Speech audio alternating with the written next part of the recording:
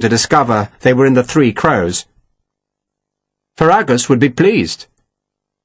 "Here, senor," Francisco told Vicente, and pointed across the street at a great double doorway in a blank stone wall. "Why don't I just tell my colonel?" Vicente suggested. "Because if you come back here," Sharpe said, "and find that this bastard has been lying to us, sorry, miss, you'll look like an idiot." "No, we'll look inside, you go to your colonel, and we'll take Miss Fry down to battalion." The door was padlocked. "Shoot it?" Vicente suggested. "You only mangle the works if you do that," Sharpe said, "and make it harder." He felt through his haversack until he found what he wanted. It was a picklock. He had carried one since he was a child, and he unfolded the hooked levers, selected the one he wanted, and stooped to the lock. Vicente looked aghast. "You know how to do that?" "I was a thief once," Sharpe said, "and I'm living that way." He saw the shock on Sarah's face. "I wasn't always an officer and a gentleman," he told her. "But you are now?"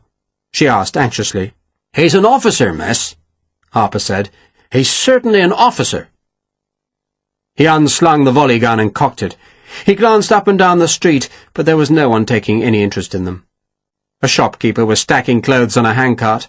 A woman was shouting at two children, and a small group of people were struggling with bags, boxes, dogs, goats, and cows downhill towards the river. The lock clicked, and Sharpe tugged it out of the staple. Then, before opening the door, he took the rifle from his shoulder and cocked it. "Grab hold of Francisco," he told Harper, "because if there's nothing inside here, I'm going to shoot the big bastard." "Sorry, miss." Francisco tried to pull away, but Harper held him fast as Sharpe dragged one of the huge gates open. He walked through into the darkness, watching for movement, seeing none. And as his eyes became accustomed to the shadows, he saw the boxes, barrels, and sacks piled up towards the beams and rafters of the high roof. "Jesus Christ!" he said in amazement. "Sorry, miss." "Blasphemy," Sarah said, staring up at the huge stacks, "is worse than mere swearing." "I'll try to remember that, miss," Sharpe said. "I really will. Good Christ almighty, just look at this!" "Is it food?" Vicente asked. "Smells like it," Sharpe said. He uncocked his rifle, slung it, and drew his sword, which he jabbed into a sack. Grain trickled out. "Jesus wept, sorry, miss." He sheathed the sword and stared round the vast room. "Tons of food." "Does it matter?" Sarah asked. "Oh, it matters," Sharpe said. "An army can't fight if it doesn't have food. The trick of this campaign, miss, is to let the frogs march south, stop them in front of Lisbon, and watch them get hungry. This damn lot could keep them alive for weeks." Harper had let go of Francisco, who backed away and suddenly darted out into the street, and Harper, amazed at the piles of food, did not notice. Sharpe, Vicente, and Sarah were walking down the central aisle, gazing up in astonishment. The stores were stacked in neat squares, each pile about 20 feet by 20 feet, and divided by alleys. Sharpe counted a dozen stacks.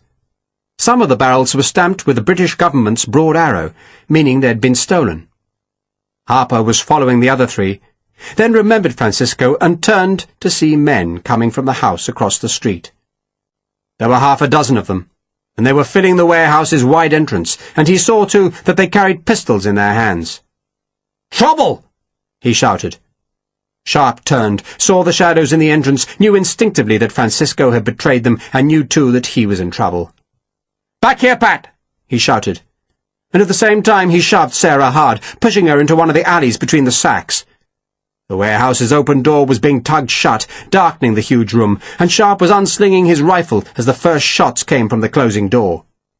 A ball thumped into a sack by his head, another ricocheted from an iron barrel hoop to smack into the back wall, and a third hit Vicente, who spun back, dropping his rifle. Sharpe kicked the gun towards Sarah and dragged Vicente into the narrow space, then went back into the central aisle and aimed towards the door. He saw nothing, dodged back into cover. Some small light came through a handful of dirty skylights in the high roof, but not much. There was movement at the alley's far end, and he turned, rifle going into his shoulder. but it was Harpe who had sensibly avoided the central aisle by running around the flank of the high stacks. "There's 6 of them, sir," Harpe said. "Maybe more." "Can't stay here," Sharpe said. "Mr. Vicenti's hit." "Christ," Harpe said. "Sorry, miss," Sharpe said on Harpe's behalf, and glanced at Vicenti, who was conscious but hurt.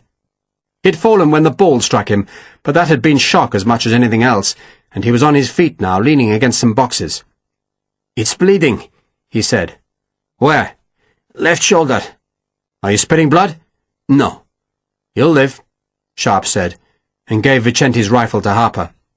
"Give me the volley gun, Pat," he said, "and take Mr. Vicenti and Miss Fry to the back. See if there's a way out. Wait a second, though." Sharpe listened.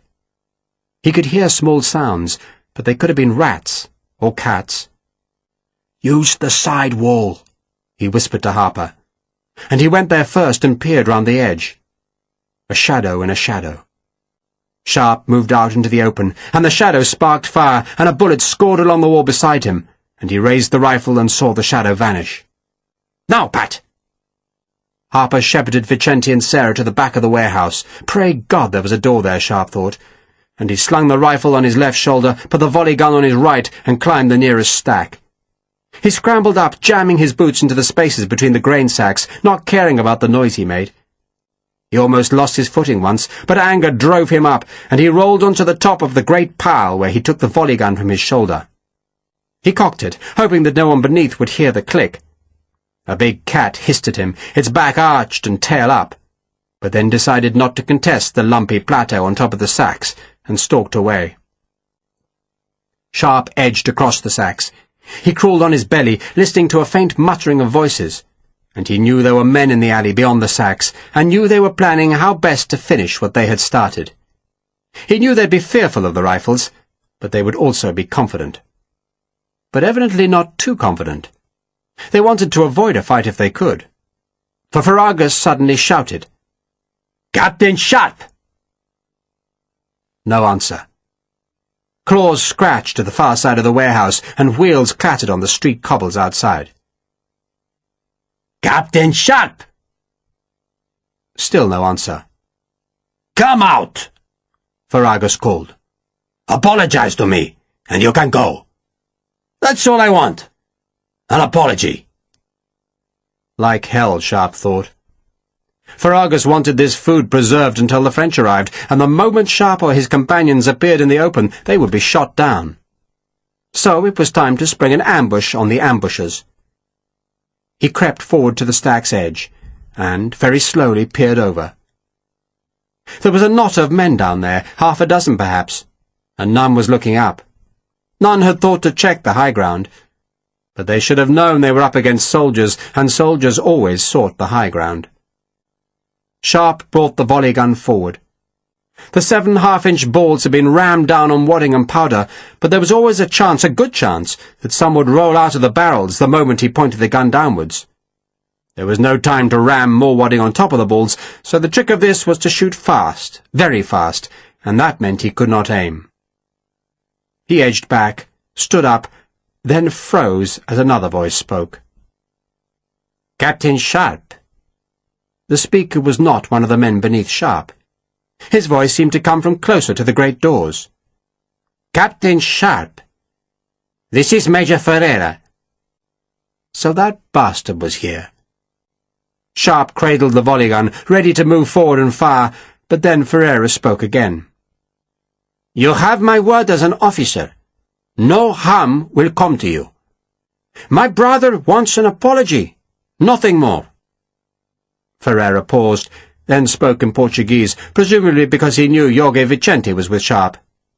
And Sharpe reckoned Vicenti's neat, legal and trusting mind might just believe Ferreira, and so he gave his own answer. In one fast movement he stepped to the edge, turned the gun's muzzles down into the alley, and pulled the trigger. 3 of the balls were loose and had started to roll, and that reduced the gun's huge power. But the blast of the shot still echoed from the stone walls like thunder, and the recoil of the bunched barrels almost threw the gun up and out of Sharpe's hands as the smoke billowed in the passage beneath him. There were screams in the passage too, and a hoarse shout of pain, and the sound of feet scrambling as men ran from the sudden horror that had belched from above. A pistol fired, shattering a skylight, but Sharpe was already running towards the back of the warehouse. He jumped the next alley, landing on a pile of barrels that wobbled dangerously. But his momentum carried him on, scattering cats. Then another jump, and he was at the far end. "Found anything, Pat?" "Bloody great trapdoor, nothing else." "Catch!" Sharpe threw Harper the volley gun, then scrambled down, fumbling for footholds on the edges of boxes and jumping the last 6 feet. He looked left and right, but saw no sign of Ferragus or his men. "Where the hell are they?" "You hit some of them?" Harper asked in a hopeful voice. "2, maybe. Where's the trapdoor?" "Here. Jesus, it stinks. Something nasty down there, sir. Lots of flies." Sharpe crouched, thinking. To escape out the front of the warehouse meant going into the alleys between the piles of food, and Ferragus would have men covering all those passages. Sharpe could probably make it, but at what cost? At least one more wound, and he had a woman with him. He could not expose her to more fire. He lifted the trapdoor, letting out a gust of foul-smelling air. Something dead was down in the blackness. A rat? He peered down, saw steps going into darkness, but the shadows suggested there was a cellar down there. And once he was at the base of the steps, he could fire up the stone stairway. Ferragus and his men would have to brave that fire to approach, and they would be reluctant to do that. And perhaps there was a way out of the cellar. There were footsteps on the warehouse's far side, then more sounds from the top of the stacks. Ferragus had learned quickly and sent men to take the high ground, and Sharpe knew he was trapped properly now, and the cellar was the only option left. "Down!" he ordered. "All of you down!" He went last, clumsily closing the trapdoor behind him, letting the heavy timber down slowly so that Ferragus might not realize his enemies had gone to earth. It was pitch black at the foot of the steps, and so foul-smelling that Sarah gagged. Flies buzzed in the dark. "Load the volley gun, Pat," Sharpe said, "and give me the rifles." Sharpe crouched on the steps, one rifle in his hand, 2 beside him. Anyone opening the trapdoor now would be silhouetted against the warehouse's dim light and would fetch a bullet for their pains. "If I fire," he whispered to Harper, "you have to reload the rifle before the volley gun." "Yes, sir." Harper could have reloaded a rifle blindfolded in Stygian darkness. "You okay?" Sharpe asked, and the answer was a hiss betraying Vicente's pain. "Feel your way round the walls," Sharpe said. "See if there's a way out." "Major Ferrero was up there," Vicente said, sounding reproachful. "He's as bad as his brother," Sharpe said.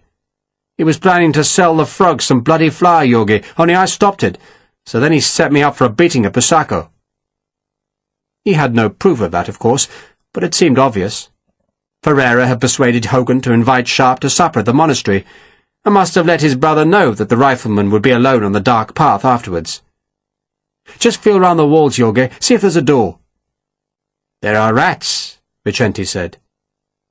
Sharpe took his folding knife from his pocket, took out the blade, and whispered Sarah's name. "Take this," he said, and felt for her hand. He put the knife's handle into her fingers. "Be careful," he warned her. "It's a knife. I want you to cut a strip off the bottom of your dress and see if you can bandage Yogi's shoulder." He thought she might protest at mangling her only dress, but she said nothing, and a moment later Sharpe heard the ripping sound as she slashed and tore at the silk. Sharpe crept a small way up the stairs and listened. There was silence for a while. Then the sudden bang of a pistol, and another bang, virtually instantaneous, as the ball hammered into the trapdoor. The ball stuck there, not piercing the heavy timber. Ferragus was announcing that he had found Sharpe, but plainly the big man was unwilling to lift the hatch and rush the cellar. For there was another long silence. "They want us to think they've gone," Sharpe said. "There's no way out," Vicente announced. "There's always a way out," Sharpe said. "Rats get in, don't they?" "But there are 2 dead men here." Vicente sounded disgusted. The smell was overpowering. "They can't hurt us," Sharpe said in a whisper. "Not if they're dead. Take your jacket and shirt off, Yogi, and let Miss Fry bandage you." Sharpe waited. Waited. Vicente was hissing in pain, and Sarah made soothing noises. Sharpe went closer to the hatch. Ferragus was not gone, he knew, and he wondered what the man would do next. Open the hatch and pour a pistol volley down? Take the casualties? Sharpe doubted it. Ferragus was hoping the fugitives would be deceived into thinking the warehouse was empty, and would make their own way up the steps. But Sharpe would not fall for that. He waited, listening to the scrape of Harper's ramrod shoving down the 7 bullets. "Loaded, sir," Harper said. "Let's hope the bastards come, then," Sharpe said. And Sarah gave a sharp intake of breath that he ignored. Then there was a sudden, weighty thump that sounded as loud as a cannon firing, and Sharpe flinched back, expecting an explosion. But the thump was followed by silence. Something heavy had been placed on the hatch. Then there was another thump, and another, followed by a heavy scraping sound, and then a whole succession of bangs and scrapes. "They're waiting down the hatch," Sharpe said. "Why?" Sarah asked. "They're trapping us here, miss, and they'll come back for us when they're good and ready." Ferragus, Sharpe reckoned, did not want to attract more attention to his warehouse by starting another firefight while there were still British and Portuguese troops in the city. He would wait till the army was gone, and then, in the time before the French arrived, he would bring more men, more guns, and unseal the cellar. "So we've got time," Sharpe said. "Time to do what?" Vicente asked. "Get out, of course. All of you, fingers in your ears." He waited a few seconds, then fired the rifle up the stairs. The bullet buried itself in the trapdoor. Sharpe's ears were ringing as he found a new cartridge, bit off the bullet, spat it out, and then primed the rifle. "Give me a hand, Pat," he said. Then put the rest of the cartridge, just the paper and powder, into Harper's palm. "What are you doing?" Vicente asked. "Being God," Sharpe said, "and making light." He felt inside his jacket and found the copy of the Times that Lawford had given to him, and he tore the newspaper in half, put half back inside his jacket, and screwed the other half into a tight spill that he laid on the floor. "Ready, sir." Harper, who'd guessed what Sharpe wanted, had twisted the cartridge paper into a tube in which he left most of the powder. "Find the lock," Sharpe told him, and waited as Harper explored the rifle Sharpe was holding. "Got it, sir," Harper said, then held the spill close by the shut frizzen. "Glad you came with me today, Pat. Happiest day of my life, sir." "Let's see where we are," Sharpe said, and he pulled the trigger. The frizzen flew open as the flint struck it to drive the sparks downwards. There was a flare as the powder in the pan caught fire, and Harper had the cartridge paper in just the right place, for a spark went into the tube and it fizzed up, suddenly bright, and Sharpe snatched up the newspaper spill and lit one end. Harper was licking his burned fingers as Sharpe let the tightly rolled paper flare up.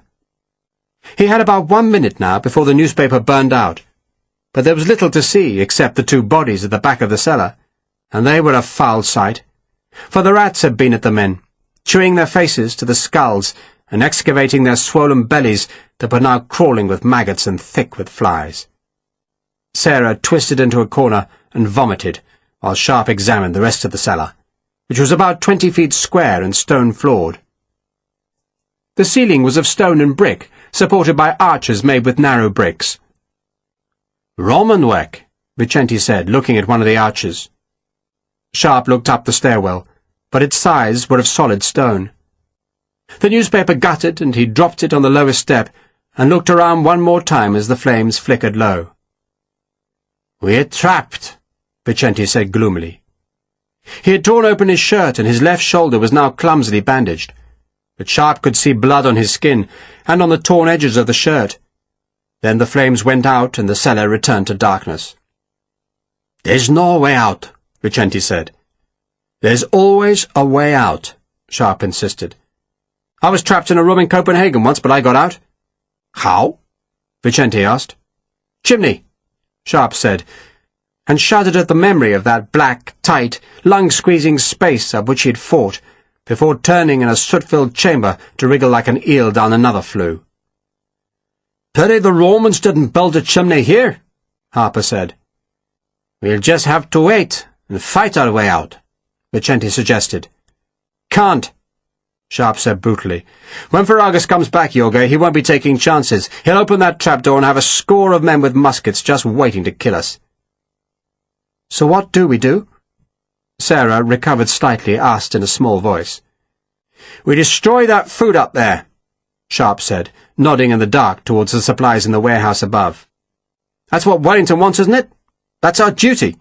We can't spend all our time swanning around universities, miss. We have work to do." But first, and he did not know how, he had to escape. Ferragus, his brother, and 3 of the men from the warehouse retired to a tavern. 2 men could not come.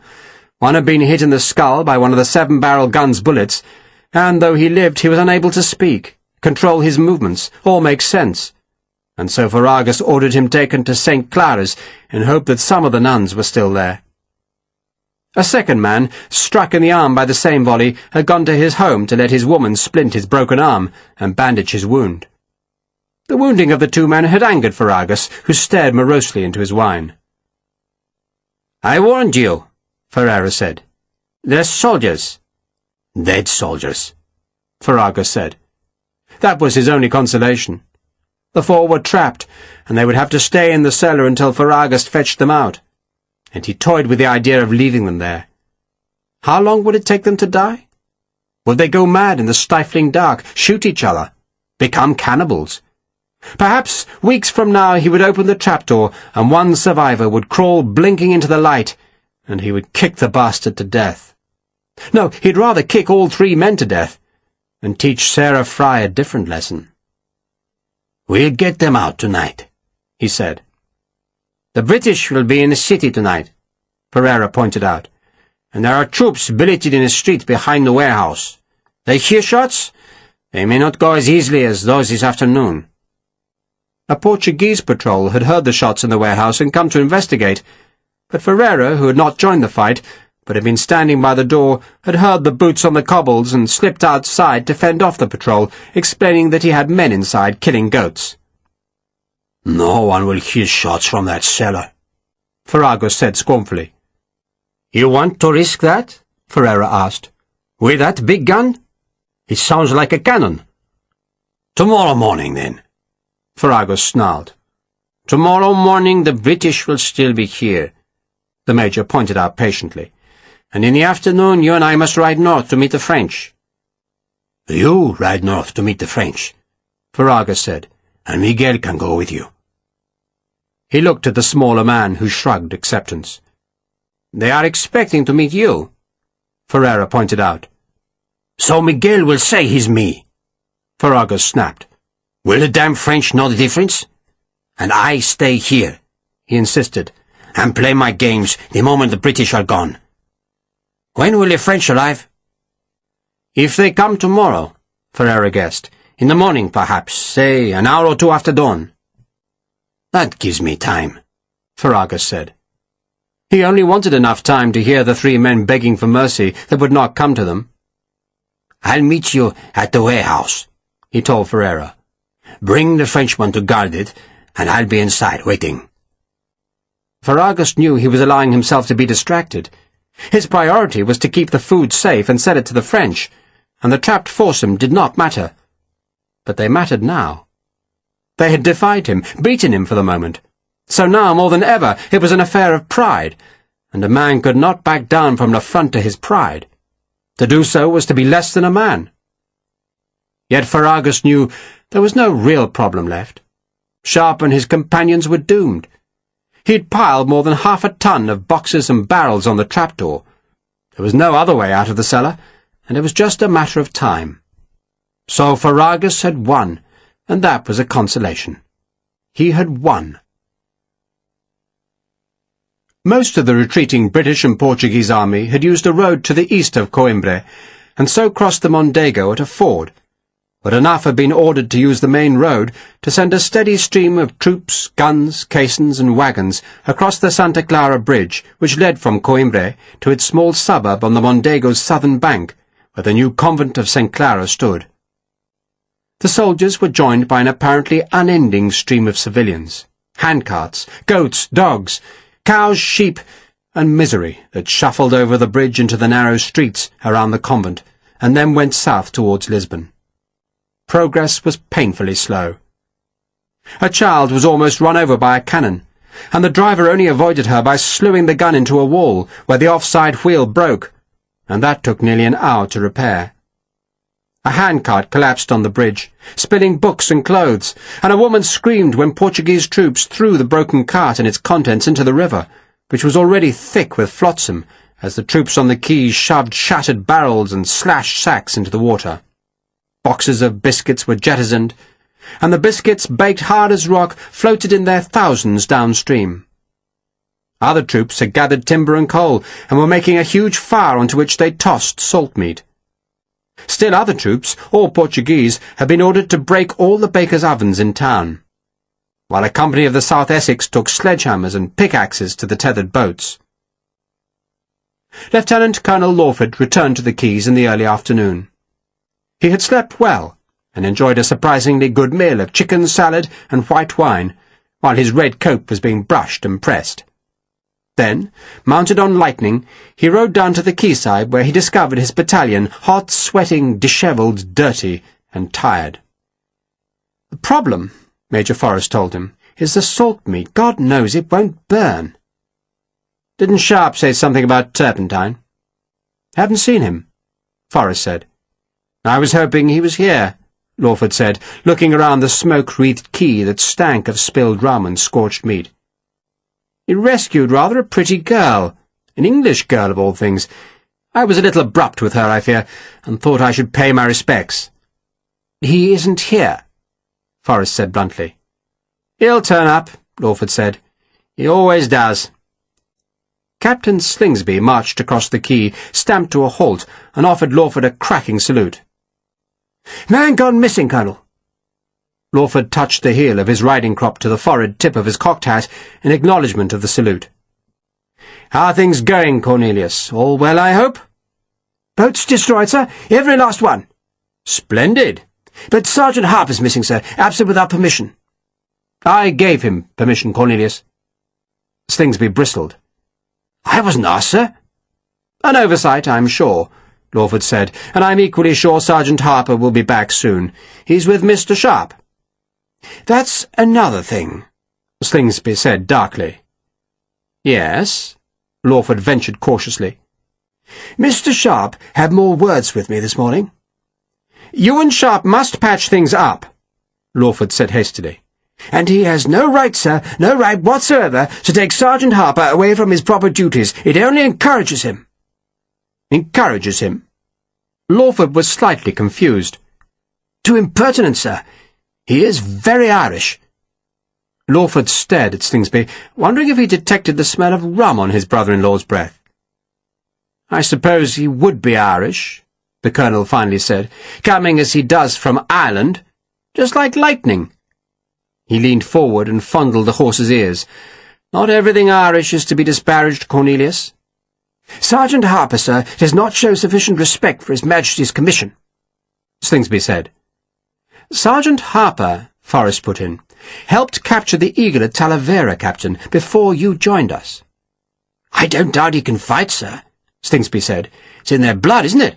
Like pug dogs they are. Ignorant and brutal, sir. I had enough of them in the 55th to know." He looked back to Lawford. "But I have to worry about the internal economy of the Light Company. It has to be straightened and smartened, sir. Doesn't do to have men being impertinent." "What is it you want?" Lawford asked with a touch of asperity. "Sergeant Harper returned to me, sir, where he belongs, and made to knuckle down to some proper soldiering." "It will be your duty to see that he does when he returns," Lawford said grandly. "Very good, sir," Slingsby said, threw another salute, about turned and marched back towards his company. "He's very enthusiastic," Lawford said.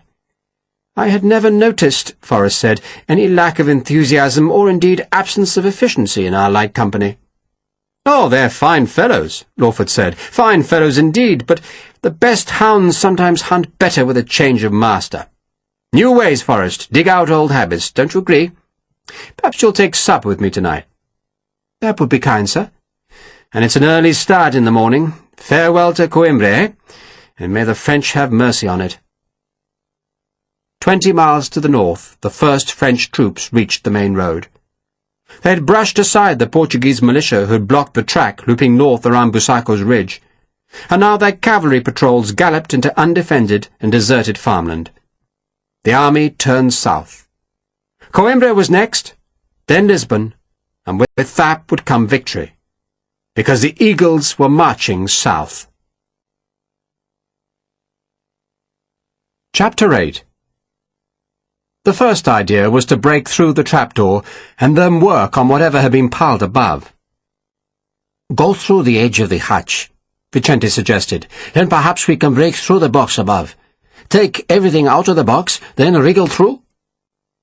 Sharpe could think of nothing else that might free them, so he and Harper set to work.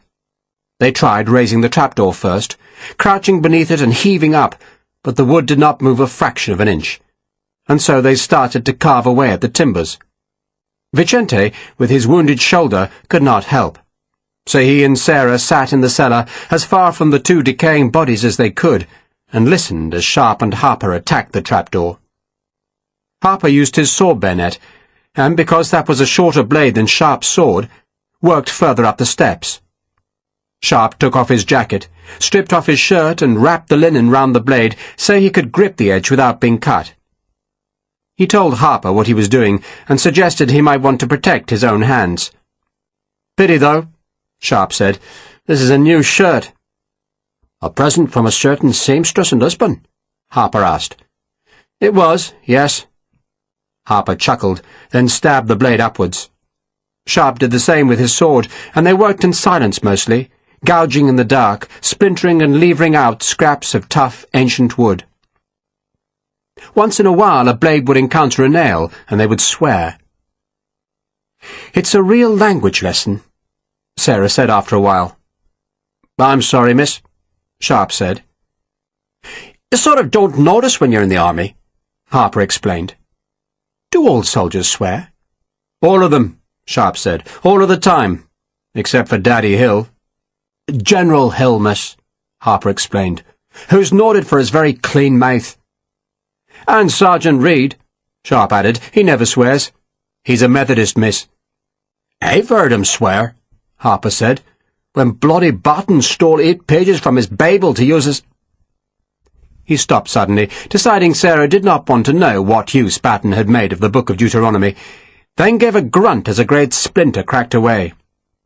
"Be through this in no bloody time," he said cheerfully. The timbers of the trapdoor were at least 3 inches thick, and reinforced by 2 sturdy beams on their underside. For the moment Sharpe and Harper were ignoring the beam on their side, reckoning it was best to break through the trapdoor before worrying how to remove the bigger piece of timber. The wood was hard, but they learned to weaken its grain by repeated stabbing. Then they scraped and gouged and prized the loosened timber away.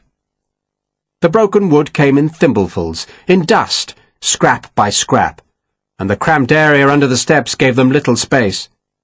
They had to rest just to stretch their muscles from time to time, and at other times it seemed that no amount of stabbing and scraping would loosen another piece, for the 2 weapons were ill-suited to the work.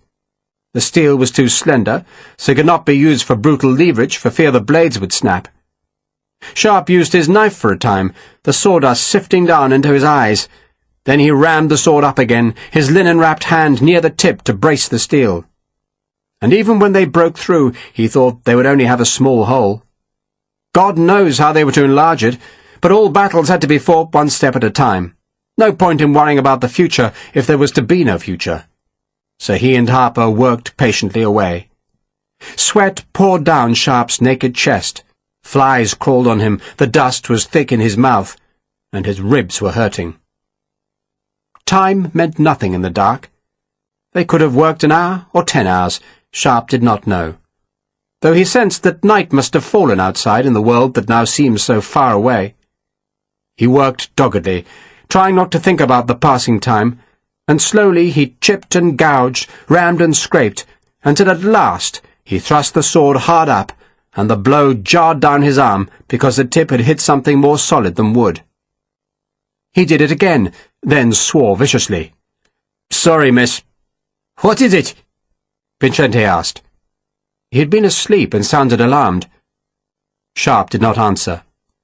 Instead, he used his knife, gnawing at the small hole he'd made in the upper part of the broken timber, and when he'd widened the hole sufficiently, he probed with the knife blade to scratch at whatever lay immediately above the trapdoor, and then swore again. "The bastards have put paving slabs up there," he said. He had broken through, but only to meet immovable stone. "Bastards!" "Mr. Sharpe," Sarah said, though tiredly, as if she knew she was fighting a losing battle. "They probably are bastards, miss," Harper said, then rammed his saw bayonet up into the splintered hole he had made, and was rewarded with the same sound of steel against stone. He uttered his opinion, apologized to Sarah, then slumped down. "They've done what?" Vicente asked. "They've put stones on top," Sharpe said, "and other stuff on top of the stones. The bastards aren't as daft as they look." He edged down the steps and sat with his back against the wall. He felt used up, exhausted, and it hurt just to breathe. "We can't get through the trapdoor?" Vicente asked. "Not a bloody chance," Sharpe said. "So?" Vicente asked tentatively. "So we bloody think," Sharpe said. But he could not think of anything else to do. Hell and damnation was all he could think. They were bloody well trapped. "How do the rats get in?" Sarah asked after a while. "Those little bastards can get through gaps as small as your little finger," Harper said. "You can't keep a good rat out, not if he wants to get in." "So where do they get in?" she persisted. "Round the edge of the trapdoor," Sharpe guessed, "where we can't get out." They sat in gloomy silence. The flies settled back on the corpses. "If we fired our guns," Vicente said, "someone might hear." "Not down here they won't," Sharpe said, preferring to keep all his firepower for the moment when Ferragus came for them. He leaned his head against the wall and closed his eyes, trying to think. The ceiling? Bricks and stones, hundreds of the buggers. He imagined himself breaking through. Then he was suddenly in a field, bright with flowers. A bullet came past him, then another, and he was struck on the leg. And he woke suddenly, realizing that someone had tapped his right calf. "Was I asleep?" he asked. "We all were," Harper said. "God knows what time it is." "Jesus." Sharpe stretched himself, feeling the pain in his arms and legs that had come from working inside the cramped stairway. "Jesus," he said angrily. "We can't afford to sleep, not with those bastards coming for us." Harper did not answer. Sharpe could hear the Irishman moving, apparently stretching on the floor. He supposed the Irishman wanted to sleep again, and he did not approve, but he could not think of anything more useful Harper could do, and so he said nothing. "I can hear something." Harper spoke after a while.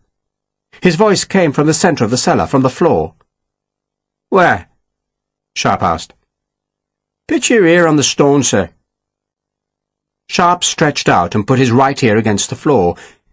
His hearing was not what it was. Too many years of muskets and rifles dulled it. But he held his breath, listened hard, and heard the faintest hint of water running. "Water? There's a stream down there," Harper said. "Like the Fleet," Sharpe said. "The what?" Vicente asked. "It's a river in London," Sharpe said, "and for a long way it flows underground. No one knows it's there, but it is. They built the city on top of it." "They've done the same here," Harper said. Sharpe tapped the floor with the hilt of his sword, but was not rewarded with a hollow sound. Yet he was fairly certain the noise of water was there. And Sarah, whose hearing had not been dulled by battle, was quite certain of it. "Right, Pat," Sharpe said, his spirits restored and the pain in his ribs even seeming less biting. "We'll lift a bloody stone." That was easier said than done. They used their weapons again, scraping away at the edges of a big flagstone to work down between the slab and its neighbours, and Harper found a place where a chip the size of his little finger was missing from the stone's edge, and he delved down there, working the saw bayonet into the foundations. "It's rubble down there," he said. "Let's just hope the bloody thing isn't mortared into place," Sharpe said. "No," Harper said scornfully. "Why would you mortar a slab? You just laid the buggers on gravel and stomped them down. Move back, sir." "What are you doing?" "I'm going to lift the sword." "Why don't we lever it up?" "Because you'll break your sword, sir, and that'll put you in a really bad mood. Just give me space, and be ready to hold it when I've got the bastard up." Sharpe moved. Harper straddled the stone, got 2 fingers underneath its edge, and heaved. It did not move. He swore, braced himself again, and used all his vast strength. And there was a grinding sound, and Sharpe, touching the stone's edge with his fingers, felt it move a trifle upwards.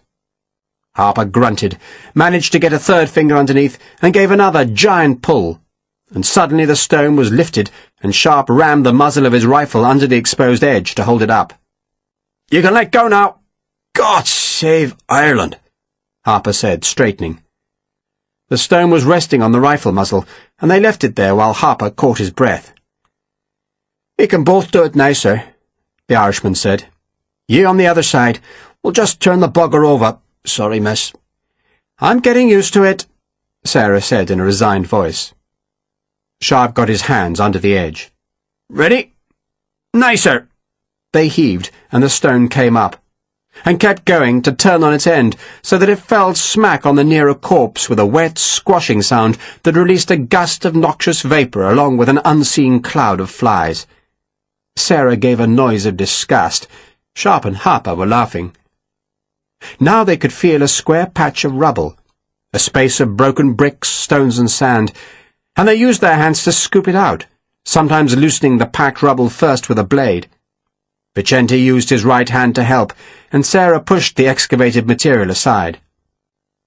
"There's no end to the bloody stuff," Harper said, and the more they pulled out, the more fell in from the sides. They went down 2 feet, and then at last the rubble ended, as Sharpe's battered and bleeding hands found a curved surface that felt like tiles stacked on edge. They went on scooping until they'd bared 2 or 3 square feet of the arched surface. Vicente used his right hand to probe what Sharpe thought were tiles. "Roman bricks," Vicente guessed. "The Romans made their bricks very thin, like tiles." He felt for a while longer, exploring the arched shape. "It's the top of a tunnel." "A tunnel?" Sharpe asked. "The stream," Sarah said. "The Romans must have channeled it." "And we're going to break into it," Sharpe said. He could hear the trickle far more clearly now. So there was water there, and the water flowed to the river through a tunnel, and that thought filled him with a fierce hope. He knelt at the edge of the hole, balancing on a slab that was unsteady because of the rubble that had fallen from beneath it, and began hammering down with the brass butt of a rifle.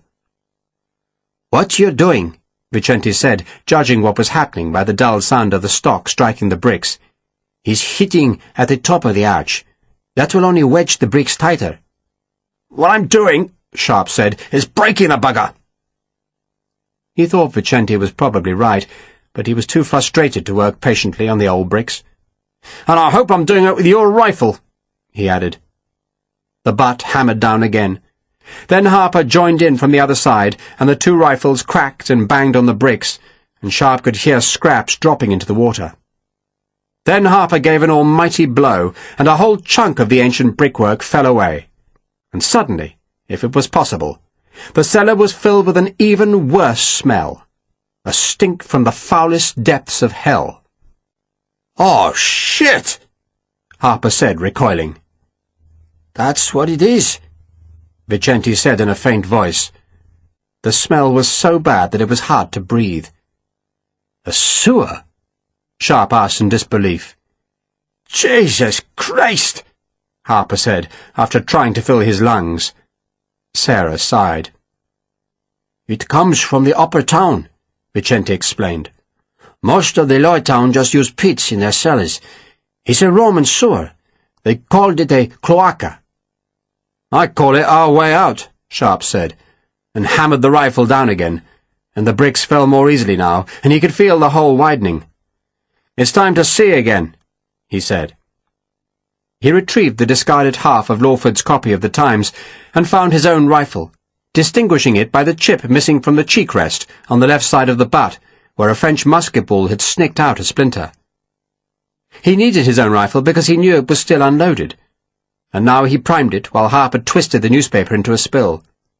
The spill caught on the second try, and the newspaper flared up. Then the flames turned a strange blue-green as Harper moved the burning paper close to the hole. "Oh, no," Sarah said, looking down. The sound might be a trickle, but it came from a green scummed liquid that glistened some 7 or 8 feet below. Rats, frightened by the sudden light, scuttled along the edge of the slime, scrabbling on the old bricks that were black and furred with growth. Sharpe, judging from the curve of the ancient sewer, reckoned the effluent was about a foot deep. Then the flames scorched Harper's fingers and he let the torch drop. It burned blue for a second, then they were in the dark again. Thank God most of the richer folk were gone from Coimbra, Sharpe thought, or else the old Roman sewer would be brimming over its edge with filth. "Are you really thinking of going down into that?" Vicente asked in a disbelieving voice. "No choice, really," Sharpe said. "Stay here and die, or go down there." He took off his boots. "You might want to wear my boots, miss," he said to Sarah. "They should be tall enough to keep you out of the you-know-what, but you might want to take that frock off as well." There were a few seconds' silence. "You want me to—" Sarah began, then her voice faded away. "No, miss," Sharpe said patiently. "I don't want you to do anything you don't want to do. But if your dress gets in that muck, then it'll stink to high heaven by the time we're through. And so far as I know, you haven't got anything else to wear. Nor have I, and that's why I'm stripping." "You can't ask Miss Fry to undress," Vicente said, shocked. "I'm not asking her," Sharpe said, shuffling out of his French cavalry overalls. "It's up to her. But if you've got any sense, Jorge, you'll get undressed as well. Bundle everything inside your jacket or shirt and tie the sleeves round your neck. Bloody hell, man, no one can see.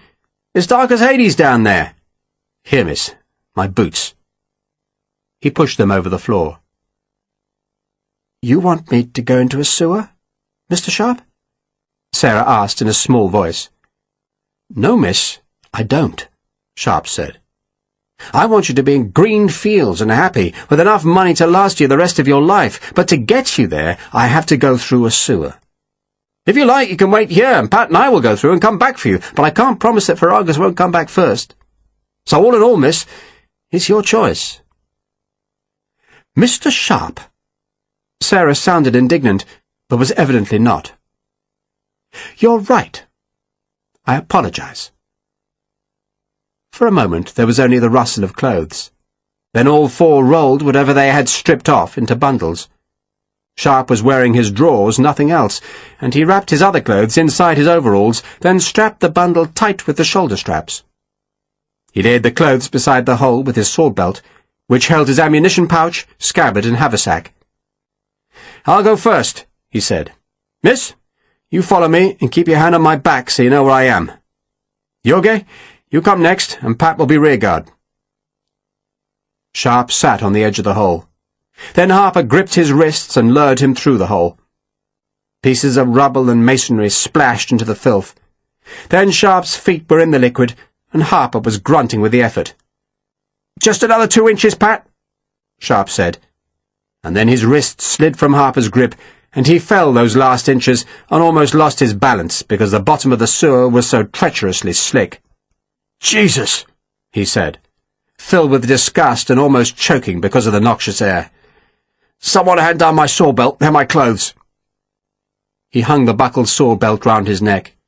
His shako was tied to the cartridge box's buckle, and the empty scabbard hung down his spine. Then he knotted the overall's legs over the belt. "Rifle?" he said, and someone pushed it down, and he hung the weapon on his shoulder, then took his sword in his right hand. He reckoned the blade would be useful as a probe. For a moment he wondered which way to go, either uphill towards the university, or down to the river. Then decided the best hope of escape was the river. The sewer had to spew its muck out somewhere, and that was the place he wanted. "You next, miss," he said. "And be careful, it's slippery as—" He paused, checking his language. "Don't be frightened," he went on, as he heard her gasp as she negotiated the hole. "Sergeant Harper will lure you," Sharpe said, "but I'm going to hold on to you because I almost slipped when I got down here. Is that all right?" "I don't mind," she said, almost breathless because the stench was so overpowering. He put out his hands, found her bare waist, and half supported her as she put her booted feet into the sewage. She lowered herself, but panic or horror still made her flail for balance, and she gripped him hard, and Sharpe put his arms round her narrow waist. "It's all right," he said. You'll live." Vicente handed down Sarah's bundle of clothes, and because she was shivering and frightened, Sharpe tied it round her neck while she clung to him. "You now, Jorge," Sharpe said. Harper came last. Rats scrabbled past them, the sound of their claws fading up the unseen tunnel. Sharpe could just stand upright, but he stooped in hope of seeing even a glimmer of light further down the sewer. But there was nothing. "You're going to hold on to me, miss," he said, deciding that the courtesy of calling her miss was really not needed now that they were both virtually naked and standing up to their calves in shit, but he suspected she would object if he called her anything else. "Jorge," he went on, "you hold on to Miss Fry's clothes, and we all go slowly." Sharpe probed every step with the sword, then inched ahead before prodding the blade again. But after a while he became more confident, and their pace increased to a shuffle. Sarah had her hands on Sharpe's waist, gripping him tight, and she felt almost light-headed. Something strange had happened to her in the last few minutes, almost as if by undressing and lowering herself into a sewer, she had let go of her previous life, of her precarious but determined grip on respectability, and had let herself drop into a world of adventure and irresponsibility. She was, suddenly and unexpectedly, happy. Nameless things hanging from the sewer roof brushed against Sharpe's face, and he ducked from them, dreading to think what they were. And after a while he used his sword to clear the air in front of him. He tried to count the feet and yards, but gave up because their progress was so painfully slow. After a while the floor of the sewer rose, while the roof stayed at the same level, and he had to crouch to keep going. More tendrils brushed against his hair. Other things dripped from the roof. Then the bottom of the tunnel abruptly fell away, and he was poking the sword into a stinking nothingness. "Hold still," he told his companions, then gingerly pushed the sword forward and found the bottom of the sewer again 2 feet away and at least a foot lower. There was some kind of sump here, or else the base of the tunnel had collapsed into a cavern. "Let go of me," he told Sarah. He prodded again, measured the distance, and then, still bent into a crouch, took one long step and made the far side safely.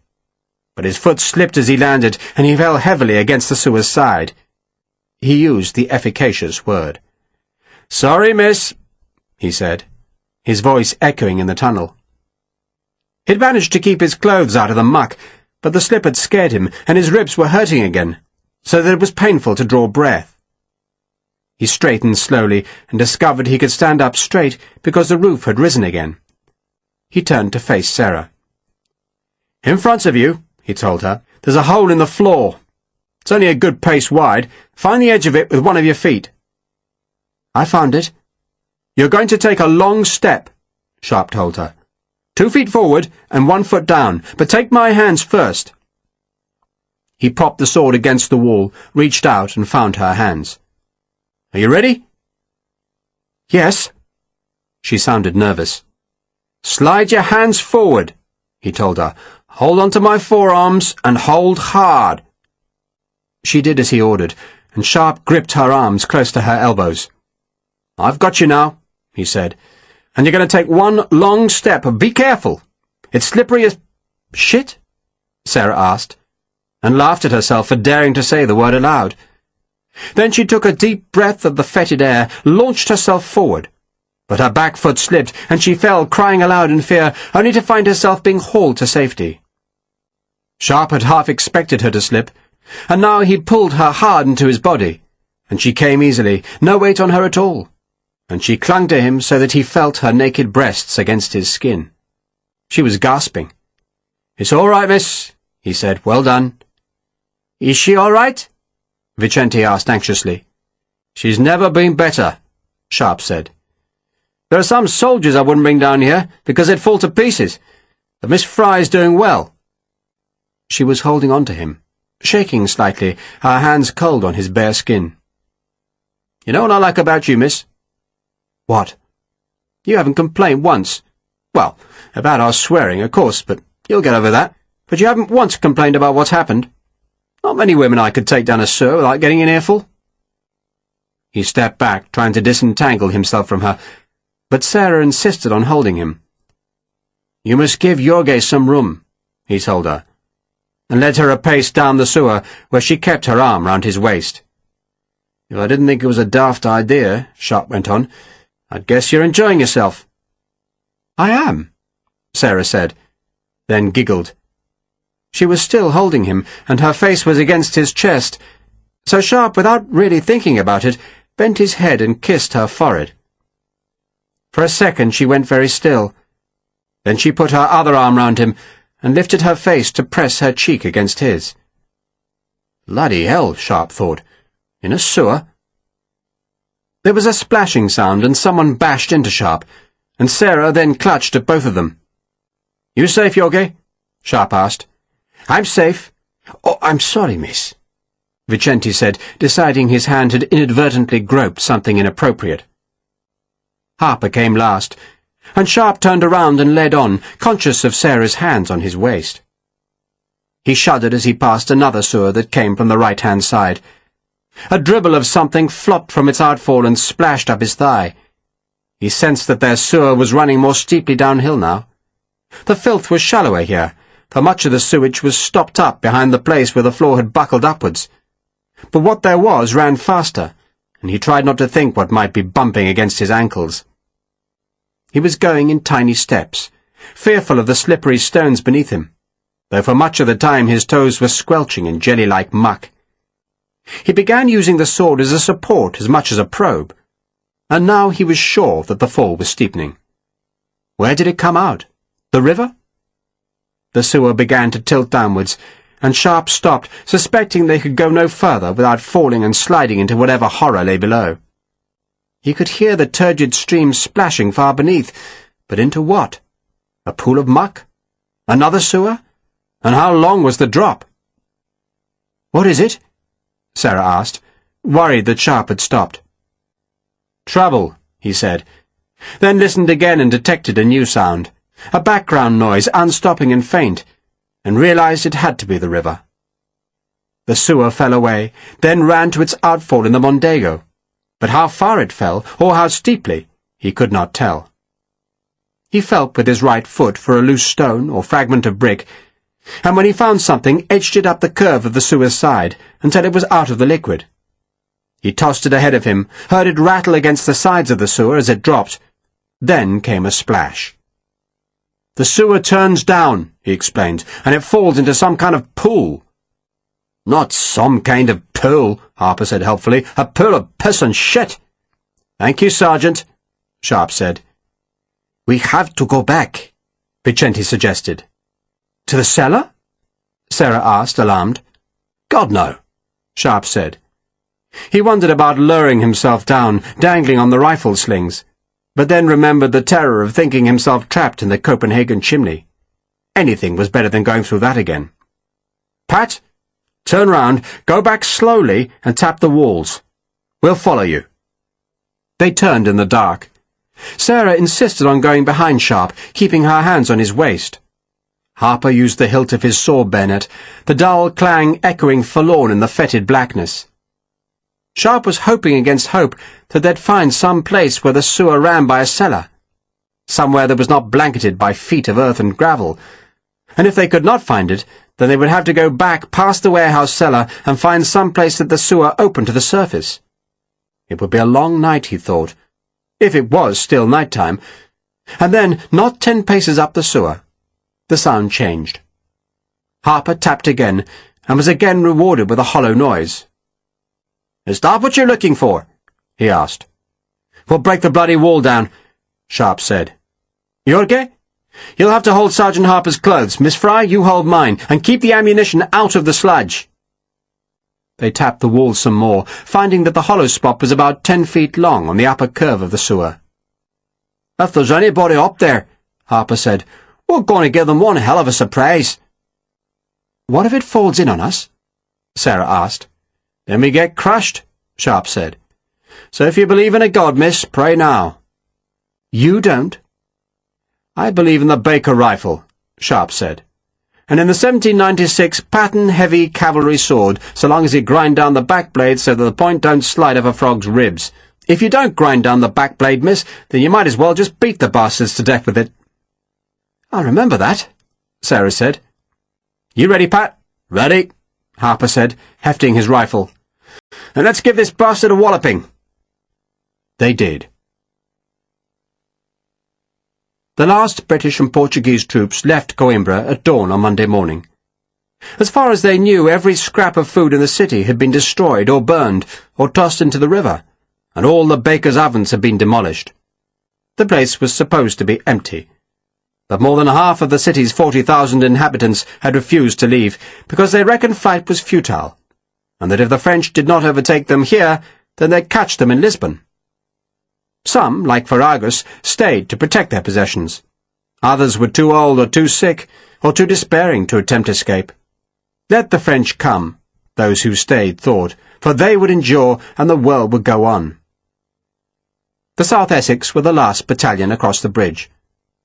Lawford rode at the back and glanced behind for a sign of Sharpe or Harper. But the rising sun showed the river's quay was empty.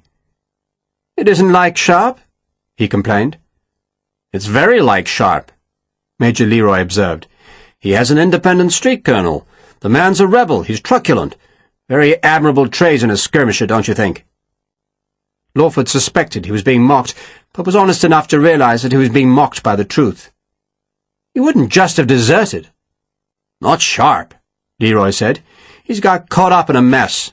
He'll be back." "He mentioned something to me about joining the Portuguese service," Lawford said worriedly. "You don't think he will, do you?" "I wouldn't blame him," Leroy said. "A man needs recognition for his service, Colonel, don't you think?" Lawford was saved from answering because Captain Slingsby, mounted on Portia, clattered back across the bridge, wheeled the horse and fell in beside Lawford and Leroy. "That Irish sergeant is still missing," he said reproachfully. "We were just discussing it," Lawford said. "I shall mark him in the books as a deserter," Slingsby announced. "A deserter," he repeated vehemently. "You'll do nothing of the sort," Lawford snapped with an asperity that even he found surprising.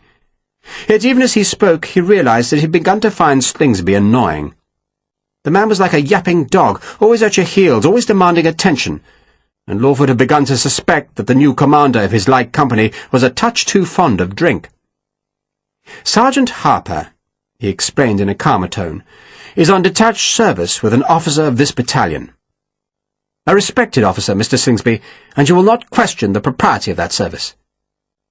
"Of course not, sir," Slingsby said, taken aback at the colonel's tone. "I'd just like to have everything Bristol fashion. You know me, sir. Everything in its place, and a place for everything." "Everything is in its place," the colonel said. Except that it was not. Sharpe and Harper were missing, and Lawford secretly feared it was his fault. He turned again, but there was no sign of the missing men, and then the battalion was off the bridge and marching into the shadows of the small streets about the convent. Coimbra was strangely silent then, as if the city held its breath.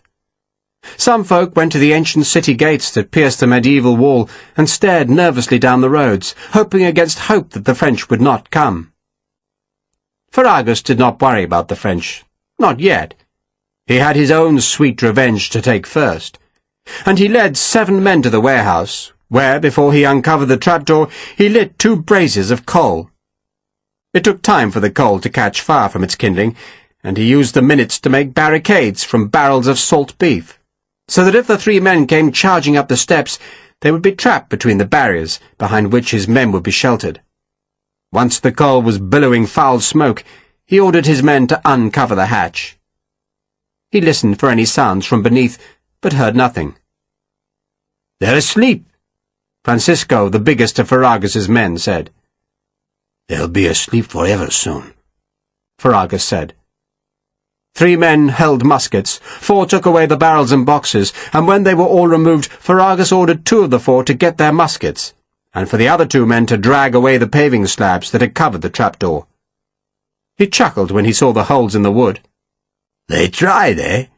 Must have taken them hours. Careful now." There was only 1 slab remaining, and he expected the trapdoor to be pushed violently upwards at any second. "Fire down as soon as they push it up," he told his men, then watched as the last paving slab was hauled away. Nothing happened. He waited. watching the closed trapdoor, and still nothing happened. "They think we're going to go down," Ferragus said. Instead, he crept onto the trapdoor, seized its metal handle, nodded to his men to make sure they were ready, then heaved. End of Disc 7. Disc 8. The trapdoor lifted a few inches, and Francisco pushed his musket barrel beneath and lifted it some more. He was crouching, half expecting a shot to come blasting out of the darkness. But there was only silence.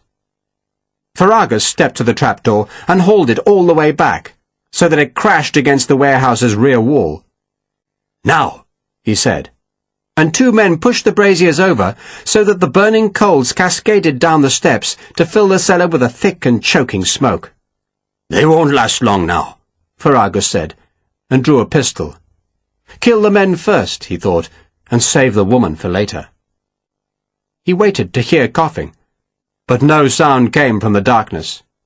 Smoke drifted in the stairwell. Ferragus crept forward, listening, then fired the pistol down the steps before ducking back. The bullet ricocheted off stone. Then there was silence again, except for the ringing in his ears.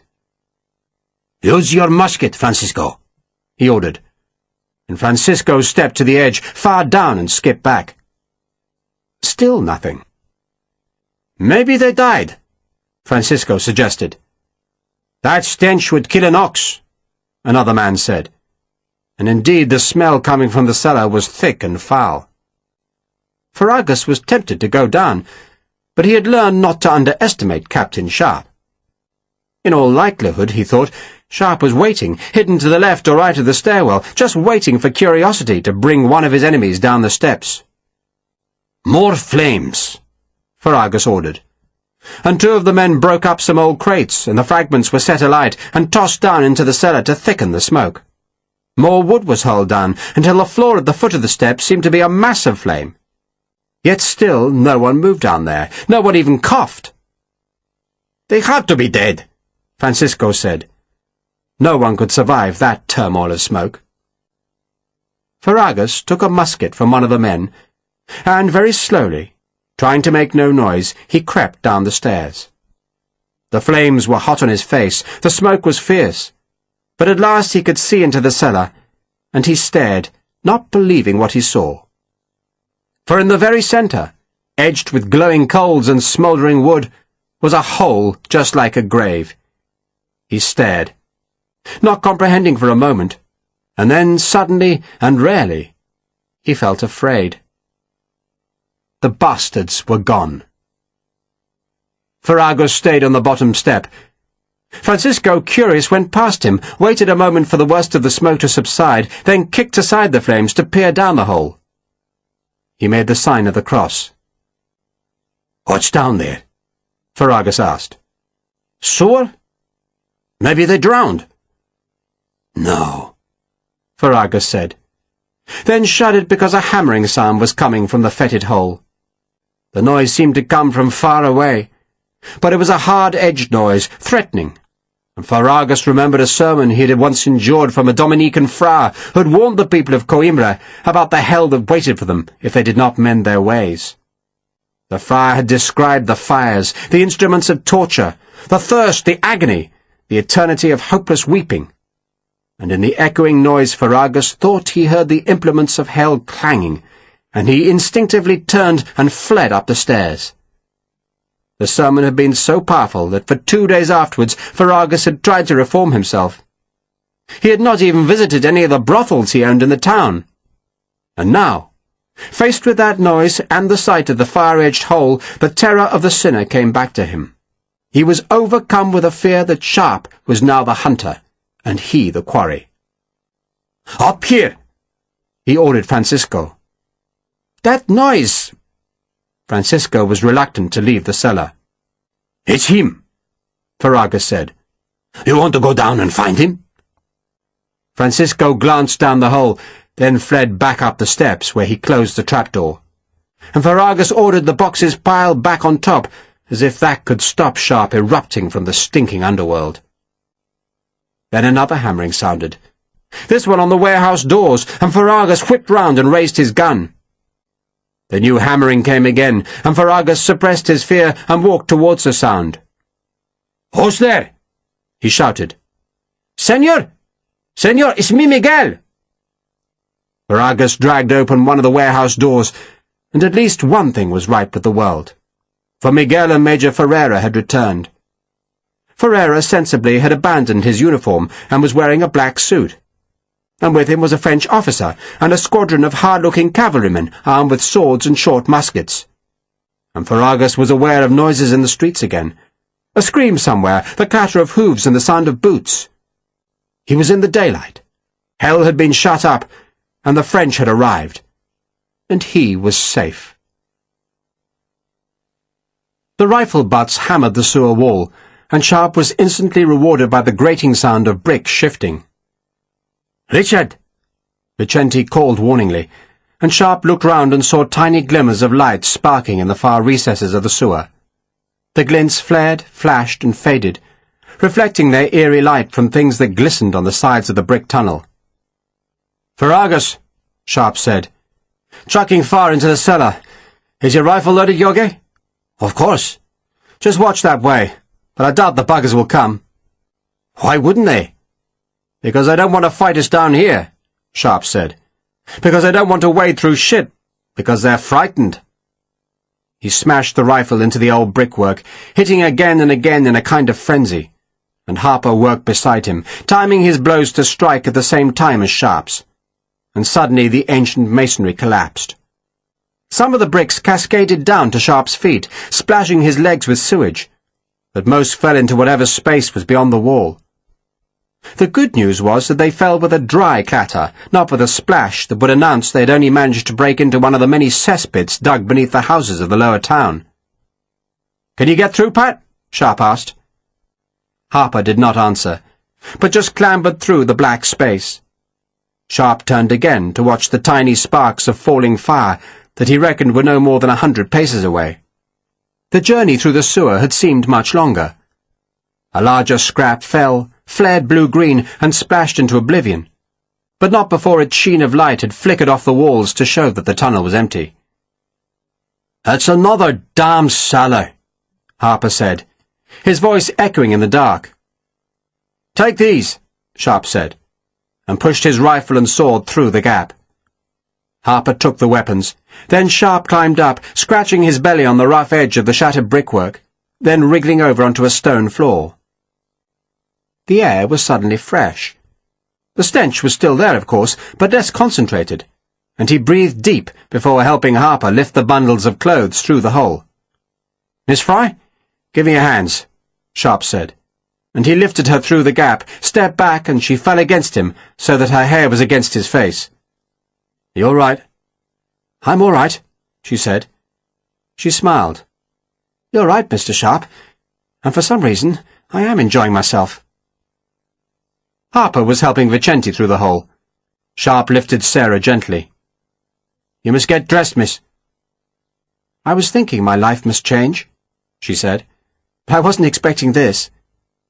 She was still holding him, and he could feel she was shivering. Not with cold. He ran a hand down her back, tracing her spine. "There's light," she said in a kind of amazement, and Sharpe turned to see that there was indeed the faintest strip of grey at the far side of the wide room. He took Sarah's hand and groped his way past piles of what felt like pelts. He realized that the room stank of leather, though that smell was a relief after the thickness of the stench inside the sewer. The grey strip was high, close to the ceiling, and Sharpe had to clamber up a pile of leather skins to discover that one pelt had been nailed across a small high window. He ripped it down to see that the window was only a foot high, and crossed with thick iron bars, but it opened onto the pavement of a street, which, after the last few hours, looked like a glimpse of heaven. The glass was filthy, but it still seemed as though the cellar was flooded with light. "Sharpe!" Vincenti said chidingly, and Sharpe twisted to see that the small light was revealing Sarah's near-nakedness. She looked dazzled by the light, then ducked behind a stack of pelts. "Time to get dressed, Jorge," Sharpe said. He fetched Sarah's bundle and took it to her. "I need my boots," he said, turning his back. She sat down to take the boots off. "Here," she said, and Sharpe turned to see she was still almost naked as she held the boots up. There was a challenge in her eyes, almost as if she was astonished at her own daring. Sharpe crouched. "You're going to be all right," he said. "Anyone as tough as you will survive this." "From you, Mr. Sharpe. Is that a compliment?" "Yes," he said. "And so's this." And he leaned forward to kiss her. She returned the kiss and smiled as he rocked back. "Sarah," he said. "I think we've been introduced properly now," she allowed. "Good," Sharpe said, then left her to dress. "So what do we do now?" Harper asked when they were all clothed again. "We get the hell out of here," Sharpe said. He twisted as he heard boots in the street, then saw feet going past the small window. "The army's still here," he said, "so we get out and make sure Varagus loses all that food in the warehouse." He buckled on the saw belt and shouldered the rifle. "And then we arrest him," he went on, "stand him against the wall and shoot the bastard, though no doubt you'd like him to have a trial first, Jorge." "You can just shoot him," Vicente said. "Well said," Sharpe commented, and crossed the room to where some wooden steps climbed to a door. It was locked, evidently bolted on the far side, but the hinges were inside the cellar, and their screws were sunk into rotted wood. He rammed his sword under one of the hinges, levered it cautiously in case the hinge was stronger than it looked, then gave it a good heave that splintered the screws out of the jamb. A troop of cavalry clattered past outside. "They must be leaving," Sharpe said, moving the sword to the lower hinge. "So let's hope the French aren't too close."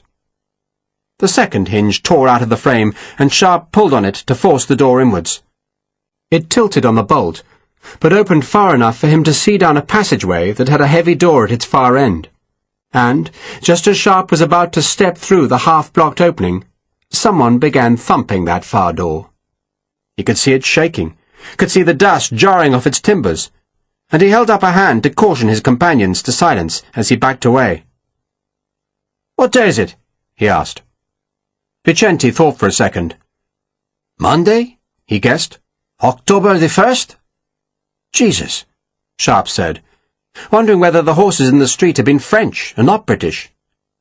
"Sarah, get up close to the window and tell me if you can see a horse." She scrambled up, pressed her face against the grimy glass and nodded. "2 horses," she said. "Do they have docked tails?" "Docked? Are their tails cut off?" The door at the passageway's end was shaking with the blows, and he knew it must give way at any second. Sarah looked through the glass again. "No." "Then it's the French," Sharpe said. "See if you can block the window, love. Push a piece of leather against it, then hide. Go back to Pat." The cellar went dark again as Sarah propped a stiff piece of leather over the small window. Then she went back to join Harper and Vicente in the far corner, where they were concealed by one of the massive heaps of hides. Sharpe stayed, watching the far door shake. Then it splintered inwards, and he saw the blue uniform and white crossbelt, and he backed away down the steps.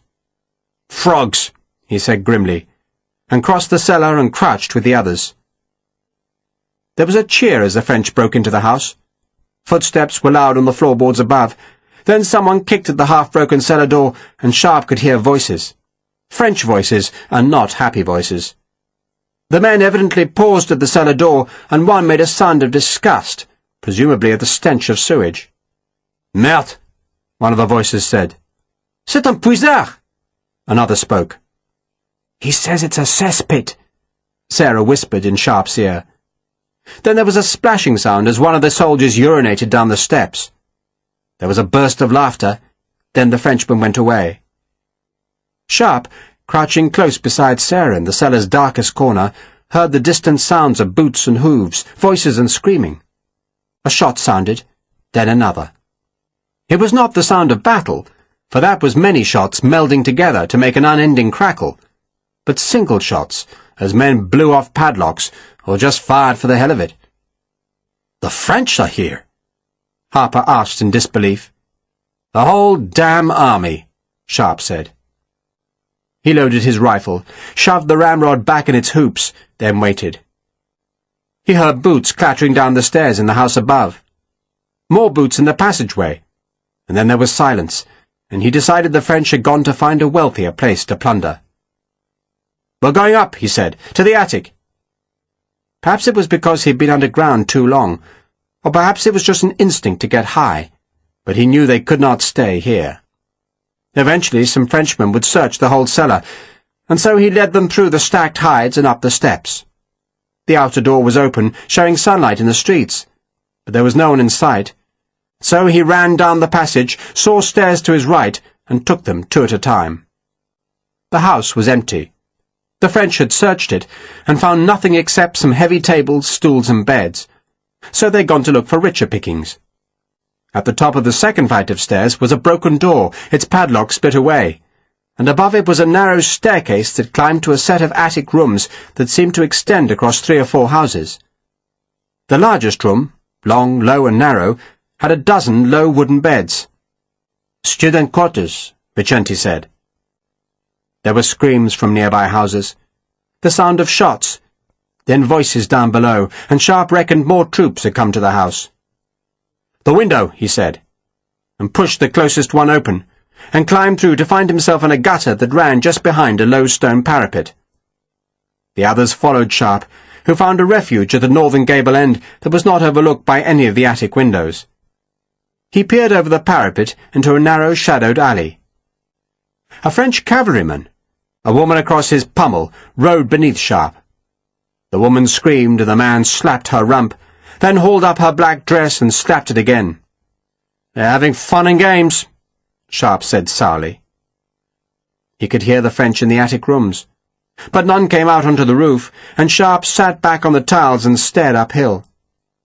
The great university buildings dominated the skyline, and beneath them were thousands of roofs and church towers. The streets were flooding with the invaders, but none were up high, though here and there Sharpe could see frightened people who, like him, had taken refuge on the tiles. He was trying to find Ferragus's warehouse. He knew it wasn't far away, knew it had a high-pitched roof, and finally reckoned he had spotted it 100 or more paces up the hill. He looked across the alley. The houses on the far side had the same kind of parapet protecting their roof, and he reckoned he could jump the gap easily enough. But Vicente, with his wounded shoulder, might be clumsy, and Sarah's long torn frock would hamper her. "You're going to stay here, Jorge," he told Vicente, "and look after Miss Fry. Pat and I are going exploring." "We are? Got anything better to do, Pat?" "We can come with you," Vicente said. "Better if you stay here, Jorge," Sharpe said, then took out his pocket-knife and unfolded the blade. "Have you ever looked after wounds?" he asked Sarah. She shook her head. "Time to learn," Sharpe said. "Take the bandage off Jorge's shoulder and find the bullet. Take it out. Take out any scraps of his shirt or jacket. If he tells you to stop because it's hurting, dig harder. Be ruthless. Dig out the bullet and anything else. Then clean up the wound. Use this." He gave her his canteen that still had a little water in it. "Then make a new bandage," he went on, before laying Vicente's loaded rifle beside her. "And if a frog comes out here, shoot him. Pat and I will hear and will come back." Sharpe doubted that he or Harper could recognize a rifle's bark amidst all the other shots, but he reckoned Sarah might need the reassurance. "Think you can do all that?" She hesitated, then nodded. "I can." "It's going to hurt like hell, Jorge," Sharpe warned, "but God knows if we can find you a doctor in this town today, so let Miss Fry do her best." He straightened up and turned to Harper. "Can you jump that alley, Pat?" "God save Ireland!" Harper looked at the gap between the houses. "That's a terrible long way, sir." "So make sure you don't fall," Sharpe said, then stood on the parapet where it made a right angle to the alleyway. He gave himself a few paces to build up speed, then ran and made a desperate leap across the void. He made it easily, clearing the far parapet and crashing into the roof tiles so that agony flared in his ribs. He scrambled aside and watched as Harper, bigger and less lithe, followed him. The sergeant landed right across the parapet, winding himself as its edge drove into his belly. but Sharpe grabbed his jacket and hauled him over. "Hey, son, it was a long way," Harper said. "You eat too much." "Jesus, and this army," Harper said, then dusted himself off and followed Sharpe along the next gutter. They passed skylights and windows, but no one was inside to see them. In places the parapet had crumbled away, and Sharpe scrambled up to the roof ridge because it gave them safer footing. They negotiated a dozen chimneys, then slid down to another alley and another jump. "This one's narrower," Sharpe said to encourage Harper. "Where are we going, sir?" "The warehouse," Sharpe said, pointing to its great stone gable. Harper eyed the gap. "It would be easier to go through the sewer," he grumbled. "If you want to, Pat, meet me there." "I've come this far," Harper said, and winced as Sharpe made the leap. He followed, arriving safely, and the two clambered up the next roof and along its ridge until they arrived at the street which divided the block of houses from the building Sharpe reckoned was the warehouse. Sharpe slid down the tiled slope to the gutter by the parapet, then peered over. He pulled back instantly. "Dragoons," he said. "How many?" "Dozen, 20. He was sure it was the warehouse. He'd seen the big double doors, one of them ajar, and from the roof ridge he had just seen the skylights on the warehouse, which was slightly higher up the hill. The street was too wide to be jumped, so there was no way of reaching those skylights from this roof. But then Sharpe peered again and saw that the dragoons were not plundering. Every other Frenchman in the city seemed to have been let off the leash, but these dragoons were sitting on their horses, their swords drawn, and he realized they must have been posted to guard the warehouse. They were turning French infantrymen away, using the flat of their swords if any became too insistent. "They've got the bloody food, Pat." "And they're welcome to it." "No, they're bloody not," Sharpe said savagely. "So how in Christ are we supposed to take it away from them?" "I'm not sure," Sharpe said. He knew the food had to be taken away, if the French were to be beaten. Yet for a moment he was tempted to let the whole thing slide. To hell with it. The army had treated him badly, so why the hell should he care? Yet he did care, and he'd be damned before Ferragus helped the French win the war. The noise in the city was getting louder, the noise of screaming, of disorder, of chaos let loose, and the frequent musket shots were startling hundreds of pigeons into the air. He peered a third time at the dragoons, and saw how they had formed two lines to block the ends of the small street to keep the French infantry away from the warehouse. Scores of men were protesting to the dragoons, and Sharpe guessed that the horsemen's presence had started a rumour that there was food in the street, and the infantry, who had become ever more hungry as they marched through a stripped land, were probably desperate with hunger. "I'm not sure," Sharpe said again, "but I've got an idea." "An idea for what, sir?" "To keep those bastards hungry," Sharpe said, which was what Wellington wanted. So Sharpe would give it to his lordship. He would keep the bastards hungry. Chapter 9.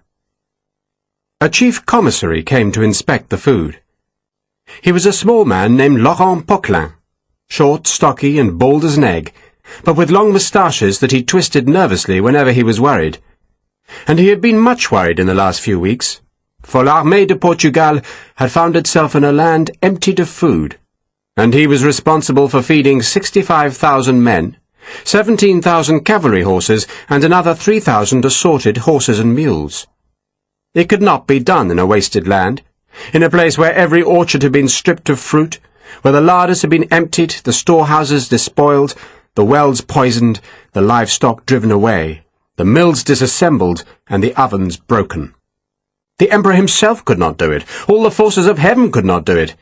Yet Poquelin was expected to work the miracle, and his moustache tips were ragged with nerves. He'd been ordered to carry 3 weeks of supplies with the army, and those supplies had existed in the depots of Spain. But there were not nearly enough draft animals to carry such an amount, and even though Massena had reluctantly cut each division's artillery from 12 guns to 8, and released those horses to haul wagons instead of cannon, Poquelin had still only managed to supply the army for a week. Then the hunger had set in. Dragoons and hussars had been sent miles away from the army's line of march to search for food, and each such foray had worn out more horses. and the cavalry moaned at him because there were no replacement horseshoes, and some cavalrymen died each time because the Portuguese peasantry ambushed them in the hills. It did not seem to matter how many such peasants were hanged or shot, because more came to harass the foraging parties, which meant more horsemen had to be sent to protect the foragers, and more horseshoes were needed, and there were no more horseshoes, and Poquelin got the blame. And the foragers rarely did find food, and if they did, they usually ate most of it themselves, and Poquelin got the blame for that too. He'd begun to wish he'd followed his mother's tearful advice and become a priest. Anything would be better than serving in an army that was sucking on a dry teat and accusing him of inefficiency. Yet now the miracle had happened. At a stroke, Poquelin's troubles were over. There was food. Such food. Ferragus, a surly Portuguese merchant who made Poquelin shiver with fear, had provided a warehouse that was as crammed with supplies as any depot in France. There was barley, wheat, rice, biscuits, rum, cheese, maize, dried fish, lemons, beans, salt meat, enough to feed the army for a month. There were other valuables too. There were barrels of lamp oil, coils of twine, boxes of horseshoes, bags of nails, casks of gunpowder, a sack of horn buttons, stacks of candles and bolts of cloth. None of them as essential as food, but all profitable, because though Poquelin would issue the food, the other things he could sell for his own enrichment. He explored the warehouse, followed by a trio of fourriers, quartermaster corporals, who noted the list of supplies that Ferragus was selling. It was impossible to list all of it, for the food was in stacks that would take a score of men hours to dismantle. But Poquelin, a thorough man, did order the fourrier to remove grain sacks from the top of one pile to make certain that the centre of the heap was not composed of bags of sand. He did the same with some barrels of salt beef, and both times was assured that all was well. And as the estimates of the food rose, so Poquelin's spirits soared. There were even 2 wagons inside the warehouse, and for an army short of all-wheel transport, those 2 vehicles were almost as valuable as food. Then he began to worry at the frayed ends of his moustaches. He had food, and thus the army's problems seemed solved, but as ever there was a cockroach in the soup. How could these new supplies be moved? It would be no use issuing several days' rations to the troops, for they'd gorge themselves on the whole lot in the first hour, and complain of hunger by nightfall, and Poquelin had far too few horses and mules to carry this vast amount. Still, he had to try. "Have the city searched for carts?" he ordered one of the fourriers. "Any cart, handcarts, wheelbarrows, anything. We need men to haul the carts, round up civilians to push the carts." "I'm to do all that?" the fourrier asked in amazement, his voice muffled because he was eating a piece of cheese. "I shall talk to the marshal," Poquelin said grandly, then scowled. "Are you eating?" "Got a sore tooth, sir," the man mumbled. "All swollen up, sir. Doctor says he wants to pull it. Permission to go and have tooth pulled, sir?" "Refused," Poquelin said. He was tempted to draw his sword and beat the man for insolence, but he had never drawn the weapon, and was afraid that if he tried, then he would discover that the blade had rusted to the scabbard's throat. He contented himself with striking the man with his hand. "We must set an example," he snapped. "If the army is hungry, we are hungry. We don't eat the army's food." "You are a fool." "What are you?" "A fool, sir," the fourrier dutifully replied, but at least he was no longer quite such a hungry fool. "Take a dozen men and search for carts, anything with wheels," Poquelin ordered, confident that Marshal Massena would approve of his idea to use Portuguese civilians as draft animals. The army was expected to march south in a day or 2, and the rumour was that the British and Portuguese would make a last stand in the hills north of Lisbon. So Poquelin only needed to make a new depot some 40 or 50 miles to the south. He had some transport, of course, enough to carry perhaps a quarter of the food, and those existing mules and wagons could come back for more, which meant the warehouse needed to be protected while its precious contents were laboriously moved closer to Lisbon. Poquelin hurried back to the warehouse door and looked for the dragoon colonel who was guarding the street. "Dumesnil?" Colonel Dumesnil, like all French soldiers, despised the commissary. He turned his horse with insolent slowness, rode to Poquelin so that he towered above him, then let his drawn sword drop so that it vaguely threatened the small man. You want me? You have checked that there are no other doors to the warehouse? Of course I haven't, Dumesnil said sarcastically. No one must get in, you understand? No one. The army is saved, Colonel. Saved. Alleluia, Dumesnil said dryly. I shall inform Marshal Massena that you are responsible for the safety of these supplies, Poquelin said pompously. Dumesnil leaned from the saddle. Marshal Massena himself gave me my orders, little man, he said, and I obey my orders. I don't need more from you. You need more men, Poquelin said, worried because the 2 squads of dragoons barring the street either side of the warehouse doors were already holding back crowds of hungry soldiers. Why are those men here? He demanded petulantly. Because rumour says there's food in there. Dumesnil flicked his sword towards the warehouse. And because they're hungry. But for Christ's sake, stop fretting. I have enough men. You do your job, Poquelin, and stop telling me how to do mine. Poquelin, content that he had done his duty by stressing to Dumesnil how important the food was, went to find Colonel Barreto, who was waiting with Major Ferreira and the alarming Ferragus beside the warehouse doors. It's all good, Poquelin told Barreto. There's even more than you told us. Barreto translated for Ferragus, who in turn asked a question. The gentleman, Barreto said to Poquelin, his sarcasm obvious, wishes to know when he will be paid. Now, Poquelin said, though it was not in his power to issue payment. Yet he wanted to convey the good news to Massena, and the Marshal would surely pay when he heard that the army had more than enough food to see it to Lisbon. That was all that was needed, just to reach Lisbon, for even the British could not empty that great city of all its supplies. A treasure trove waited in Lisbon, and now the Emperor's army of Portugal had been given the means to reach it. The dragoons moved aside to let Poquelin and his companions through. Then the horsemen closed up again. Scores of hungry infantrymen had heard about the food, and they were shouting that it should be distributed now. But Colonel Dumesnil was quite ready to kill them if they attempted to help themselves. He sat, hard-faced, unmoving, his long sword drawn, a soldier with orders, which meant the food was in secure hands, and the army of Portugal was safe. Sharpe and Harper made the return run to the roof, where Vicente and Sarah waited. Vicente was bent over in apparent pain, while Sarah, her black silk dress gleaming with spots of fresh blood, looked pale. "What happened?" Sharpe asked. In reply, she showed Sharpe the blood-stained knife-blade. "I did get the bullet out," she said in a small voice. "Well done. And lots of cloth scraps," she added more confidently. "Even better," Sharpe said. Vicente leaned back against the tiles. He was bare-chested, and a new bandage, torn from his shirt, was crudely wrapped about his shoulder. Blood had oozed through the cloth. "Hurts, eh?" Sharpe asked. "It hurts," Vicente said dryly. "It was difficult," Sarah said, "but he didn't make a noise." "That's because he's a soldier," Sharpe said. "Can you move your arm?" he asked Vicente. "I think so." "Try," Sharpe said. Vicente looked appalled, then understood the sense in the order, and, flinching with pain, managed to raise his left arm, which suggested the shoulder joint was not mangled.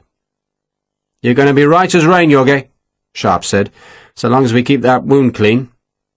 He glanced at Harper. "Maggots?" "Not nicer," Harper said. "Only if the wound goes bad." "Maggots?" Vicente asked faintly. "Did you say maggots?" "Nothing better, sir," Harper said enthusiastically. "Best thing for a dirty wound. Put the little buggers in, they clean it up, leave the good flesh, and you're good as new." He patted his haversack. "I always carry a half-dozen. Much better than going to a surgeon, because all those bastards ever want to do is cut you up." "I hate surgeons," Sharpe said. "He hates lawyers," Vicente said to Sarah. "And now he hates surgeons. Is there anyone he likes?" "Women," Sharpe said. "I do like women." He was looking over the city, listening to screams and shots, and he knew from the noise that French discipline had crumbled. Coimbra was in chaos, given over to lust, hate, and fire. 3 plumes of smoke were already boiling from the narrow streets to obscure the clear morning sky, and he suspected more would soon join them. "They're firing houses," he said, "and we've got work to do." He bent down and scooped up some pigeon dung that he pushed into the barrels of Harper's volley gun. He used the stickiest he could find, carefully placing a small amount into each muzzle. "Ram it down, Pat," he said. The dung would act as wadding to hold the balls in place when the barrels were tipped downwards, and what he planned would mean pointing the gun straight down. "Do many of the houses here have student quarters?" he asked Vicente. "A lot, yes." "Like this one?" He gestured at the roof beside them. "With rooms stretching through the attic?" "It's very common," Vicente said. "They are called republicas. Some are whole houses, others are just parts of houses. Each one has its own government. Every member has a vote, and when I was here "It's all right, Yogi. Tell me later," Sharpe said. "I just hope the houses opposite the warehouse are a republica." He should have looked when he was there, but he had not thought of it. "And what we need now," he went on, "are uniforms." "Uniforms?" Vicente asked. "Frog uniforms, Yogi. Then we can join the carnival. How are you feeling?" "Weak." "You can rest here for a few minutes," Sharpe said, "while Pat and I get some new clothes." Sharpe and Harper edged back down the gutter and climbed through the open window into the deserted attic. "My ribs bloody hurt," Sharpe complained as he straightened up. "Did you wrap them?" Harper asked. "Never get better unless you wrap them up." "Didn't want to see the Angel of Death," Sharpe grumbled. The Angel of Death was the battalion doctor, a Scotsman whose ministrations were known as the last rites. "I'll wrap the buggers for you," Harper said. "I'll move a minute." He went to the doorway and listened to voices below. Sharpe followed him down the stairs, which they took slowly, careful not to make too much noise. A girl began screaming on the next floor. She stopped suddenly, as if she'd been hit, then started again. Harper reached the landing and moved towards the door where the screaming came from. "No blood," Sharpe whispered to him.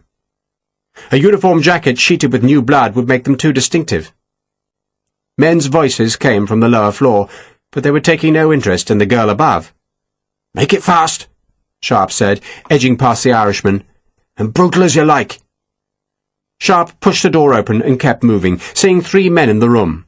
2 were holding the girl on the floor, while the third, a big man who had stripped off his jacket and lowered his breeches to his ankles, was just getting down on his knees when Sharpe's rifle butt took him in the base of his skull.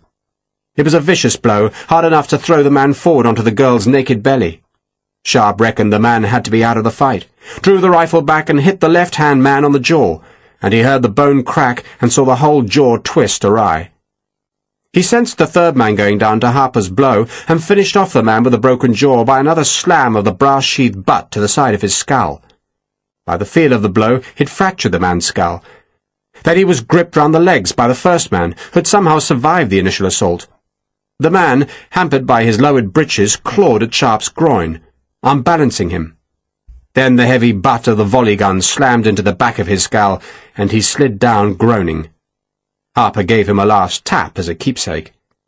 The girl, stripped naked, stared up in horror, and was about to scream again as Harper snatched up her clothes, but then he put his finger to his lips.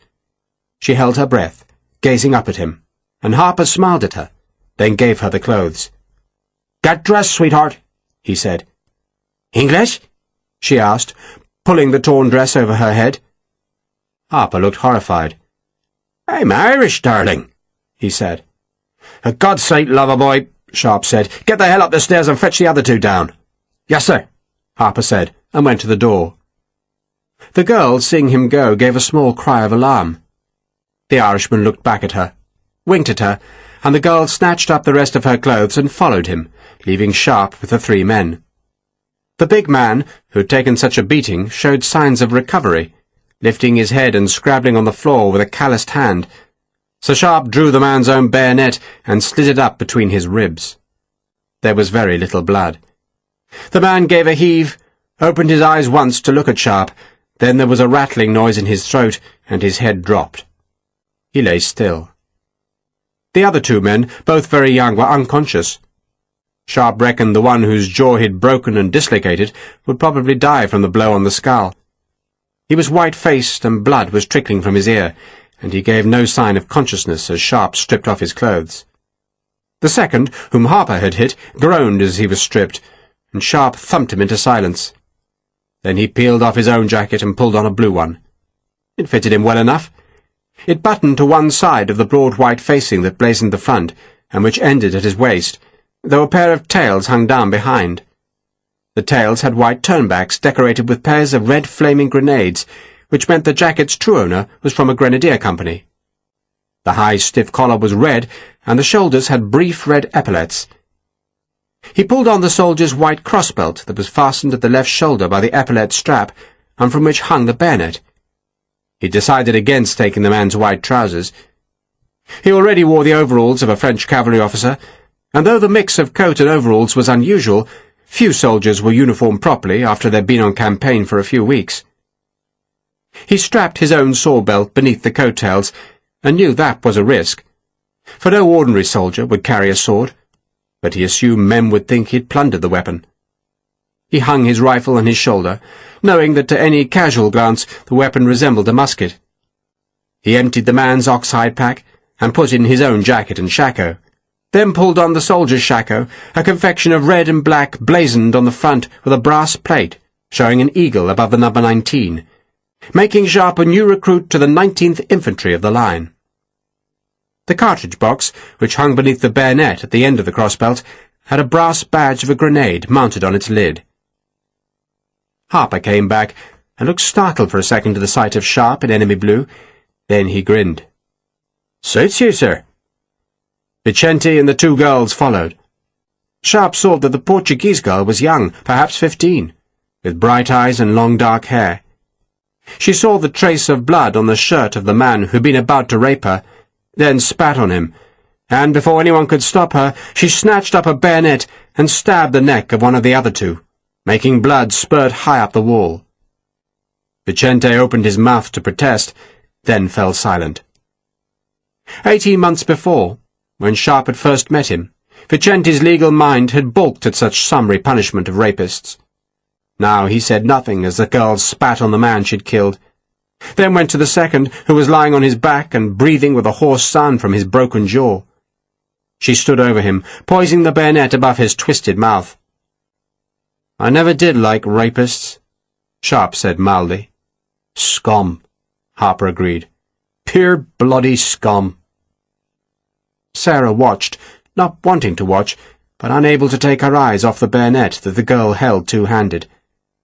The girl paused, revelling in the moment, then stabbed down. "Get yourselves dressed," Sharpe told Vicente and Harper. The dying man gurgled behind him, and his heels briefly drummed against the floor. "Ask her name," Sharpe told Sarah. "She's called Joanna Jacinto," Sarah said after a short conversation. "She lives here. Her father worked on the river, but she doesn't know where he is now, and she says to thank you." "Pretty name, Joanna," Harper said, dressed now as a French sergeant. "And she's a useful sort of girl, eh? Knows how to use a bayonet." Sharpe helped Vicente put on the blue jacket, letting it hang from the left shoulder rather than force Vicente's arm into the sleeve. "She says," Sarah had held another conversation with Joanna, "that she wants to stay with us." "Of course she must," Harper said, before Sharpe could offer an opinion. Joanna's dark brown dress had been torn at the breasts when the soldier stripped her, and the remnants had been splashed with blood when she killed the second soldier, and so she buttoned one of the dead men's shirts over it, then picked up a musket. Sarah, not wanting to appear less belligerent, shouldered another. It was not much of a force, 2 riflemen, 2 women, and a wounded Portuguese cazador, but Sharpe reckoned it should be enough to break a French dream. So he slung his rifle, hitched the sword belt higher, and led them downstairs. Most of the French infantry in Coimbra were from the 8th Corps, a newly raised unit of young men fresh from the depots of France, and they were half-trained, ill-disciplined, resentful of an emperor who had marched them to a war they mostly did not understand, and, above all, hungry. Hundreds broke ranks to explore the university, but Finding little that they wanted, they took out their frustration by smashing, mangling, and shattering whatever could be broken. Coimbra was renowned for its work on optics, but microscopes were of small use to soldiers, and so they hammered the beautiful instruments with muskets, then wrenched apart the fine sextants. A handful of telescopes were saved, for such things were valued, but the larger instruments, too long to carry, were destroyed, while an unparalleled set of finely ground lenses, cushioned by velvet in a cabinet of wide shallow drawers, was systematically broken. One room was filled with chronometers, all being tested, and they were reduced to bent springs, cogwheels, and shattered cases. A fine assembly of fossils was pounded to shards, and a collection of minerals, a lifetime's work carefully catalogued into quartzes and spars and ores, was scattered from a window. Fine porcelain was shattered, pictures torn from their frames, and if most of the library was spared, that was only because there were too many volumes to be destroyed. Some men nevertheless tried, pulling rare books from the shelves and tearing them apart, but they soon got bored, and contented themselves with smashing some fine Roman vases that stood on gilded pediments. There was no sense in it, except the anger that the soldiers felt. They hated the Portuguese, and so they took their revenge on what their enemy valued. Coimbra's old cathedral had been built by 2 Frenchmen in the 12th century, and now other Frenchmen whooped with delight because so many women had taken shelter close to its altars. A handful of men tried to protect their wives and daughters, but the muskets fired, the men died, and the screaming began. Other soldiers shot at the gilded high altar, aiming at the carved saints guarding the sad-faced Virgin. A 6-year-old child tried to pull a soldier off his mother, and had his throat cut. And when a woman would not stop screaming, a sergeant cut her throat as well. In the new cathedral, up the hill, voltigeurs took it in turns to piss into the baptismal font, and when it was full, they christened the girls they had captured in the building, giving them all the same name, putain, which meant whore. A sergeant then auctioned the weeping girls, whose hair dripped with urine. In the church of Santa Cruz, which was older than the old cathedral, the troops found the tombs of Portugal's first 2 kings.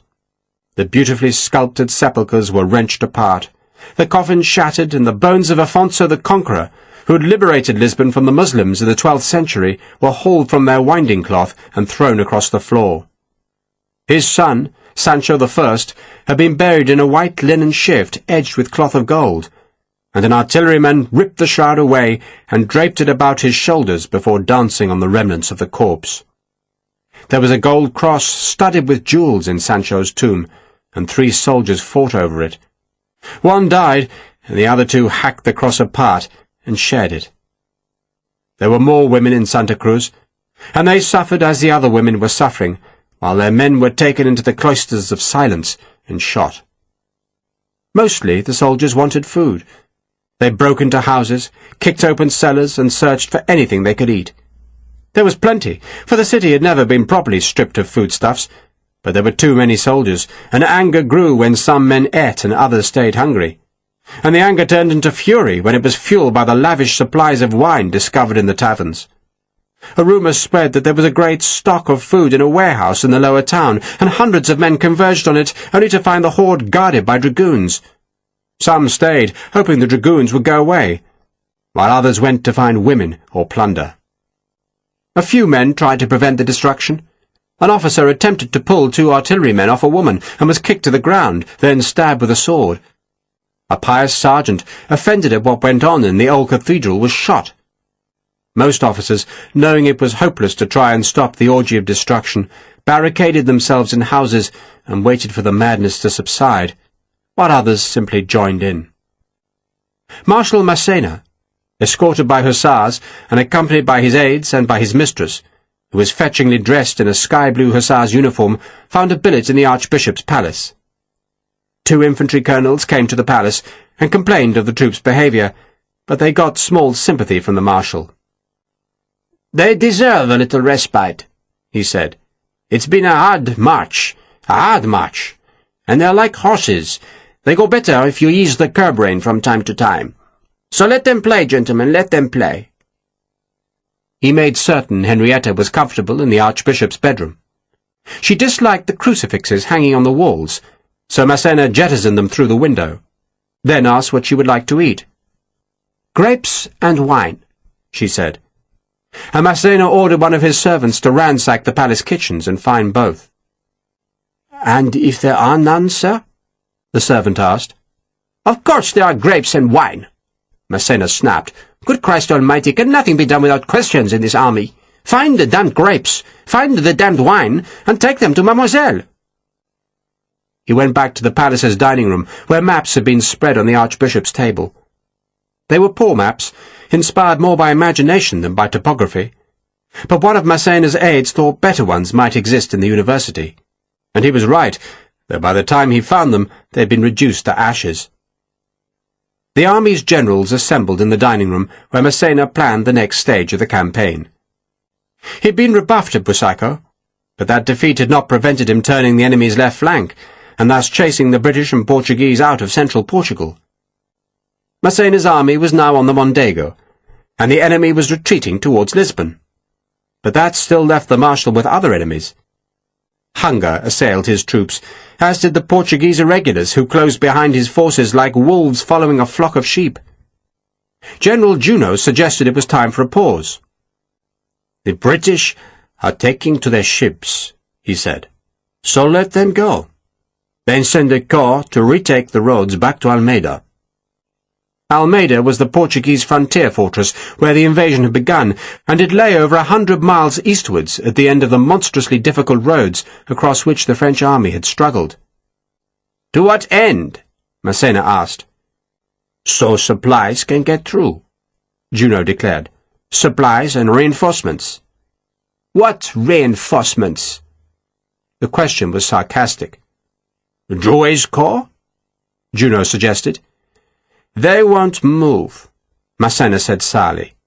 "They won't be permitted to move." The Emperor had ordered that Massena was to be given 130,000 men for the invasion, but less than half that number had assembled on the frontier, and when Massena had pleaded for more men, the Emperor had sent a message that his present forces were adequate, that the enemy was risible, and the task of invading Portugal easy. Yet the Emperor was not here. The Emperor did not command an army of half-starved men whose shoes were falling apart, an army whose supply lines were non-existent because the damned Portuguese peasants controlled the roads winding through the hills to Almeida. Marshal Massena did not want to return to those hills. Get to Lisbon, he thought. Get to Lisbon. "The roads from here to Lisbon," he asked, "are better than those we've travelled?" 100 times better," one of his Portuguese aides answered. The Marshal went to a window and stared at the smoke rising from buildings burning in the city. "Are we sure the British are making for the sea?" "Where else can they go?"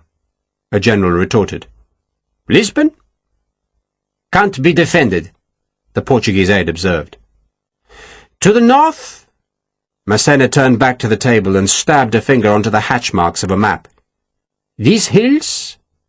He was pointing to the terrain north of Lisbon, where hills stretched for over 32 kilometres between the Atlantic and the wide river Tagus. "They're low hills," the aide said, "and there are 3 roads through them, and a dozen usable tracks besides." "But this Wellington might offer battle there." "He risks losing his army if he does," Marshal Ney intervened. Massena remembered the sound of the volleys from the ridge at Busaco and imagined his men struggling into such fire again, then despised himself for indulging in fear. "We can maneuver him out of the hills," he suggested. And it was a sensible idea, for the enemy's army was surely not large enough to guard a front 20 miles wide. Threaten it in one place, Massena thought, and launch the eagles through the hills 10 miles away. "There are forts in the hills, yes?" he asked. "We've heard rumours that he's making forts to guard the roads," the Portuguese aide answered. "So we march through the hills," Massena said. That way the new forts could be left to rot, while Wellington's army was surrounded, humiliated, and defeated. The Marshal stared at the map, and imagined the colours of the defeated army being paraded through Paris and thrown at the feet of the Emperor. "We can turn his flank again," he said, "but not if we give him time to escape. He has to be hurried." "So we march south?" Ney asked. "In 2 days. Massena decided. He knew he needed that much time for his army to recover from its capture of Coimbra. "Let them stay off the leash today," he said, "and tomorrow we'll whip them back to the Eagles and make sure they're ready for departure on Wednesday." "And what will the men eat?" Juno asked. "Whatever they damn well can," Massena snapped. "And there has to be food here, doesn't there? The English can't have scraped a whole city bare." "There is food."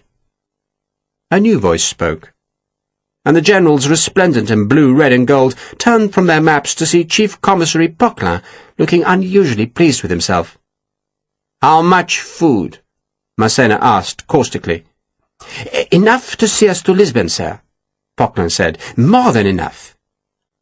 For days now he had tried to avoid the generals, for fear of the scorn they heaped on him.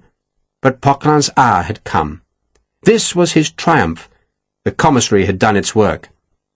"I need transport," he said, "and a good battalion to help move the supplies, but we have all we need, more. If you remember, sir, you promised to buy these supplies. The man has kept faith. He's waiting outside." Massena half remembered making the promise, but now that the food was in his possession, he was tempted to break the promise. The army's treasury was not large, and it was not the French way to buy supplies that could be stolen. Live off the land, the Emperor always said. Colonel Barretto, who had come to the palace with Poquelin, saw the indecision on Massena's face. "If we renege on this promise, sir," he said respectfully, "then no one in Portugal will believe us. And in a week or two we shall be governing here. We shall need cooperation." "Cooperation?" Marshal Ney spat the word. "A guillotine in Lisbon will make them cooperate quickly enough." Massena shook his head. Barretto was right, and it was foolish to make new enemies at the very brink of victory. "Pay him," he said, nodding to an aide who kept the key to the money chest. "And in 2 days," he went on to Poquelin, "you start moving the supplies south. I want a depot at Les Dias." "Les Dias?" Poquelin asked. "Here, man, here!"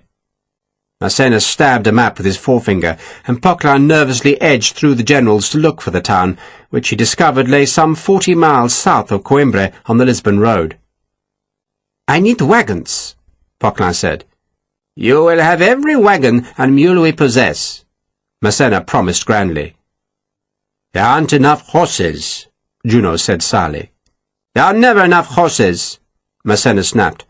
"So use men, use these damned peasants." He waved at the window indicating the town. "Harness them, whip them, make them work." "And the wounded?" Juno asked in alarm. Wagons would be needed to carry the wounded southwards if they were to stay with the army, and thus be protected from the Portuguese irregulars. "They can stay here," Massena decided. "And who guards them?" "I shall find men," Massena said, impatient with such quibbles. What mattered was that he had food, the enemy was retreating, and Lisbon was only 100 miles to the south. The campaign was half complete. But from now on his army would be marching on good roads. So this was no time for caution. It was time to attack. And in 2 weeks, he thought, he would have Lisbon, and the war would be won. Sharpe had no sooner gone into the street than a man tried to snatch Sarah away from his side. She hardly looked beguiling, for her crumpled black dress was torn at the hem. Her hair had come loose and her face was dirty. Yet the man seized her arm, then protested wildly as Sharpe pinned him against the wall with his rifle butt.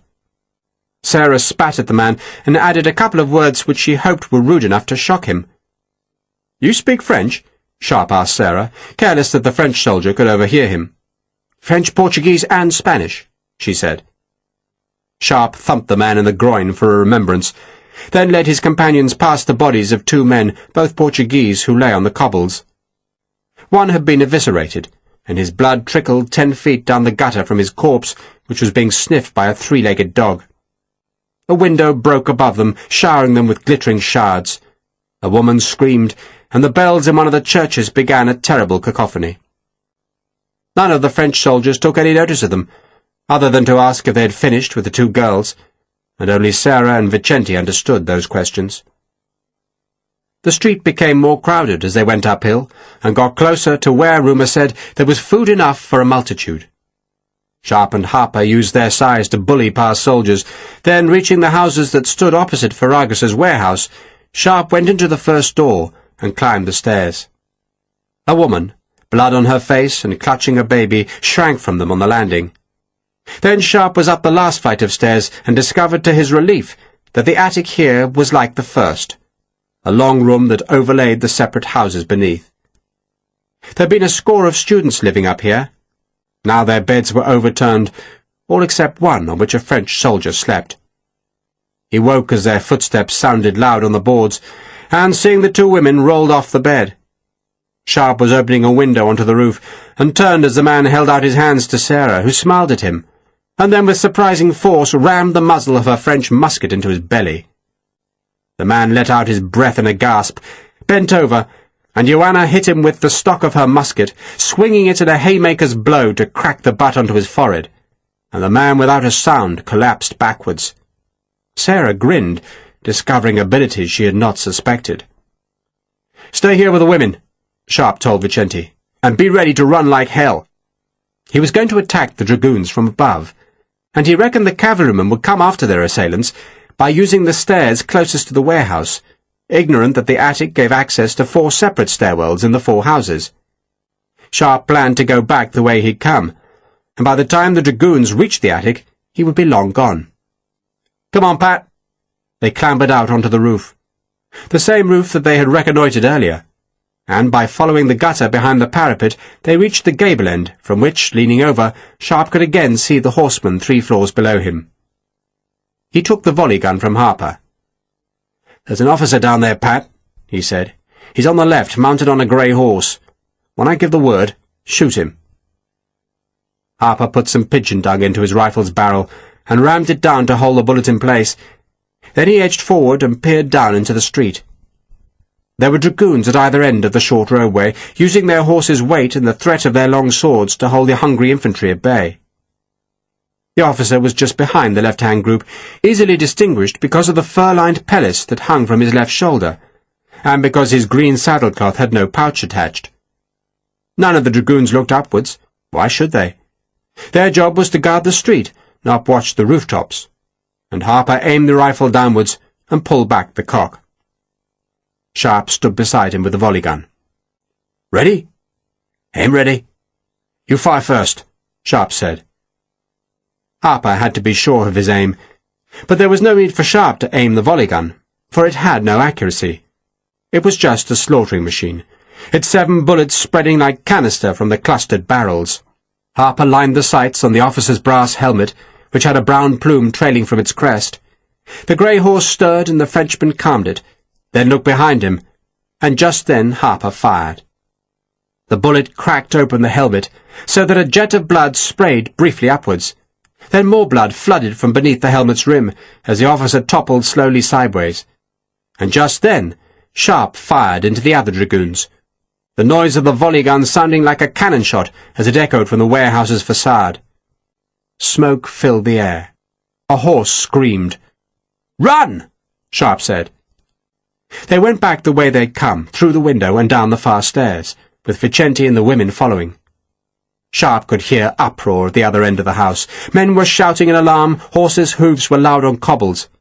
And then he was at the front door, and with the 2 guns slung on his shoulder, he pushed into the crowd. Sarah held onto his belt. The infantrymen were surging forward, but over their heads Sharpe could see dismounted dragoons shoving into the far house. As far as Sharpe could see, only one man had stayed in his saddle, and that man was holding a dozen reins. But the horses were being pushed aside by the rush of infantry, who suddenly understood that the warehouse was unguarded.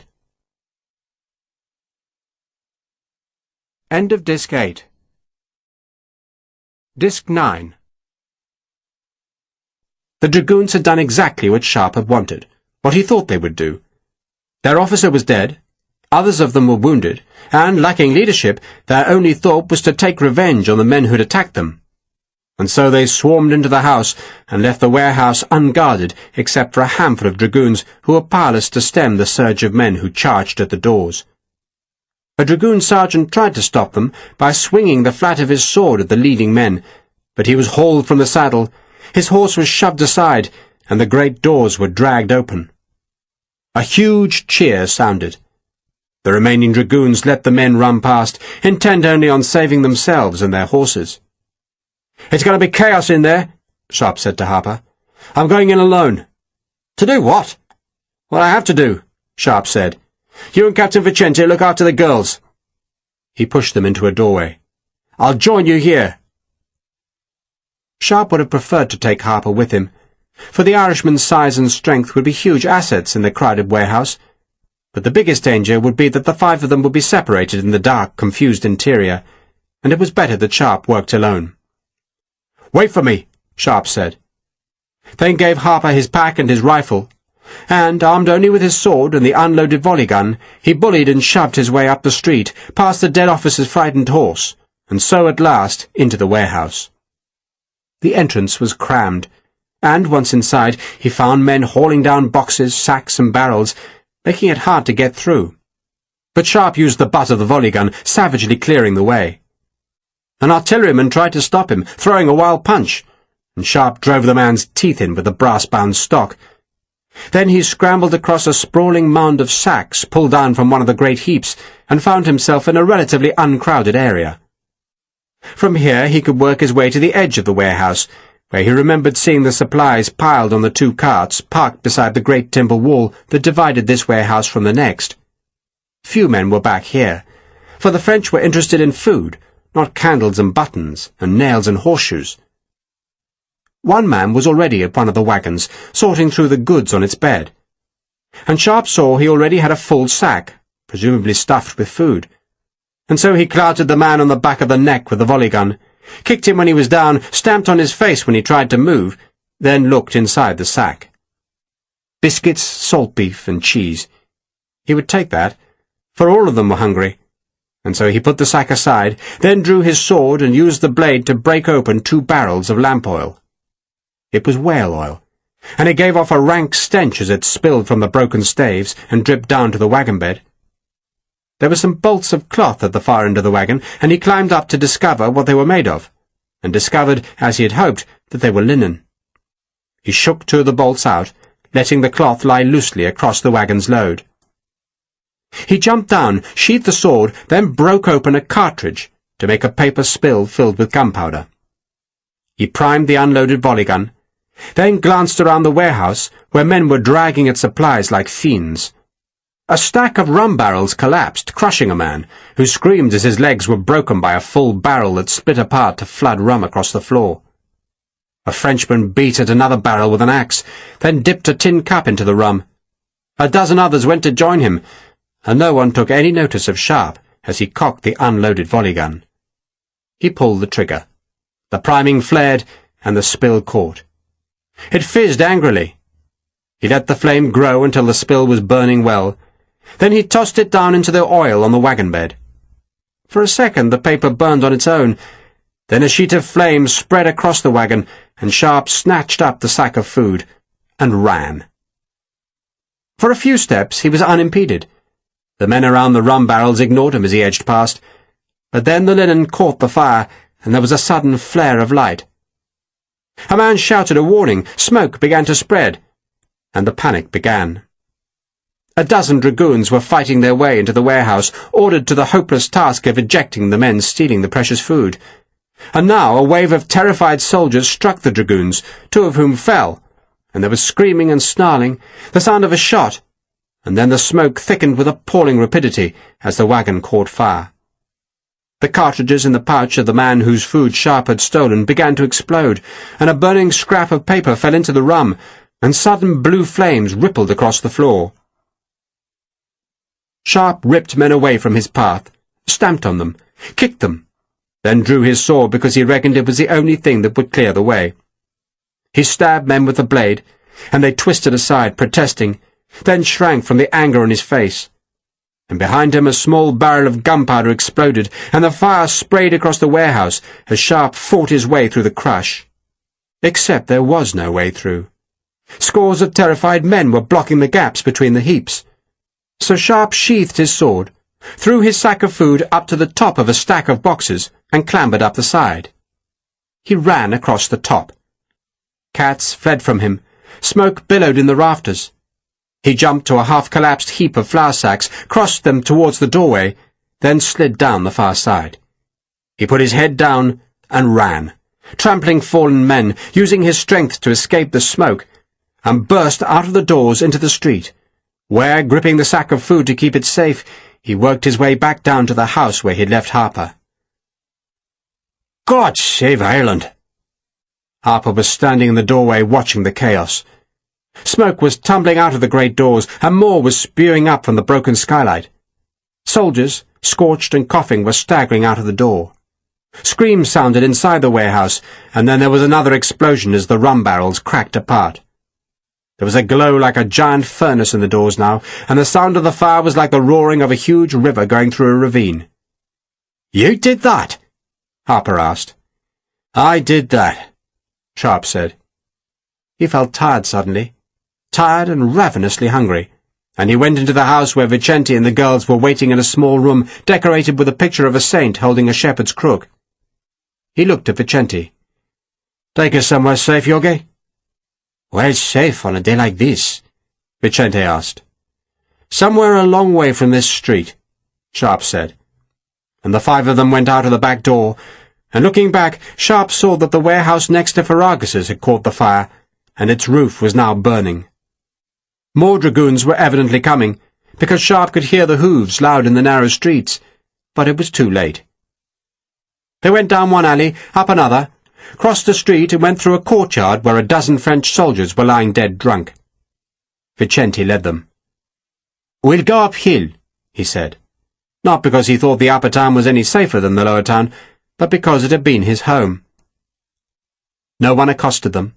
They were just another band of exhausted soldiers stumbling through the city.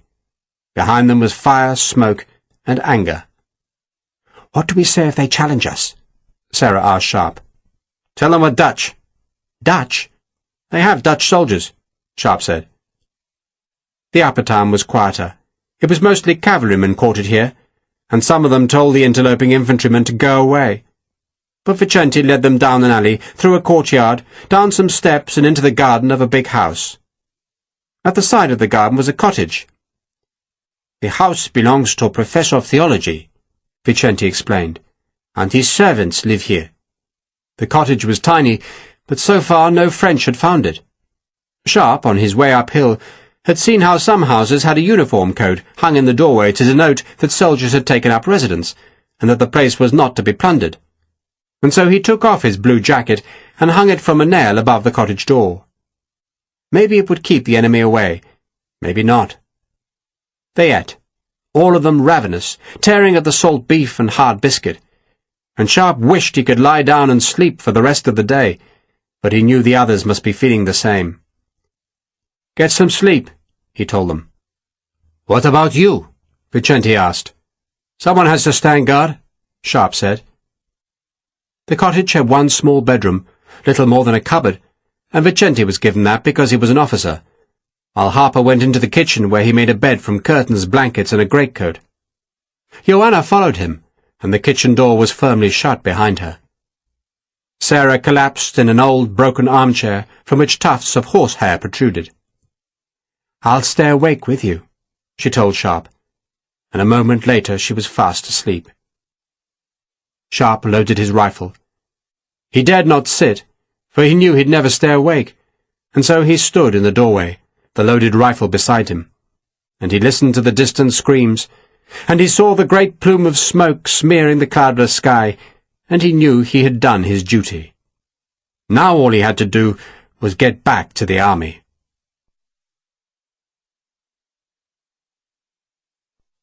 Chapter 10. Ferragus and his brother went back to the Major's house, which had been spared the plundering suffered by the rest of the city. A troop of dragoons from the same squadron that had ridden to protect the warehouse had been posted outside the house, and they were now relieved by a dozen men sent by Colonel Barretto, who, when his day's work was complete, planned to billet himself in the house. Miguel and 5 others of Ferragus's men were at the house, safe there from French attention, and it was Miguel who interrupted the brothers' celebrations by reporting that the warehouse was burning. Ferragus had just opened a third bottle of wine. He listened to Miguel, carried the bottle to the window, and peered down the hill. He saw the smoke churning up, but shrugged. "It could be any one of a dozen buildings," he said dismissively. "It's the warehouse," Miguel insisted. "I went to the roof. I could see." "So?" Ferragus toasted the room with his bottle. "We've sold it now. The loss is to the French, not to us." Major Ferreira went to the window and gazed at the smoke. Then he made the sign of the cross. "The French will not see it that way," he said quietly, and took the bottle from his brother. "They've paid us," Ferragus said, trying to get the bottle back. Ferreira placed the wine out of his brother's reach. "The French will believe we sold them the food and destroyed it," he said. The Major glanced towards the street leading downhill, as if he expected it to be filled with Frenchmen. "They will want their money back." "Jesus," Ferragus said. His brother was right. He glanced at the money, 4 saddlebags filled with French gold. "Jesus," he said again, as the implications of the burning building sank into his wine-hazed head. "Time to go." The Major took firm command of the situation. "Go?" Ferragus was still fuddled. "They'll be after us," the Major insisted. "At best, they'll just want the money back. At worst, they'll shoot us. Good God, Louis, first we lost the flower at the shrine, now this. You think they'll believe we didn't do it? We go, now." "Stable yard," Ferragus ordered Miguel. "We can't ride out," Ferreira protested.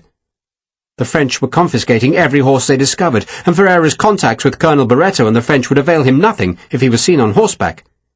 "We have to hide," he insisted. "We hide in the city until it's safe to leave." Ferragus, his brother, and the 6 men carried what was most valuable from the house. They had the gold newly paid by the French, some money that Major Ferreira had kept hidden in his study, and a bag of silver plate, and they took it all up an alley behind the stables, through a second alley, and into one of the many abandoned houses that had already been searched by the French. They dared not go further, for the streets were filled with the invaders, and so they took refuge in the house cellar and prayed that they would not be discovered. "How long do we stay here?" Ferragus asked sourly. "Till the French leave," Ferreira said. "And then?" Ferreira did not answer at once. He was thinking that the British would not just march away to their boats. They would try to stop the French again, probably near the new forts he had seen being constructed on the road north of Lisbon. That meant the French would have to fight, or else maneuver their way around the British and Portuguese armies, and that would provide time. Time for him to reach Lisbon. Time to reach the money secreted in his wife's luggage.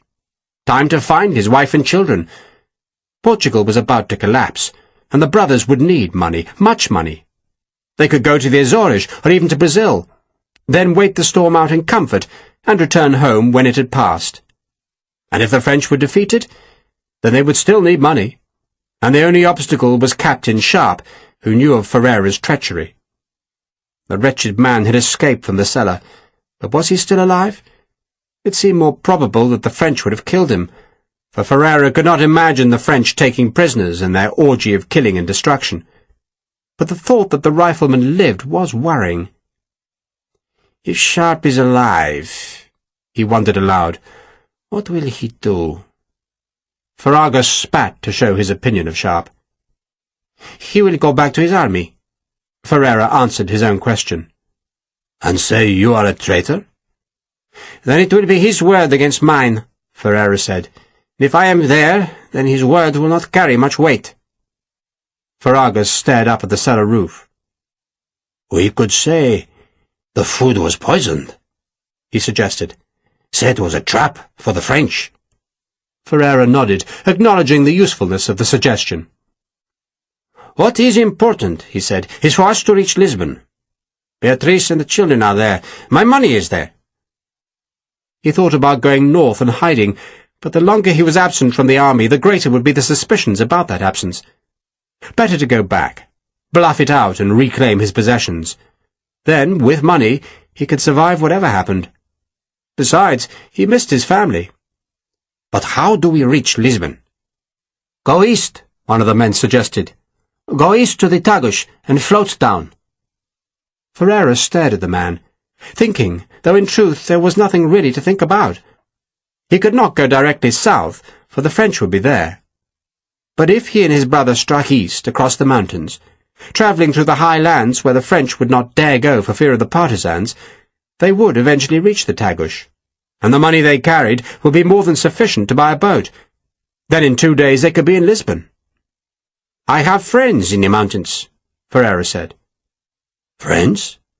Ferragus had not followed his brother's thinking. "Men who have taken weapons from me." Ferreira, as part of his duties, had distributed British muskets among the hill folk to encourage them to become partisans. "They will give us horses," he went on confidently, "and they will know whether the French are in Abrantes. If they're not, we find our boat there, and the men in the hills can do something else for us. If Sharpe is alive—" "He's dead by now," Ferragus insisted. "If he's alive," Major Ferreira went on patiently, "then he will have to take the same route to reach his army, so they can kill him for us." He made the sign of the cross, for it was all so suddenly clear. "5 of us will go to the Tagus," he said, "and then go south. When we reach our army, we shall say we destroyed the provisions in the warehouse, and if the French arrive, we shall sail to the Azores." "Only 5 of us?" Miguel asked. There were 8 men in the cellar. "3 of you will stay here," Ferreira suggested, and looked to his brother for approval, which Ferragus gave with a nod. "3 men must stay here," Ferreira said, "to guard my house and make any repairs necessary before we return. And when we do return, those 3 men will be well rewarded." The Major's suspicion that his house would need repairs was justified. For just 150 yards away dragoons were searching for him. The French believed they'd been cheated by Major Ferreira and his brother, and now took their revenge. They beat down the front door, but found no one except the cook, who was drunk in the kitchen, and when she swung a frying pan at the head of a dragoon, she was shot. The dragoons tossed her body into the yard, then systematically destroyed everything they could break. Furniture, pictures, porcelain, pots, everything. The banisters were torn from the stairs, windows were smashed, and the shutters ripped from their hinges. They found nothing except the horses in the stables, and those they took away to become French cavalry remounts. Dusk came, and the sun flared crimson above the far Atlantic, and then sank. The fires in the city burned on to light the smoky sky. The first fury of the French had subsided, but there were still screams in the dark and tears in the night, for the eagles had taken a city. Sharpe leaned on the doorframe, shadowed by a small timber porch up which a plant twined and fell. The small garden was neatly planted in rows, but what grew there Sharpe did not know, though he did recognize some runner beans that he picked and stored in a pocket, ready for the hungry days ahead. He leaned on the doorframe again, listening to the shots in the lower city, and to Harper's snores coming from the kitchen.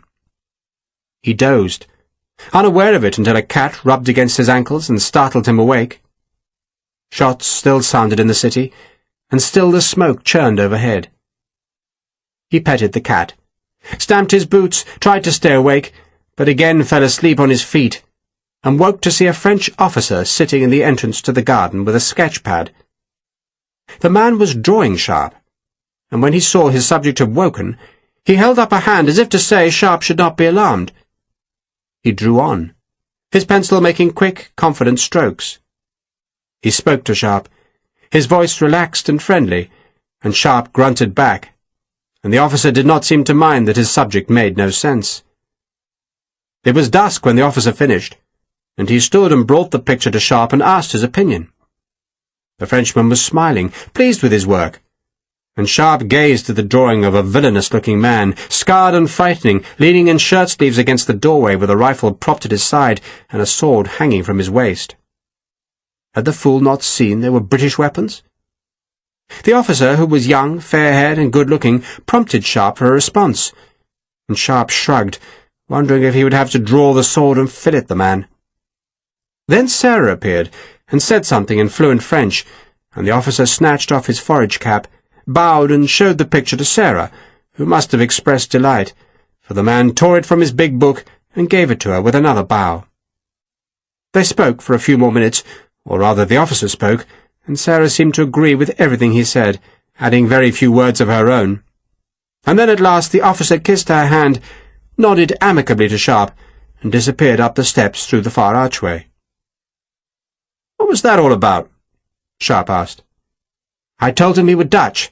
He seemed to think you were a cavalryman." "He saw the sword, overalls and boots," Sharpe explained. "He wasn't suspicious?" "He said you were the very picture of a modern soldier," Sarah said, looking at the drawing.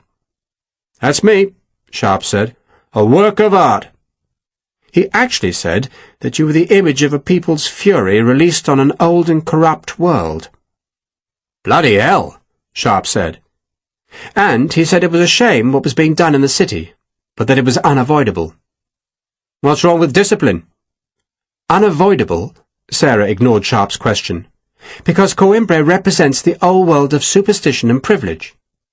"So he was another crapo full of—" Sharpe started. "Shit?" Sarah interrupted him.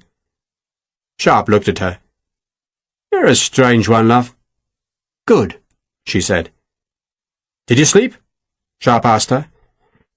"I slept. Now you must." "Someone has to stand guard," Sharpe said, though he had not done a particularly good job. He had been fast asleep when the French officer came, and it had only been pure luck that it had been a man with a sketchbook instead of some bastard looking for plunder. "What you could do," he suggested, "is see if the fire in the kitchen can be revived, and make us some tea." "Tea?" "There are some leaves in my haversack," Sharpe said. "You have to scoop them out, and they get a bit mixed up with loose gunpowder, but most of us like that taste." "Sergeant Harper's in the kitchen," Sarah said diffidently. "Worried what you might see?" Sharpe asked with a smile. "He won't mind. There's not a lot of privacy in the army. It's an education in the army." "So I'm discovering," Sarah said, and she went to the kitchen, but came back to report that the stove was cold. She'd moved as quietly as she could, but she had still woken Harper, who rolled out of his makeshift bed and came bleary-eyed into the small parlour. "What time is it?" "Nightfall," Sharpe said. "All quiet? Except for your snoring.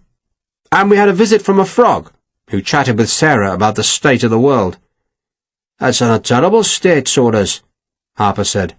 "A shame, really." He shook his head, then hefted the volley gun. "You should get some sleep, sir. Let me watch for a while." He turned and smiled as Joanna came from the kitchen. She'd taken off her torn dress and seemed to be wearing nothing except the Frenchman's shirt, which reached halfway down her thighs. She put her arms round Harper's waist, rested her dark head against his shoulder and smiled at Sharpe. "We'll both keep watch," Harper said. "Is that what you call it?" Sharpe asked. He picked up his rifle. "Wake me when you're tired," he said. He reckoned he needed proper sleep more than he needed tea, but Harper, he knew, could probably drink a gallon. "You want to make some tea first? We were going to light the stove." "I'll brew it on the hearth, sir." Harper nodded at the small fireplace, where there was a three-legged saucepan designed to stand in the embers. "There's water in the garden," he added, nodding at a rain butt. "So the kitchen's all yours, sir. And sleep well, sir." Sharpe ducked through the low door, which he closed to find himself in almost pitch blackness. He groped to find the back door, beyond which was a small enclosed yard eerily lit by moonlight filtered by the drifting smoke. There was a pump in the yard's corner, and he worked the handle to splash water into a stone trough. He used a handful of straw to scrub the filth off his boots, then tugged them off and washed his hands. He unstrapped the sword belt and carried belt, boots and sword back into the kitchen. He closed the door, then knelt to find the bed in the darkness. "Careful," Sarah said from somewhere in the tangle of blankets and greatcoat. "What are you—" Sharpe began, then thought it was a stupid question, and so did not finish it. "I don't think I was really wanted out there," Sarah explained. "Not that Sergeant Harper was unwelcoming, he wasn't, but I had the distinct impression that the two of them could cope without me." "That's probably true," Sharpe said. "And I won't keep you awake," she promised. But she did. It was morning when Sharpe woke. The cat had somehow got into the kitchen and was sitting on the small shelf beside the stove, where it was washing itself, and occasionally looking at Sharpe with yellow eyes. Sarah's left arm was across Sharpe's chest, and he marvelled at how smooth and pale her skin was. She was asleep still, a strand of golden hair shivering at her open lips with every breath. Sharpe eased himself from beneath her embrace, and naked edged open the kitchen door just far enough to see into the parlour. Harper was in the armchair, Joanna asleep across his lap. The Irishman turned at the creak of the hinges. "All quiet, sir," he whispered. "You should have woken me." "Why? Nothing stirring." "Captain Vicente?" "He crept out, sir. Went to see what was happening. Promised he wouldn't go far." "I'll make some tea," Sharpe said, and he closed the door. There was a basket of kindling beside the stove and a box of small logs. He worked as quietly as possible, but heard Sarah stir, and turned to see her looking up at him from the jumble of bedclothes. "You're right," she said. "The army is an education." Sharpe leaned against the stove. She sat up, clutching Harper's greatcoat to her breasts, and he stared at her. She stared back, and neither spoke until she suddenly scratched at her thigh. "When you were in India," she asked unexpectedly, "did you meet people who believed that after death they came back as another person?" "Not that I know about," Sharpe said. "I'm told they believe that," Sarah said solemnly. "They believe all sorts of rubbish. Couldn't keep up with it." "When I come back," Sarah said, tilting her head to rest against the wall, "I think I'll come back as a man." "Bit of a waste," Sharpe said. "Because you're free," she said, gazing up at the dried herbs hanging from the beams. "I'm not free," Sharpe said. "I've got the army all over me, like fleas." He watched her scratch again. "What we did last night," Sarah said, and blushed very slightly, and it was plain she had to force herself to speak of what had happened so naturally in the darkness, "doesn't leave you changed. You're the same person. I'm not." Sharpe heard Vicente's voice in the parlour, and a heartbeat later there was a knock on the kitchen door. "In a minute, Yogi," Sharpe called out. He looked into Sarah's eyes. "Should I feel guilty?" No, Sarah said quickly. "It's just that everything's changed. For a woman," she looked up at the herbs again, "it's not a small thing. For a man, I think it is." "I won't let you be alone," Sharpe said. "I wasn't worried about that," Sarah said, though she was. "It's just that everything's new now. I'm not who I was yesterday, and that means tomorrow is different as well." She half smiled at him. "Do you understand?" "You'll probably have to talk to me some more," Sharpe said, "when I'm awake. But for the moment, love, I have to let Yogi have his say, and I need some bloody tea." He leaned over and kissed her, then scooped up his clothes. Sarah lifted her torn dress from the tangled bedding. She was about to pull it over her head, then shuddered. "It stinks," she said in distaste. "Wear this," Sharpe said, tossing her his shirt. Then he pulled on the overalls, shrugged the straps over his bare shoulders, and tugged on the boots. "We'll have a make and mend day," he said. "Wash everything. I doubt the bloody French will leave today, and we seem safe enough here." He waited until she'd buttoned the shirt, then opened the door. "Sorry, Yogi, just making a fire." "The French aren't leaving," Vicente reported from the door. He was in shirt-sleeves and had made a sling for his left arm. "I couldn't go far, but I could see downhill, and they're not making any preparations." "They're catching their breath," Sharpe said, "and they'll probably march tomorrow." He twisted to look at Sarah. "See if Patrick's fire is going, will you? Tell him I need a flame for this one." Sarah slipped past Vicente, who stood aside to let her pass. Then he looked from Sarah to Joanna, both girls bare-legged and dressed in grubby shirts. He came into the kitchen and frowned at Sharpe. "It looks like a brothel in there," he said reprovingly. "Green jackets always were lucky, Yogi, and they're both volunteers." Does that justify it? Sharpe pushed more kindling into the stove. Doesn't have to be justified, Yogi. It's life.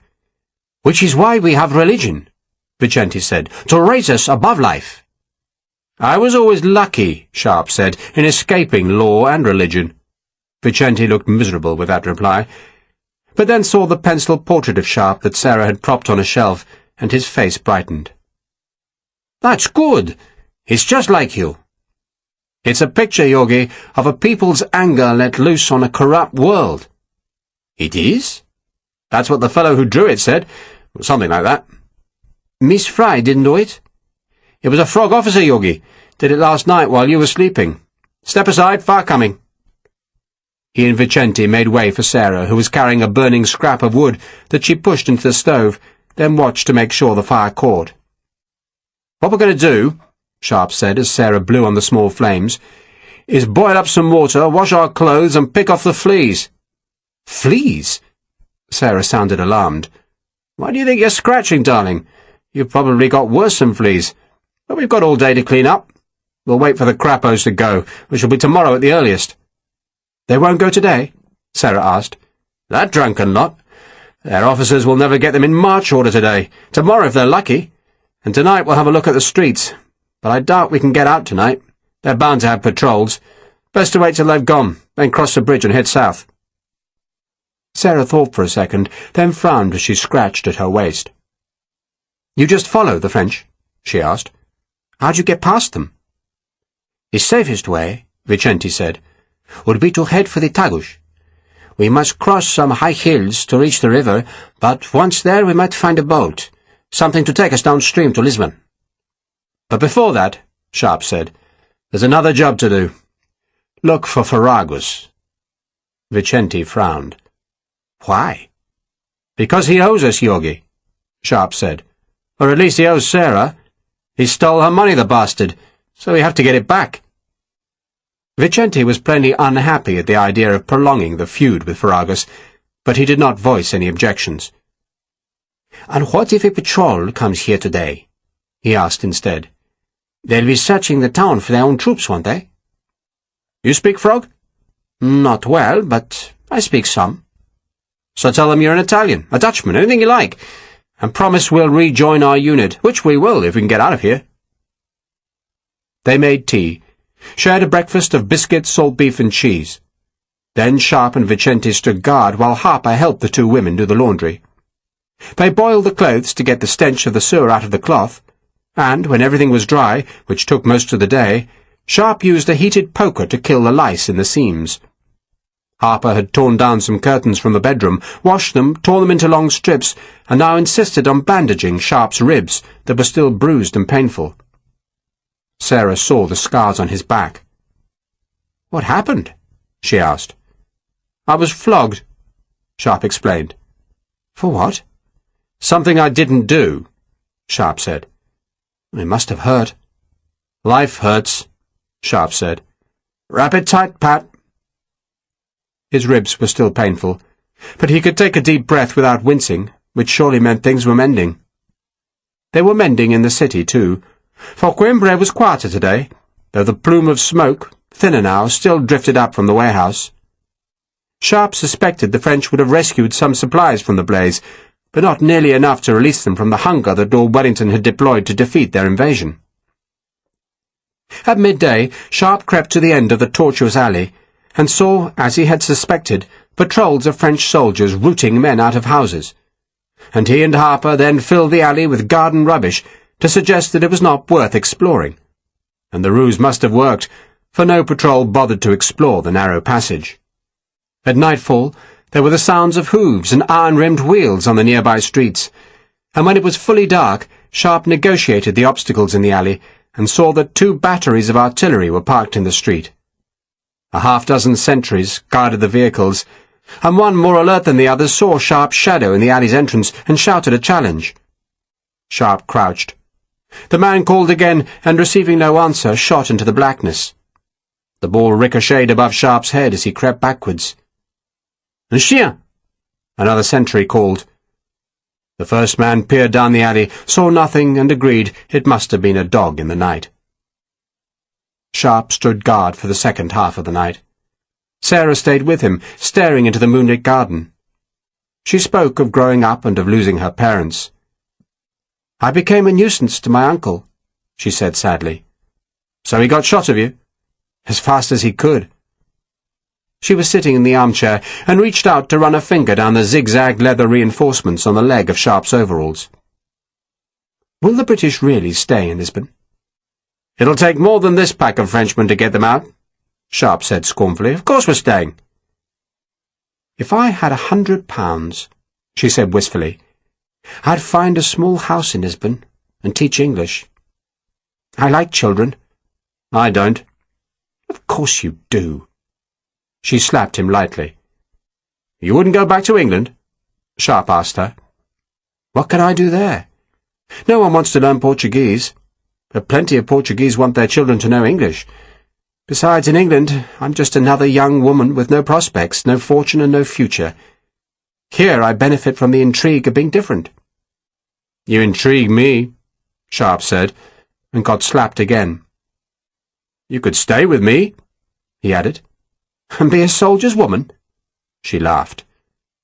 "Nothing wrong with that," Sharpe said defensively. "No, there's not," Sarah agreed. She was silent for a while. "Until 2 days ago," she went on suddenly, "I thought my life depended on other people, on employers. Now I think it depends on me. You taught me that. But I need money." "Money's easy," Sharpe said dismissively. "That is not the conventional wisdom," Sarah said dryly. "Steal the stuff," Sharpe said. "You were really a thief?" "Still am. Once a thief, always a thief. Only now I steal from the enemy. And some day I'll have enough to stop doing it. And then I'll stop others thieving from me." "You have a simple view of life." "You're born, you survive, you die," Sharpe said. "What's hard about that?" "It's an animal's life," Sarah said. "And we are more than animals." "That's what they tell me," Sharpe said. "But when war comes, they're grateful for men like me. At least they were." "Were?" He hesitated, then shrugged. "My colonel wants rid of me. He's got a brother-in-law he wants to have my job, a man called Slingsby. He's got manners." "A good thing to have." "Not when 50,000 frogs are coming at you. Manners don't get you far then. What you need is sheer bloody-mindedness." "And you have that?" "Buckets of it, darling," Sharpe said. Sarah smiled. "So what happens to you now?" "I don't know. I go back, and if I don't like what's there, then I'll find another regiment. Join the Portuguese, perhaps." "But you'll stay a soldier?" Sharpe nodded. He could imagine no other life. There were times when he thought he would like to own a few acres and farm them, but he knew nothing of farming, and recognized the wish as a dream. He would stay a soldier, and he supposed, when he thought about it at all, that he would reach a soldier's end, either sweating in a fever ward or dead on a battlefield. Sarah must have guessed what he was thinking. "I think you'll survive," she said. "I think you will, too." Somewhere in the dark a dog howled, and the cat arched its back in the doorway and spat at the sound. After a while Sarah fell asleep, and Sharpe crouched beside the cat and watched the light slowly creep across the sky. Vicente woke early and joined him. "How's the shoulder?" Sharpe asked him. "It hurts less." "It's healing, then," Sharpe said. Vicente sat in silence. "If the French do leave today," he said after a while, "wouldn't it be sensible to go ourselves?" "Forget Farragus, you mean?" Vicente nodded. "Our duty is to rejoin the army." "It is," Sharpe agreed. "But we rejoin the army, Yogi, and they'll give us black marks for being absent. Your colonel won't be pleased. So we have to take them something." "Farragus?" Sharpe shook his head. "Ferreira. He's the one they need to know about. But to find him, we look for his brother." Vicente nodded acceptance. "So when we go back, we haven't just been absent, but doing something useful." "And instead of stamping all over us," Sharpe said, "they'll be thanking us." "So when the French go, we look for Ferreira?" then march him south under arrest. Simple, eh? Sharpe said with a smile. I'm not as good as you at this. At what? At being away from the regiment, at being on my own. You miss Kate, eh? I miss Kate, too. You should miss her, Sharpe said. And you are good at this, Jorge. You're as good a damn soldier as any in the army, and if you give the army Ferreira, then they'll think you're a hero. Then in 2 years you'll be a colonel, and I'll still be a captain, and you'll wish we'd never had this conversation. Time to make some tea, Jorge. The French left. It took most of the day for the guns, wagons, horses and men to cross the Santa Clara Bridge, twist through the narrow streets beyond, and so out onto the main road that would lead them south towards Lisbon. All day patrols went through the streets, blowing bugles and shouting for men to rejoin their units. And it was late afternoon before the last bugle sounded, and the noise of boots, hooves and wheels faded from Coimbra. The French were not wholly gone. Over 3,000 of their wounded were left in the big St. Clara convent south of the river, and such men needed protection. The French had raped, murdered and plundered their way through the city, and wounded soldiers made for easy vengeance. And so the injured were guarded by 150 French Marines, reinforced by 300 convalescents, who were not fit enough to march with the army, but could still use their muskets. The small garrison was commanded by a major, who was given the grandiose title of Governor of Coimbra. But the tiny number of men under his command gave him no control of the city. He posted most of his force at the convent, for that was where the vulnerable men lay, and put pickets on the main roads out of the city. But everything in between was unguarded. And so the surviving inhabitants emerged into a ravaged city. Their churches, schools and streets were filled with bodies and litter. There were hundreds of dead, and the wailing of the mourners echoed up and down the alleys. Folk sought revenge, and the convent's whitewashed walls were pitted with musket balls as men and women fired blindly at the building where the French cowered. Some foolhardy folk even tried to attack the convent, and were cut down by volleys from windows and doors. After a while the madness ended. The dead lay in the streets outside the convent, and the French were barricaded inside.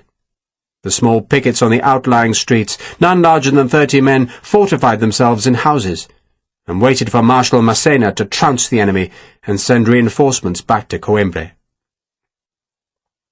Sharpe and his companions left their house soon after dawn.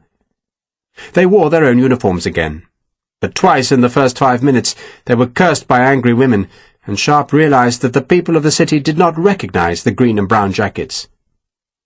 And so, before someone tried a shot from an alleyway, they stripped off their coats, tied their shakos to their belts, and walked in shirt-sleeves. They passed a priest who knelt in the street to offer the last rites to 3 dead men. A crying child clung to one of the dead hands, but the priest eased her grip from the stiff fingers, and with a reproachful glance at the gun on Sharpe's shoulder, hurried the girl away. Sharpe stopped before the corner that opened onto the small plaza in front of Ferragus's house. He did not know whether the man was in Coimbra or not, but he would take no chances, and peered cautiously around the wall. He could see the front door was off its hinges, every piece of window glass was missing, and the shutters had been torn away or broken. "He's not there," he said. "How can you tell?" Vicente asked. "Because he'd have at least blocked the door," Sharpe said. "Maybe they killed him," Harper suggested. "Well, let's find out." Sharpe took the rifle from his shoulder, cocked it, told the others to wait, then ran across the patch of sunlight, took the house steps 3 at a time, and then was inside the hallway where he crouched at the foot of the stairs, listening. Silence. He beckoned the others over. The 2 girls came through the door first, and Sarah's eyes widened in shock as she saw the destruction. Harper gazed up the stairwell. "They kicked the living shit out of this place," he said. "Sorry, miss." "It's all right, Sergeant," Sarah said. "I don't seem to mind any longer." "It's like sewers, miss," Harper said. "Stay in them long enough, and you get used to them. Jesus, they did a proper job here." Everything that could be broken had been smashed. Pieces of crystal from a chandelier crunched under Sharpe's boots as he explored the hallway and looked into the parlour and study. The kitchen was a mess of broken pots and bent pans. Even the stove had been pulled from the wall and taken apart. In the schoolroom, the small chairs, low table, and Sarah's desk had been hammered into splinters. They climbed the stairs, looking in every room, finding nothing except destruction and deliberate fouling. There was no sign of Ferragus or his brother. "Bastards have gone," Sharpe said, after opening the cupboards in the big bedroom and finding nothing except a pack of playing cards. "But Major Ferreira was on the side of the French, wasn't he?" Harper asked, puzzled that the French would have destroyed the house of an ally. "He doesn't know what side he's on," Sharpe said. "He just wants to be on the winning side." "But he sold them the food, didn't he?" Harper asked. "We think he did," Sharpe said. "And then you burned it," Vicente put in. "And what will the French conclude? That the brothers cheated them." "So the odds are," Sharpe said, "that the French shot the pair of them. That would be a good day's work for a bloody frog." He slung his rifle and climbed the last stairs to the attic. He expected to find nothing there, but at least the high windows offered a vantage point from which he could look down at the lower town and see what kind of presence the French were maintaining. He knew they were still in the city, for he could hear distant sporadic shots that seemed to come from close to the river. But when he stared through a broken window, he could see no enemy, nor even any musket smoke. Sarah had followed him upstairs, while the others stayed on the floor below. She leaned on the window-sill and gazed south across the river to the far hills. "So what do we do now?" she asked. "Join the army." "Just like that?" "You have to walk a long way," Sharpe said. "And you're going to need better boots, better clothes. We'll look for them." "How far will we have to walk?" 4 days, 5, maybe a week. I don't know." "And where will you find me clothes?" "By the road, my love, by the road." "The road?" "When the French left," he explained, "they were carrying all their plunder, but a mile or two of marching changes your mind. You start throwing things away. There'll be hundreds of things on the road south." She looked down at her dress, torn, dirty, and wrinkled. "I look horrid." "You look wonderful," Sharpe said. Then turned, because 2 smart taps had sounded from the floor below, and he held his finger to his lips, and, moving as softly as he could, edged back to the stairwell. Harper was at the bottom of the flight, and the Irishman held up 3 fingers, then pointed down the next stairs. So 3 people were in the house. Harper looked back down the stairs, then held up 4 fingers and rocked his hand from side to side, telling Sharpe there could be more than 3. Plunderers, probably. The French had gone through Coimbra once, but there'd be pickings left, and enough folk ready to come up from the lower town to enrich themselves from the upper. Sharpe had edged down the top stairs, stepping at the side of the treads, going very slowly. Vicente was behind Harper, his rifle pointing down into the hall, while Joanna was in the bedroom door, her musket at her shoulder. Sharpe reached Harper's side. He could hear voices now. Someone was angry. Sharpe cocked the rifle, flinching at the small noise the mechanism made, but no one below heard. He pointed to himself, then down the stairs, and Harper nodded. Sharpe took these stairs even more slowly. They were strewn with pieces of balustrade and littered with crystal drops, and he had to find a clear space for his foot with every step and transfer his weight gently. He'd got halfway down the flight when he heard the footsteps coming from the passage at the bottom of the stairs, and he crouched, brought the rifle up, and just then a man came into view, saw Sharpe, and gaped at him in astonishment. Sharpe did not fire. If Ferragus had come back, then he did not want to alert him, and instead he gestured at the man to drop onto the floor.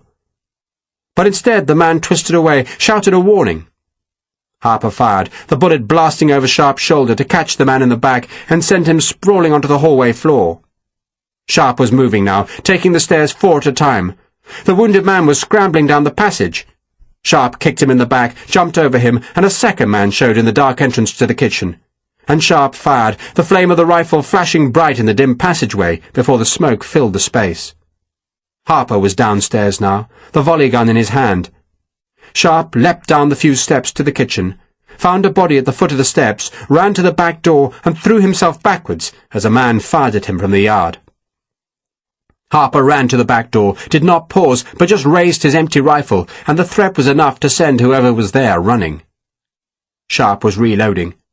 Joanna came into the kitchen, and he took her musket, gave her the half-loaded rifle, and ran back up the passage, jumped over the dead man and over the wounded man, and pushed into the parlour because its window overlooked the yard. The sash, the broken glass glinting at its edges, was raised, and Sharpe ran to it and saw no one beneath him. "Yard's empty," he called to Harper. Harper appeared from the kitchen door, crossed the yard and closed the gate. "Plunderers?" he asked Sharpe. "Probably." Sharpe was wishing he had not opened fire. The menace of the rifles would have been enough to frighten off plunderers, but he supposed he'd been nervous, and so had killed a man who almost certainly did not deserve it. "Bugger!" he said in self-reproof, then went to collect his rifle from Joanna. But Sarah was crouching beside the wounded man in the passageway. "It's Miguel," she said. "Who?" "Miguel. One of Ferragus's men." "You sure?" "Of course I'm sure." "Talk to him," Sharpe said to Vicente. "Find out where those damn brothers are." Sharpe stepped over the wounded man and fetched his rifle. He finished reloading it, then went back to the passage where Vicente was questioning Miguel. "He won't speak," Vicente said, "except to ask for a doctor." "Where's his shot?" "The side," Vicente said, pointing to Miguel's waist where the clothes were darkened by blood. "Ask him where Ferragus is." "He won't tell me." Sharpe put his boot on the blood-soaked patch of clothing, and Miguel gave a gasp of pain. "Ask him again," Sharpe said. "Sharpe, you can't—" Vicente began. "Ask him again!" Sharpe snarled, and he stared into Miguel's eyes, and then smiled at the wounded man. And there was a wealth of meaning in the smile. Miguel began talking. Sharpe left his boot on the wound, listening to Vicente's translation. The Ferreira brothers reckoned Sharpe was probably dead, but also that he was unimportant so long as they reached the army first and gave their version of events. And they were trying to reach the army by crossing the hills, going towards Castelo Branco, because the road to that city would be free of the French, but they planned to cut south as they neared the river. They wanted to get to Lisbon, because that was where the Major's family and fortune had found temporary refuge, and they had left Miguel and 2 others to watch over the property in Coimbra. "Is that all he knows?" Sharpe asked. "It's all he knows," Vicente said, then moved Sharpe's foot away from Miguel's wound. "Ask him what else he knows," Sharpe said. "You can't torture a man," Vicente reproved Sharpe. "I'm not torturing him," Sharpe said, "but I bloody will if he doesn't tell us everything." Vicente spoke with Miguel again, and Miguel swore on the Blessed Virgin that he'd told them everything he knew. But Miguel had lied. He could have warned them about the partisans waiting in the hills, but he reckoned he was dying, and as his final wish, he wanted death for the men who had shot him. Those men bandaged him, and promised they would try to find a physician.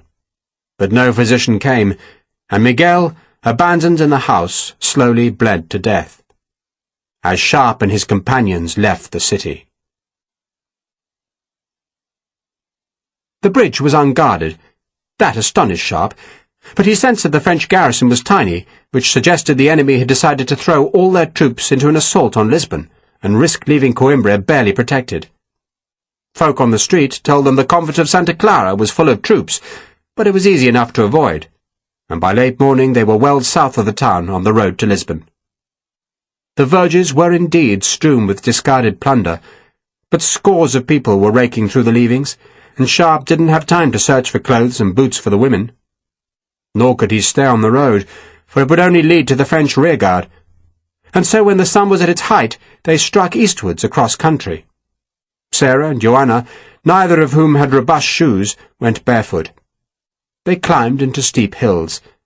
The few villages were deserted, and by mid-afternoon they were among trees. They stopped to rest where a great outcrop of rock jutted into the valley like the prow of a monstrous ship, and from its summit Sharpe could see French troops far below. He took out his telescope, found it was undamaged after his adventures, and trained it down into the shadows of the valley, where he saw 50 or more dragoons searching a small village for food. Sarah joined him.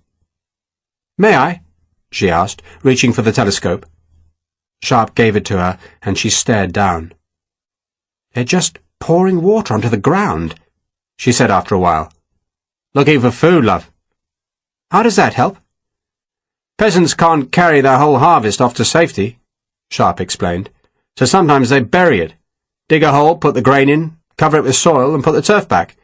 You could walk right across and never see it. But pour water on the soil, and it drains faster where it's been dug." "They're not finding anything," she said.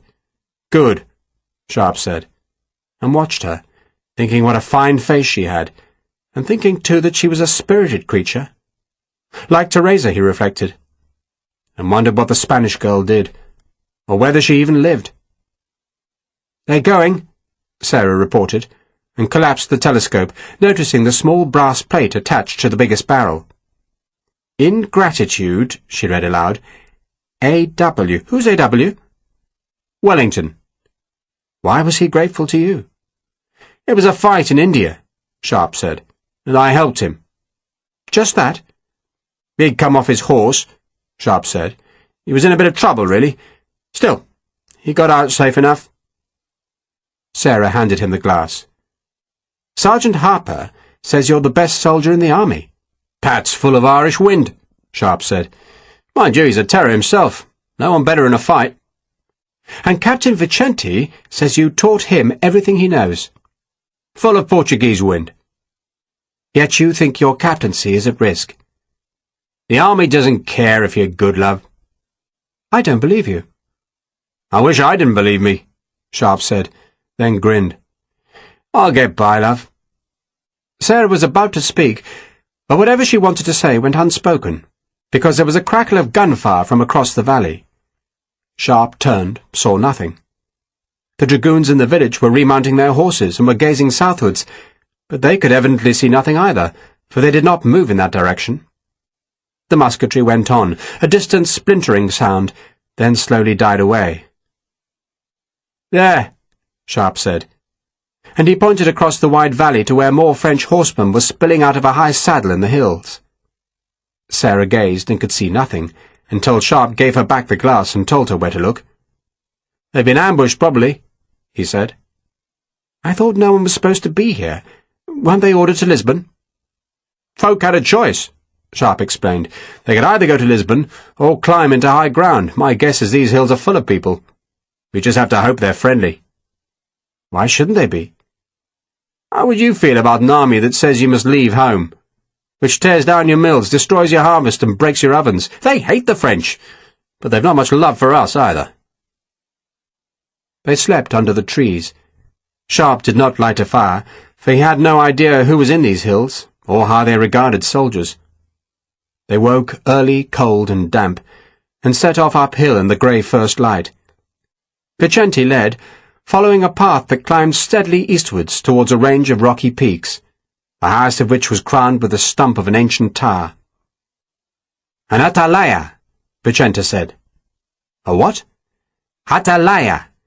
A watchtower. They are very old. They were built to keep a lookout for the Moors." Vicente crossed himself. "Some were turned into windmills, others just decay. When we get to that one, we will be able to see the route ahead." The sun, streaked with purple and pink clouds, was behind them. The day was warming, helped by a southern wind.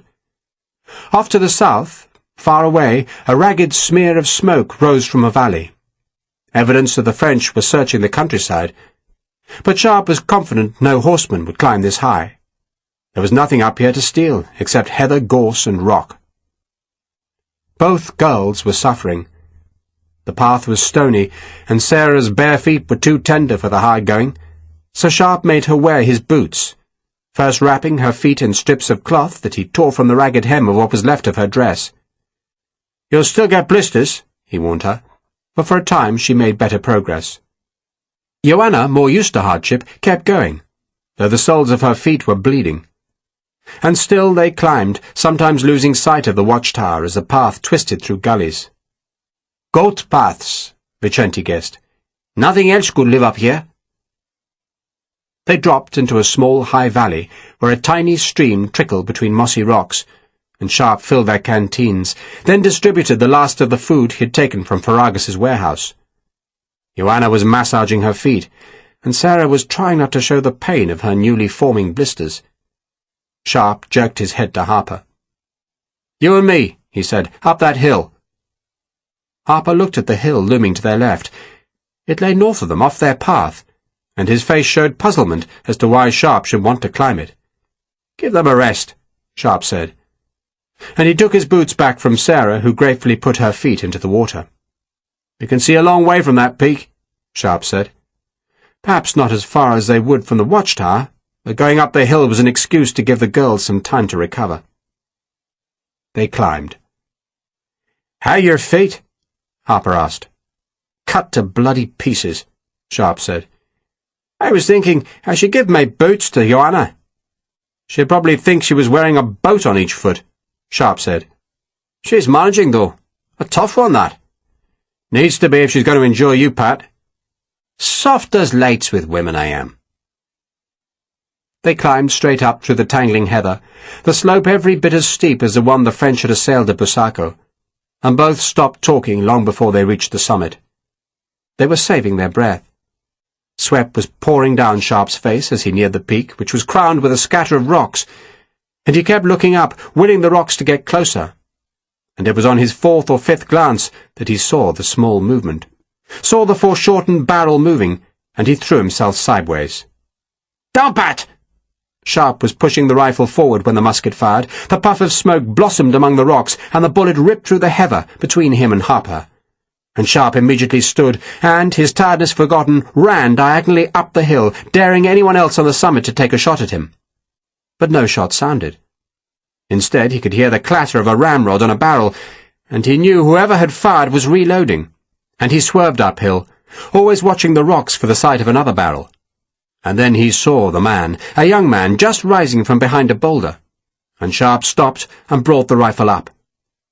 The young man saw him then, saw the soldier 50 paces from where he'd expected him to be, and he began to move the musket, and then understood that one more inch of movement would mean that the green-jacketed soldier would pull the trigger, and he went very still. "Put the gun down," Sharpe said. The young man did not understand him. He looked from Sharpe to Harper, who was now climbing towards his other side. "Put the bloody gun down!" Sharpe snarled, and walked forward, keeping the rifle at his shoulder. "Down! Arma!" Harper called. "Por terra!" The young man looked as if he would twist and run away. "Go on, son," Sharpe said. "Give me an excuse." And then the boy put the musket down, and looked terrified as the two green men came up either side of him. He dropped behind a boulder, cowering there, expecting to be shot. "Jesus," Sharpe said. For now he was on the hilltop, and he could see that the young man had been a lookout, and that on the long downward sweep of the far slope there were a score of other men, some of them bunched where the path that Sharpe and his companions had been using crossed the hill's shoulder. A half-dozen others, evidently alerted by the young man, were climbing towards the hilltop, but they stopped abruptly when they saw Sharpe and Harper appear on the summit. "You were sleeping, Sam, weren't you?"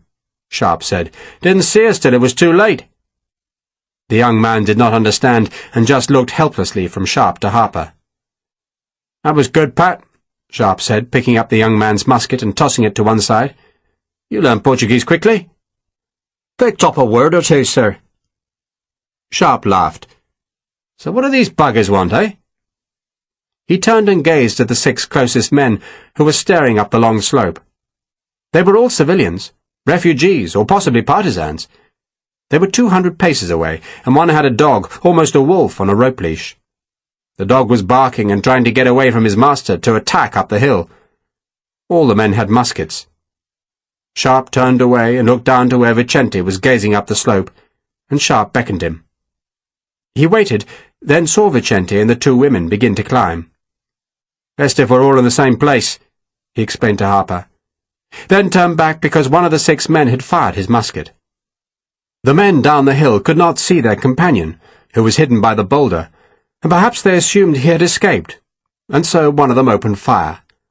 The ball went wild. Sharpe did not even hear it pass, but then a second man fired. The dog, excited by the sound of gunfire, was howling now, howling and leaping. A third man fired, and this time the ball snapped past Sharpe's head. "They need a bloody lesson," Sharpe said. He strode to the young man, pulled him to his feet and put the rifle to his head. The musket stopped firing. "We could shoot the bloody dog," Harper suggested. "You can be sure to kill it at 200 paces?" Sharpe asked. "And not just wound it, because if you just wing it, Pat, that dog will want a mouthful of Irish meat as revenge." "Better to shoot this bastard, sir. You're right," Harper said, standing on the other side of their terrified prisoner.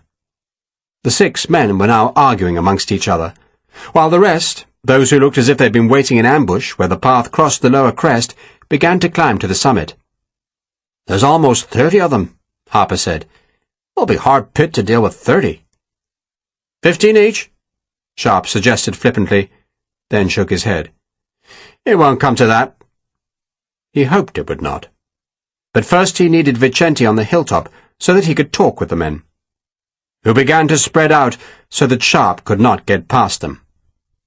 They had been waiting for him, and he had come to them, and they had orders to kill. End of Disc 9. Disc 10. Part 3. The Lines of Torres Vedras. Chapter 11. Vicente reached Sharpe and Harper first, out-climbing the 2 women, who were hampered by their ragged skirts and bare feet. Vicente glanced at the armed men watching them, then talked to the young man who sounded ever more reluctant to answer as Vicente's voice grew angrier. "They were told to look out for us," Vicente finally explained to Sharpe, "and kill us." "Kill us? Why?" "Because they say we're traitors." Vicente spat angrily. "Major Ferreira was here with his brother and 3 other men. They said we'd been talking with the French, and we're now trying to reach our army to spy on it." He turned back to the young man and said something in a furious tone, then looked back to Sharpe. "And they believed him. They're fools." "They don't know us," Sharpe said, nodding at the men down the hill. "And maybe they do know Ferreira." "They know him," Vicente confirmed. "He provided those weapons early in the year." He nodded towards the guns the men were holding, then turned back to the young man, asked a question, received a one-word answer, and immediately started down the hill. "Where are you going?" Sharpe called after him. "To talk to them, of course. Their leader is a man called Soriano." "They're partisans?" "Every man in the hills is a partisan," Vicente said, then dropped the rifle from his shoulder, unbuckled his sword belt, and thus, unarmed to show he meant no mischief, strode on down the hill. Sarah and Joanna arrived at the crest. Joanna began questioning the young man, who seemed even more frightened of her than he had been of Vicente, who had now reached the group of 6 men and was talking with them. Sarah stood beside Sharpe and gently touched his arm, as if reassuring herself. "They want to kill us?" "They've probably got something else in mind for you and Joanna," Sharpe said. "But they want to kill me, Pat and Yogi. Major Ferreira was here. He told them we were enemies." Sarah asked the young man a question, then turned back to Sharpe. "Ferreira was here last night," she said. "So, the bastard's half a day ahead of us." "Sir?" Harper was watching down the hill, and Sharpe looked to see that the 6 men had taken Vicente hostage by pointing a musket at his head. The implication was obvious. If Sharpe killed the young man, they would kill Vicente. "Shit," Sharpe said, not sure what he should do now. Joanna made the decision. She ran down the hill, easily evading Harper's attempt to stop her, and she screamed at the men holding Vicente. She stood 20 yards from them and told them what had happened in Coimbra, how the French had raped and stolen and killed, and said how she had been dragged to her room by 3 Frenchmen, and how the British soldiers had saved her. She unbuttoned the shirt to show them her torn dress. Then she cursed the partisans, because they'd been fooled by their true enemies. "You trust Ferragus?" she asked them. "Has Ferragus ever shown you a kindness? And if these men are spies, why are they here? Why do they not travel with the French?" One man evidently tried to answer her, but she spat at him. "You are doing the enemy's work," she said scornfully. "You want your wife and daughters to be raped? Or are you not man enough to have a wife? You play with goats instead, do you?" She spat at him a second time, buttoned the shirt and turned back up the hill. 4 men followed her. They came cautiously, their muskets held towards Sharpe and Harper, and they stopped a safe distance away and asked a question. Joanna answered them. "She's saying," Sarah translated for Sharpe, "that you burned the food in the city that Ferragus would have sold to the French." Joanna was evidently telling the 4 men more than that, for she went on, spitting out words like bullets, her tone scornful, and Sarah smiled. "If she was my pupil," she said, "I'll wash her mouth out with soap." "Good job I'm not your pupil," Sharpe said. The 4 men, evidently shamed by Joanna's passion, glanced up at him, and he saw the doubt on their faces, and on impulse he pulled the young man to his feet. The 4 muskets immediately twitched upwards. "Go," Sharpe told the young man, releasing his hold on the frayed collar. "Go, and tell them we mean no harm." Sarah translated, and the young man, with a nod of gratitude, ran down the hill to his companions, the tallest of whom slung his musket and walked slowly up the hill. He still asked questions that Joanna answered, but eventually he offered Sharpe a curt nod and invited the strangers to talk with him. "Does that mean they believe us?" Sharpe asked. "They're not sure," Sarah answered. It took the best part of an hour's talking to persuade the men that they had been deceived by Major Ferreira, and it was only when Vicente put his right hand on a crucifix and swore on his life, on his wife's soul, and on the life of his baby child, that the men accepted that Sharpe and his companions were not traitors. And then they took the fugitives to a small high village that was little more than a sprawl of hovels where goatherds stayed in the summer. The place was now crammed with refugees who were waiting for the war to pass. The men were armed mostly with British muskets that Ferreira had supplied, and that was why they had trusted the Major, though enough of the fugitives were familiar with the Major's brother and had been worried when Ferragus came to their settlement. Others knew of Vicente's family, and they were helpful in persuading Soriano that the Portuguese officer was telling the truth. "There were 5 of them," Soriano told Vicente, "and we gave them mules, the only mules we had." "Did they say where they were going?" "Eastwards, senor." "To Castelo Branco?" "Then to the river," Soriano confirmed. He'd been a miller, though his mill had been dismantled and its precious wooden mechanism burned, and he didn't know how he was to make a living now that he was behind the French lines. "What you do," Vicente told him, "is take your men southwards and attack the French. You'll find foraging parties in the foothills. Kill them, keep killing them. And in the meantime, you give us shoes and clothes for the women, and guides to take us after Major Ferreira." A woman in the settlement looked at the wound in Vicente's shoulder and said it was healing well, then rewrapped it in moss and a new bandage. Shoes and footcloths were found for Sarah and Joanna, but the only dresses were heavy and black, not garments suitable for travelling miles across rough country, and Sarah persuaded the women to give up some boys' breeches, shirts and jackets instead. There was little food in the village, but some hard bread and goat's cheese were wrapped in cloth and given to them, and then, near midday, they set off. They had, so far as Vicente could gauge, some 60 miles to travel before they reached the river Tagus, where he hoped they could find a boat that would carry them downstream towards Lisbon and the British and Portuguese armies. 3 days walking, Sharpe said. Maybe less. 20 miles a day? Sarah sounded dubious. We should do better than that, Sharpe insisted. The army reckoned to march 15 miles a day, but the army was encumbered with guns, baggage, and walking wounded. General Crawford, vainly trying to reach Talavera in time for the battle, had marched the light brigade over 40 miles in a day. But that had been on half-decent roads, and Sharpe knew his route would be across country, uphill and down dale, following the paths where no French patrol would dare to ride. He'd be lucky, he thought, if they reached the river in 4 days, and that meant he would fail, because the Ferreira brothers had mules and would probably complete the journey in 2. He thought about that as they walked eastwards. It was high, bare country, barren and empty, though they could see settlements far below in the valleys. It would be a long, unrewarding walk, he thought, because by the time they reached the river and found a boat, the brothers would be a long way ahead, probably in Lisbon. And Sharpe knew the army would never give him permission to pursue the feud into the city. "Is Castelo Branco," he asked Vicente, "the only route to the river?" Vicente shook his head. "It's the safe route," he said. "No French, and this road leads there." "Call this a road?" It was a track, fit for men and mules, but hardly deserving the name of road. Sharpe turned and saw that the watchtower close to where they had encountered Soriano was still visible. "I'll never catch the bastards," he grumbled. Vicente stopped and scratched a rough map in the earth with his foot. It showed the Tagus curling east out of Spain, then turning south towards the sea, and so narrowing the peninsula on which Lisbon was built. "What they are doing," he said, "is going directly east. But if you want to take a risk, we can go south across the Serra da Loja. Those hills are not so high as these, but the French could be there."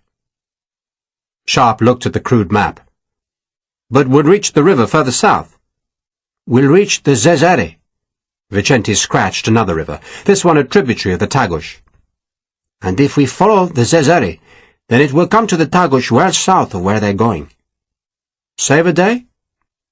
"If there are no French." Vicente sounded dubious. "The further south we go, the more likely we are to meet them." "But it will save a day." "Maybe more." "Then let's do it."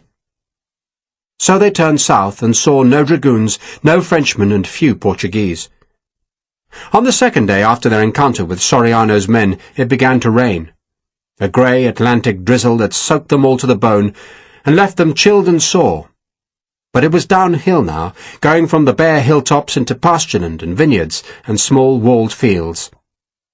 The three escorts left them, not wanting to go into the Zezere Valley, where the French might be. But Sharpe, throwing caution to the wind, followed a road down to the river. It was dusk when they came to the fast-flowing Zezere, which was dappled by rain, and they spent the night in a small shrine beneath the outstretched hand of a plaster saint whose shoulders were thick with bird dung. Next morning they crossed the river at a place where the water foamed white across gaunt and slippery boulders. Harper made a short rope by joining the rifle and musket slings. Then they helped each other from stone to stone, wading where they had to, and it took much longer than Sharpe had hoped. But once on the far bank, he felt more secure. The French army was on the road to Lisbon, and that was now over 20 miles to the west, on the river's opposite bank, and he reckoned any French foraging parties would stay on that side of the Zezere, and so he walked openly on the eastern bank. It was still hard going, for the river flowed fast through high hills, twisting between great rocky shoulders. But it became easier the further south they went, and by the afternoon they were following tracks which led from village to village. A few inhabitants were still in their cottages, and they reported seeing no enemy. They were poor folk, but they offered the strangers cheese and bread and fish. They reached the Tagus that evening. The weather was worse now.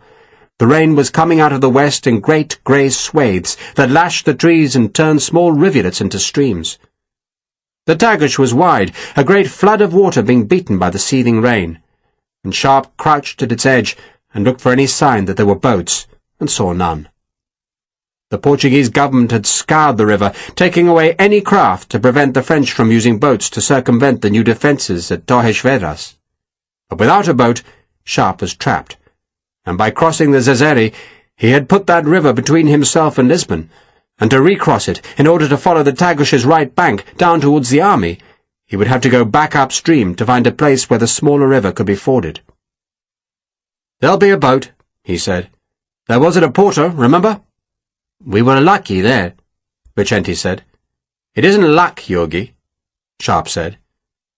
At Oporto, the British and Portuguese had destroyed the vessels on the Douro, yet Sharpe and Vicente had found some boats, enough indeed to let the army cross. "It isn't luck," Sharpe said again, "but peasants.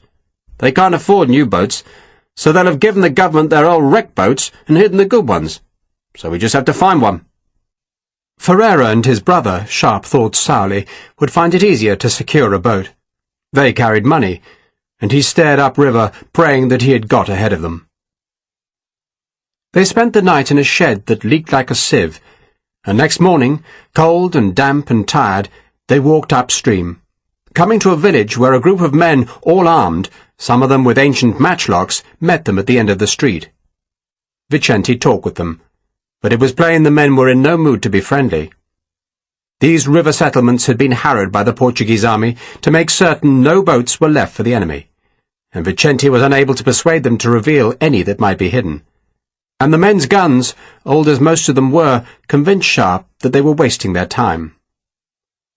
"They're telling us to go to Abrantes," Vicente said. "They say there will be boats hidden there." "There are boats hidden here," Sharpe grumbled. "How far is Abrantes?" "We could be there by midday." Vicente sounded dubious, and the Ferreira brothers, Sharpe thought, would surely be on the river already and floating south.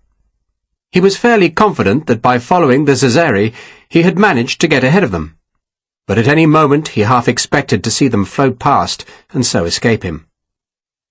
"I can talk to them," Vicente suggested, gesturing at the men. "If I promise to come back and pay for the boat, perhaps they'll sell us one." "They won't believe a promise like that," Sharpe said. "No, we keep walking." They left the village, followed by 7 men who were cheerful in their victory. Sharpe ignored them. He was going north now, the wrong direction entirely. But he said nothing until the villagers, sure they had seen the threat off, abandoned them with a shouted injunction to stay away. Sharpe waited till they were out of sight. "Time to get nasty," he said. "Those bastards have got a boat, and I want it." He led his companions off the road into the higher ground, then back towards the village, staying hidden in trees or behind the rows of vines that straggled on chestnut stakes. The rain kept coming down. His plan was simple enough: to find something that the villagers valued more than their boats, and threaten that thing. But as they crept back towards the houses, there was nothing obvious to take. There was no livestock, nothing except some chickens scratching in a fenced garden. But the men who had marched the strangers out of the village were celebrating in the tavern. Their boasting and laughter were loud, and Sharpe felt his anger rise. "Fast in," he told Harper, "and scare the hell out of them." Harper took the 7-barrel gun from his shoulder. "Ready when you are, sir." "The 2 of us go in," Sharpe said to Vicente and the women, "and you 3 stand at the door and look as if you're ready to use your guns." He and Harper jumped a fence, ran across some rows of beans and threw open the tavern's back door. A dozen men were gathered in the room, clustered about a barrel of wine, and most still had guns on their shoulders. But Sharpe was across the floor before any could unsling a musket, and Harper was bellowing at them from the empty hearth, his volley gun aimed at the group. Sharpe began by snatching muskets off shoulders, and when one man resisted, he slapped him round the face with his rifle's barrel. Then he kicked the wine barrel off its small stand, so that it crashed onto the stone floor with a noise like a cannon firing. Then, when the men were cowed by the noise, he backed to the front door and pointed the rifle at them. "I need a bloody boat," he snarled. Vicente took over. He slung his rifle, walked slowly forward, and spoke softly. He spoke of the war, of the horrors that had been visited on Coimbra, and he promised the men that the same would happen in their village if the French were not defeated. "Your wives will be violated," he said. "Your houses burned, your children murdered. I have seen it. But the enemy can be beaten, will be beaten. And you can help. You must help." He was an advocate suddenly, the tavern his courtroom, and the disarmed men his jury, and the speech he gave was impassioned. He had never spoken in a courtroom. His law had been practiced in an office, where he enforced the regulations of the port trade. But he dreamed of being an advocate, and now he spoke with eloquence and honesty. He appealed to the villagers' patriotism, but then, knowing what kind of men they were, he promised that the boat would be paid for.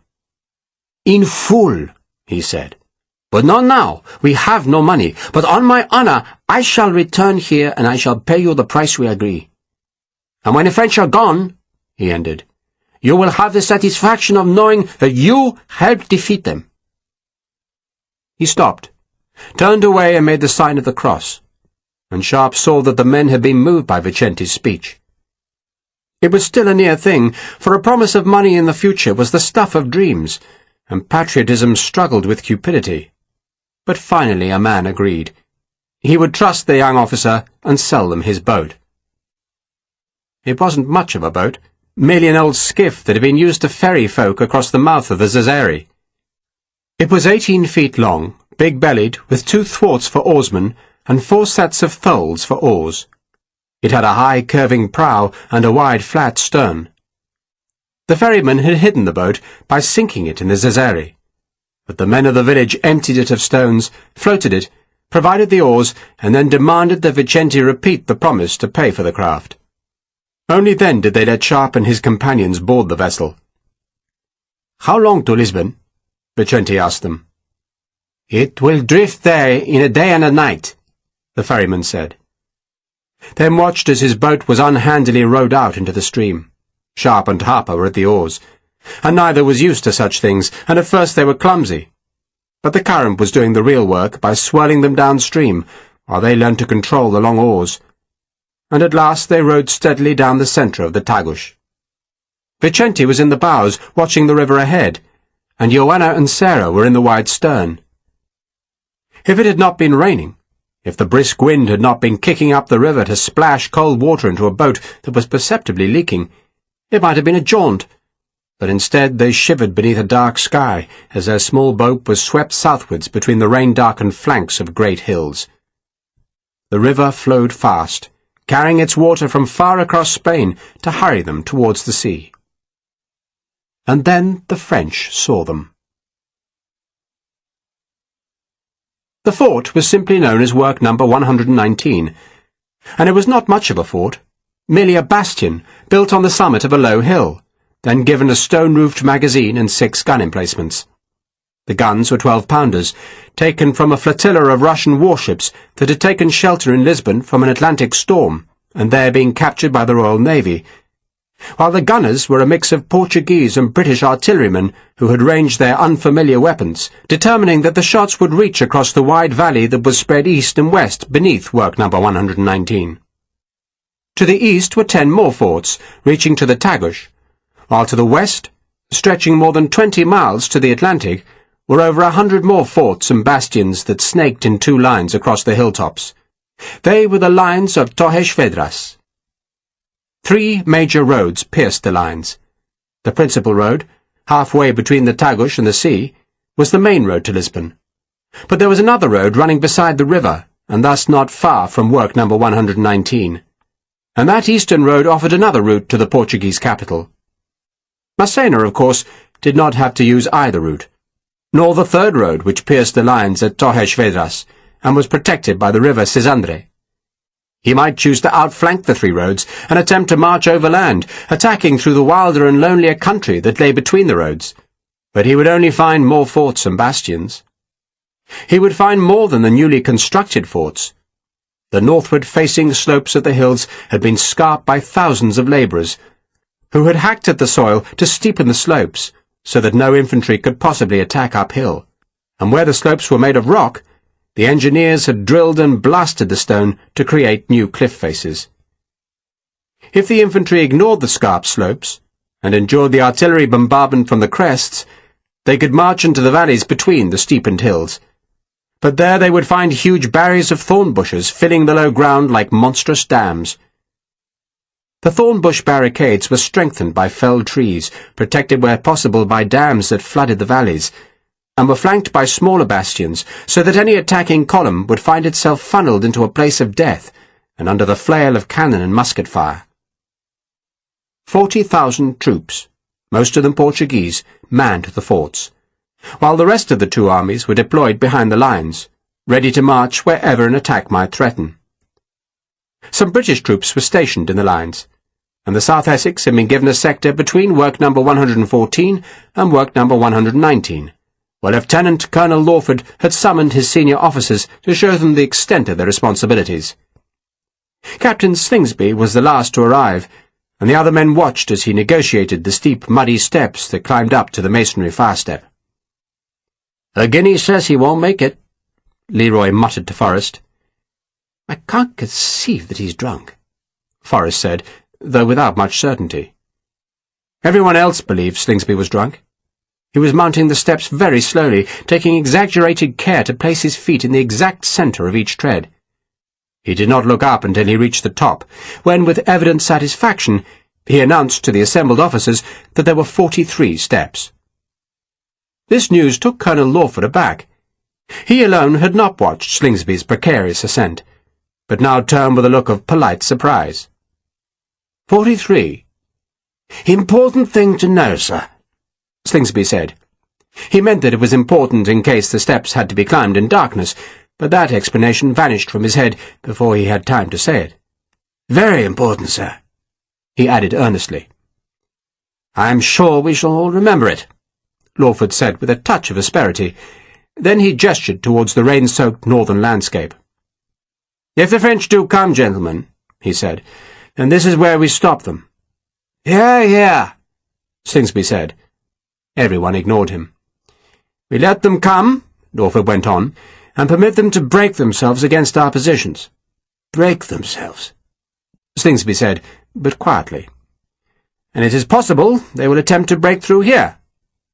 Lawford hurried on in case his brother-in-law added more words. The Colonel pointed west to where a small valley twisted southwards, past work number 119, and then curled around the back of the hill. "Major Forrest and I rode north yesterday," he said, "and looked at our position from the French point of view." "Very wise," Slingsby said. "And from those hills," Lawford continued, "that valley is a temptation. It seems to penetrate our lines." "Penetrate?" Slingsby repeated, nodding. Major Leroy half expected him to take out a notebook and pencil and write the word down.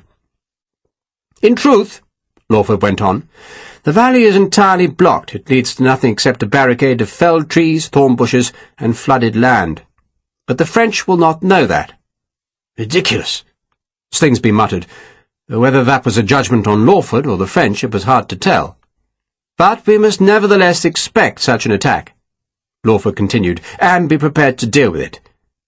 "Unleash the cat," Slingsby said obscurely, though only Leroy heard him.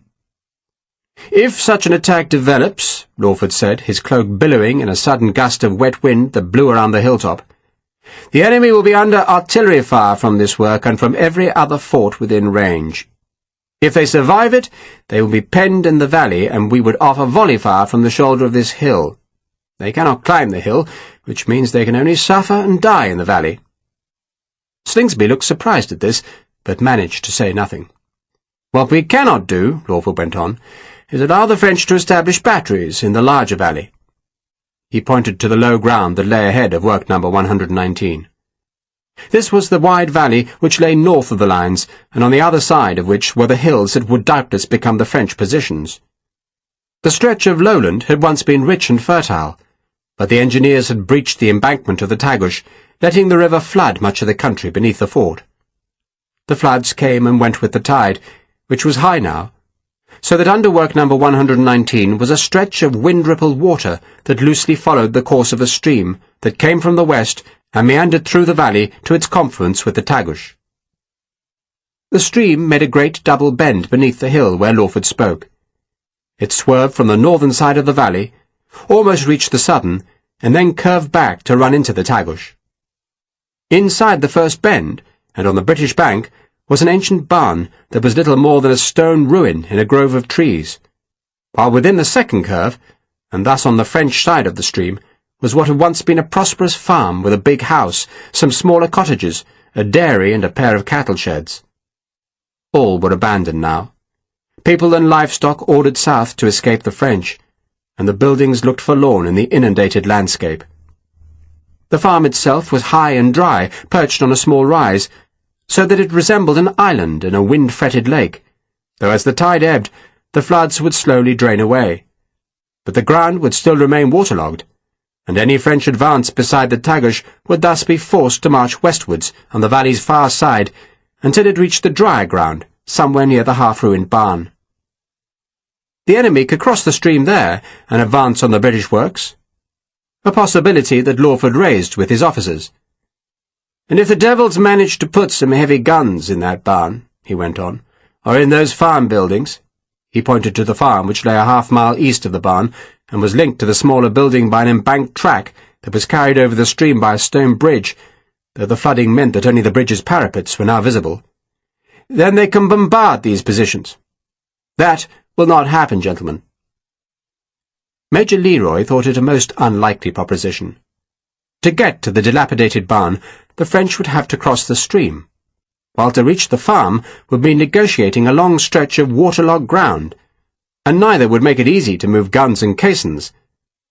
Leroy suspected Lawford knew that, but he also reckoned the Colonel did not want his men becoming complacent. "And to stop it from happening, gentlemen," Lawford said, "we're going to patrol. We're going to patrol vigorously. Company-sized patrols, down in the valley, so that any damned frog who shows his nose will get it blooded." Lawford turned and pointed at Captain Slingsby. "Your task, Cornelius, patrol," Slingsby said quickly, "vigorously." "Is to establish a picket in that barn," Lawford said, irritated at the interruption. "Day and night, Cornelius. The Light Company will live there. You understand?" Slingsby stared down at the old barn beside the stream. The roof had partially fallen in, and the place looked nothing like as comfortable as the billets that the Light Company had been given in the village behind work number 119, and for a moment Slingsby did not seem to entirely understand his orders. "We're taking up residence there, sir?" he asked plaintively. "In the barn, Cornelius," Lawford replied patiently. "Fortify the place, and stay there unless the whole damned French army attacks you, upon which eventuality you have my reluctant permission to withdraw." The other officers chuckled, recognizing a joke, but Slingsby nodded seriously. "I want the Light Company in position by nightfall," Lawford went on, "and you'll be relieved on Sunday. In the meantime our patrols will keep you supplied with provisions." Lawford paused because a nearby telegraph station had begun to transmit a message, and the officers had all turned to watch the inflated pig's bladders being hoisted up the mast. "And now, gentlemen," Lawford retrieved their attention, "I want you to walk this section of the line." He gestured to the east. "Familiarize yourself with every fort, every path, every inch. You might be here a long time.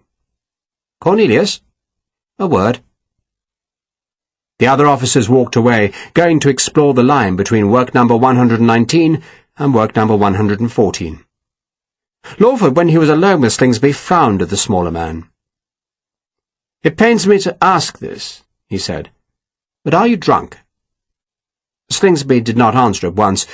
Instead he looked indignant, and it seemed as though he would return a sharp answer. But then words failed him, and he just turned away and gazed across the valley. The rain on his face made it appear as though he was crying.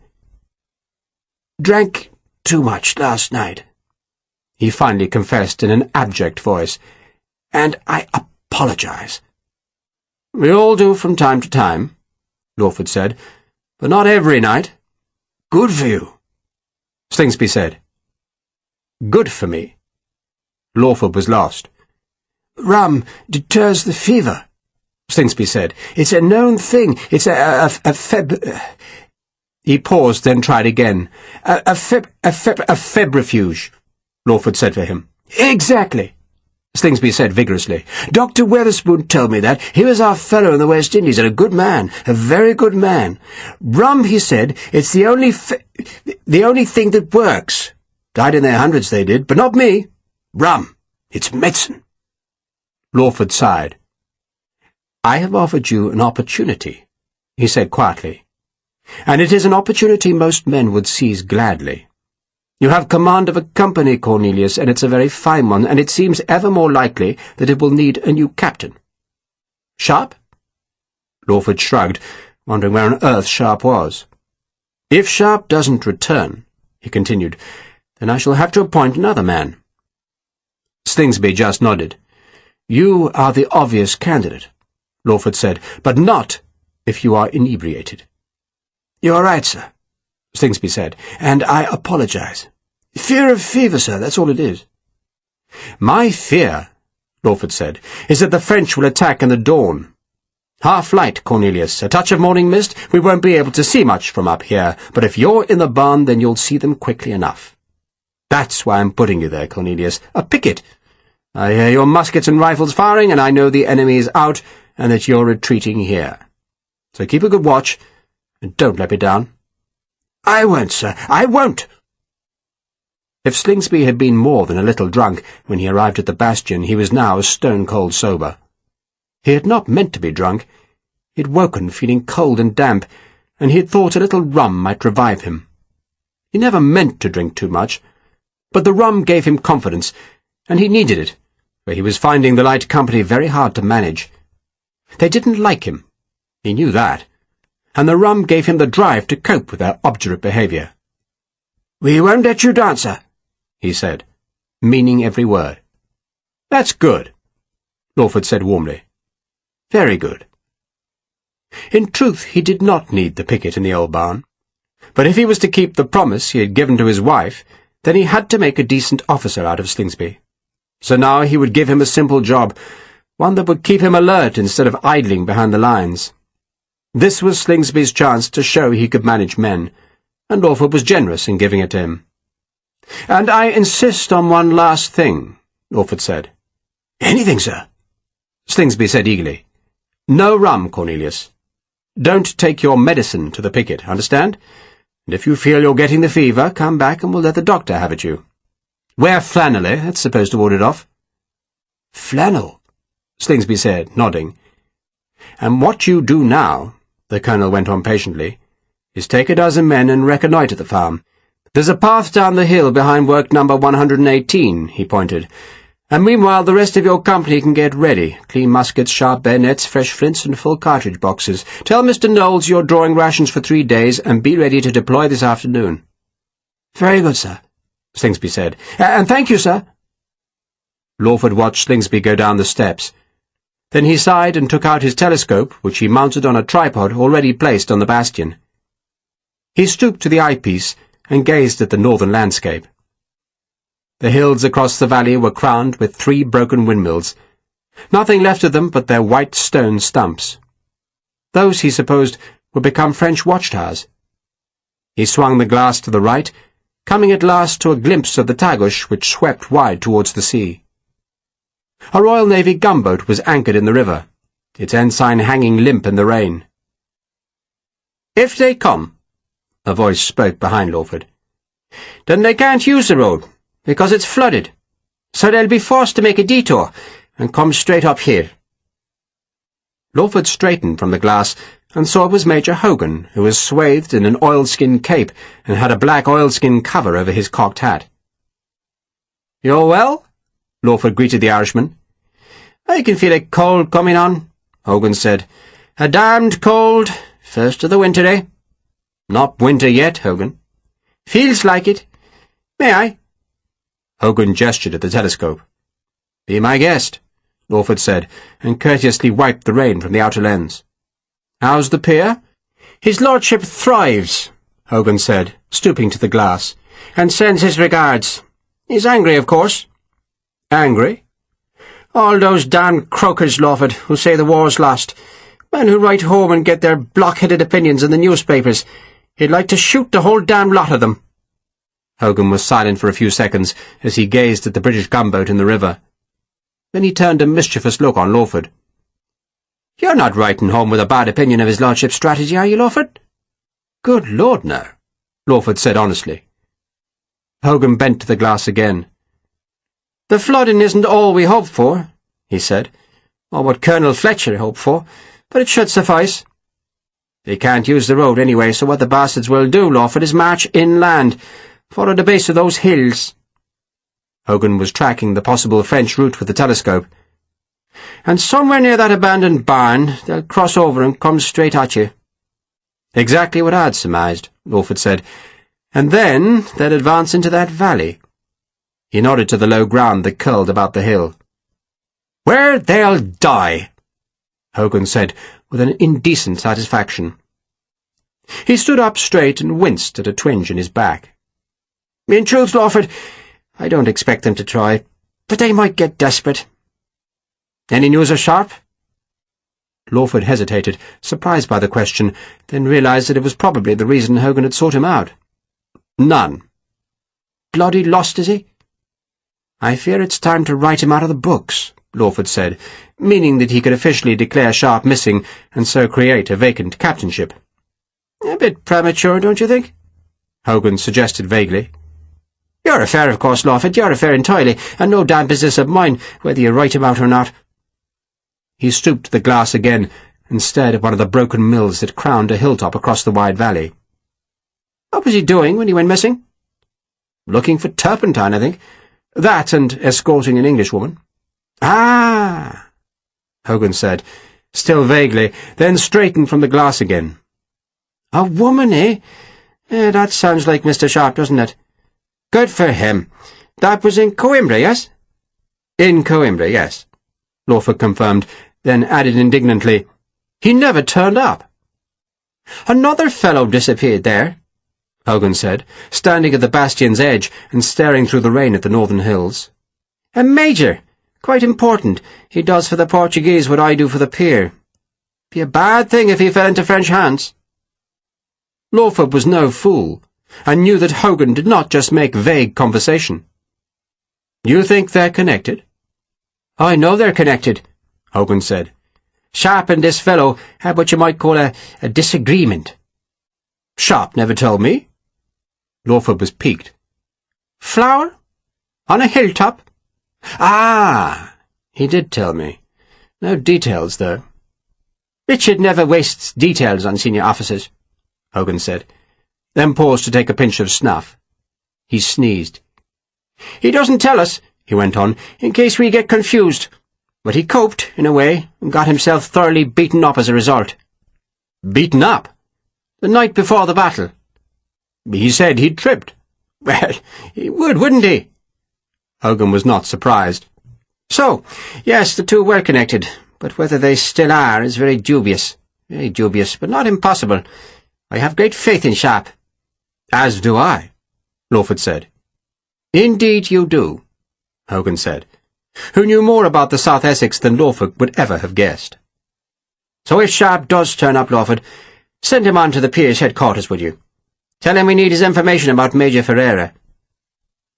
Hogan very much doubted that Wellington would want to waste a second on Sharpe, but Hogan did, and it did no harm for Lawford to think that the General shared that wish. "Of course I will," Lawford promised. "We're at Perro Negro," Hogan said. "Couple of hours' ride westwards, and of course we'll send him back as soon as we can. I'm sure you're eager for Sharpe to resume his proper duties." There was a faint stress on the word proper that did not escape Lawford, who sensed the mildest of reproofs, and the Colonel was wondering whether he should explain just what had happened between Sharpe and Slingsby, when Hogan suddenly gave an exclamation and put his eye to the glass. "Our friends are here," he said. For a moment Lawford thought Hogan meant that Sharpe had turned up, but then he saw horses on the far hill, and he knew it was the French. The first patrols had come to the lines, and that meant Massena's army could not be far behind. The lines of Torres Vedras, built without the knowledge of the British government, had cost £200,000. They were the greatest, most expensive defensive works ever made in Europe. And now they would be tested. They were dragoons, the inevitable green-coated dragoons, who rode along the river beneath the looming hills of the Tagish's western bank. There were at least 30 of them, and they had plainly been foraging, for they had 2 small cows tied to one man's horse. But now, in the wet afternoon, they saw the small boat with its 3 men and 2 women, and the chance for sport was too good for the dragoons to pass up. They began by shouting that the boat was to be brought to their bank, but they had no expectation that their words would be understood, let alone obeyed, and a few seconds afterwards the first man fired. The carbine shot splashed into the water 5 paces short of the boat. Sharpe and Harper began rowing harder, steering the boat obliquely away from the horsemen towards the eastern bank. And the dragoons spurred on ahead, a dozen or more of the horsemen dismounting where a wooded spur projected into the river. "They're getting ready to fire at us," Vicente warned. The river made a bend around the wooded headland, and on its eastern bank 100 paces from the dragoons a vast tree had fallen into the water, where it lay half in and half out, its gaunt, sun-whitened branches jutting into the drizzle. Sharpe, twisting on the thwart, saw the tree, and tugged hard on his left oar to steer for it. The other dragoons had dismounted now, and hurried to the river's edge, where they knelt, aimed, and fired. The balls skipped across the river, and one drove a splinter out of the small boat's gunwale. You see the tree, Pat?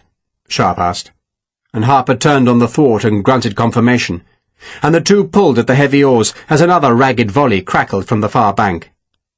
Then the high, tarred prow of the boat smashed into the dead branches that tangled the backwater formed by the huge pale trunk. A carbine bullet smacked into the dead wood, and another whip-cracked overhead as Vicente pulled the boat further into the sanctuary made by the fallen tree.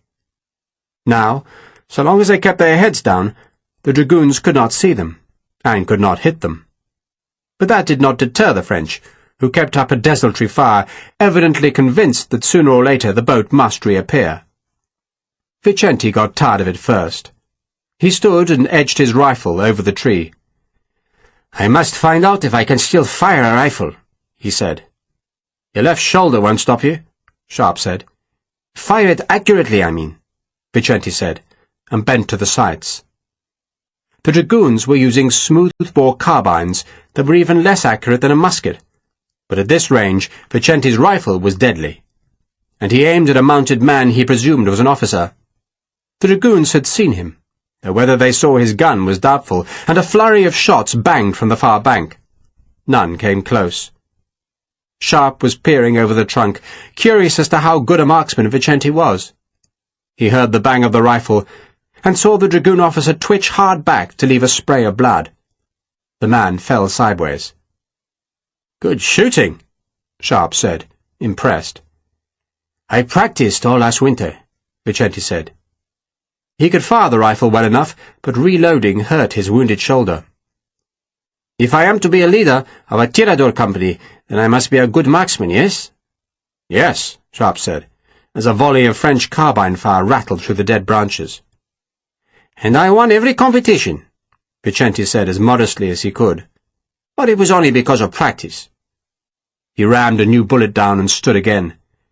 "This time I would kill a horse," he said.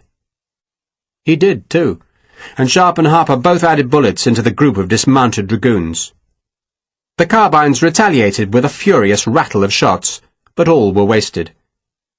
Some thumped into the tree, some threw splashes from the river, but most flew harmlessly overhead. Vicente flinched as he reloaded, then calmly shot a man standing up to his knees in the river in hope of closing the range.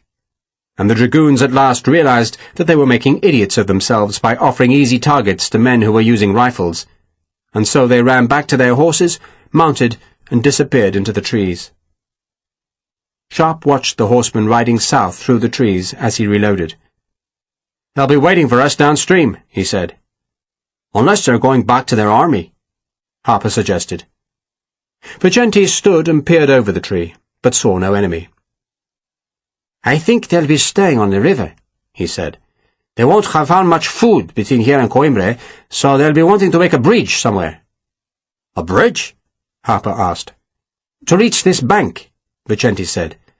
"There will be plenty of food on this bank, and if they do make a bridge, it will be at Santarém." "Where's that?" "South," Vicente said, nodding downstream, "an old fortress above the river." "Which we have to pass?" Sharpe asked. "I suggest we do it tonight," Vicente said. "We should rest here for a while, wait for dark, then float downstream." Sharpe wondered if that was what the Ferreira brothers would be doing. He constantly stared northwards, half expecting to see them, and worried that he did not. Perhaps they'd changed their minds. Maybe they'd gone to the northern mountains, or else had crossed the Tagus much higher up, and used their money to buy horses to carry them down the eastern bank. He told himself it did not really matter, that the only important thing was to get back to the army. But he wanted to find the brothers. Ferreira at least should pay for his treachery, and Sharpe had a score to settle with Ferragus. They lingered till dusk, making a fire ashore and brewing a can of strong gunpowder-flavoured tea with the last leaves from Sharpe and Harper's haversacks. Any dragoons would long have ridden back to their base for fear of the partisans, who were at their most dangerous in the darkness, and as the light faded, Sharpe and Harper pushed the boat out of their refuge and let it drift downstream again. The rain persisted, a soft drizzle that soaked and chilled them as the last light went. Now they were at the mercy of the stream, unable to see or steer, and they let the boat go when it wanted.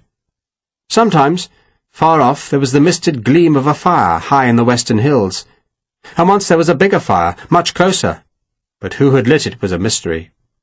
Once or twice they bumped into solid pieces of driftwood, and then they brushed past a fallen tree, and an hour or so later, after it seemed to Sharpe that they had drifted for hours, they saw a cluster of rain-hazed lights high up on the western bank. "Santarem," Vicente said softly. There were sentries on the high wall, lit up there by fires behind the parapet, and Sharpe assumed they were French. He could hear men singing in the town, and he imagined the soldiers in the taverns, and wondered if the rape and horror that had raged through Coimbra was being visited on Santarem's townsfolk. He crouched low in the boat, even though he knew that any sentry on that high wall could see nothing against the river's inky blackness. It seemed to take forever to pass beneath the ancient ramparts, but at last the lights faded, and there was only the wet darkness. Sharpe fell asleep. Sarah bailed the boat with a tin cup. Harper snored, while beside him Joanna shivered. The river was wider now, wider and faster, and Sharpe woke in the wolf-light before dawn to see misted trees on the western bank and fog everywhere else.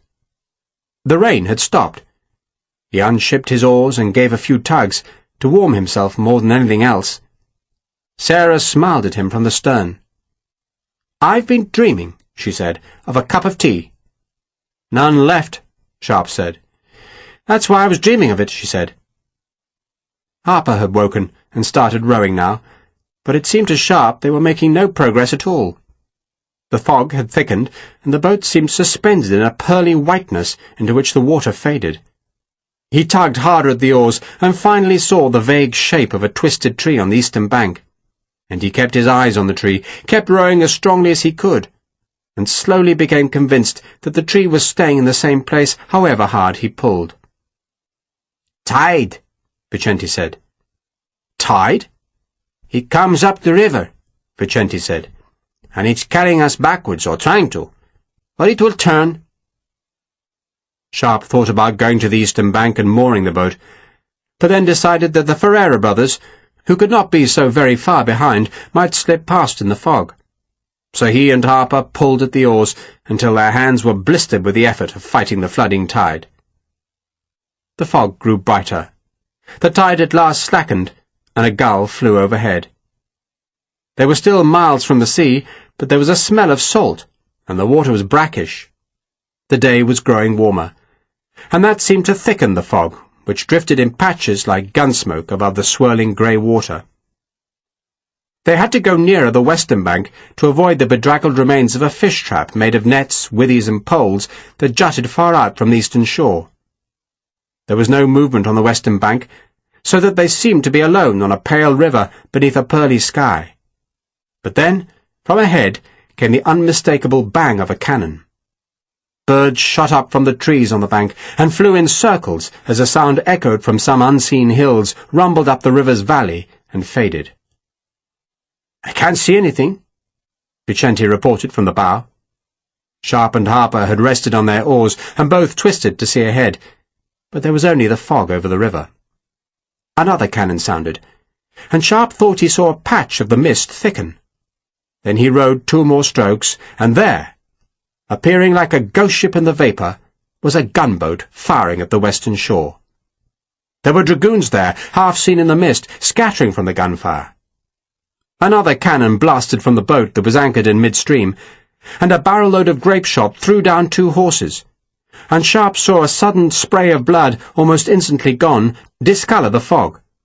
And then the gunboat's forward cannon fired, and a round shot skipped across the water a score of yards ahead of the skiff. It had been a warning shot, and a man was standing in the gunboat's forepeak, shouting at them to come alongside.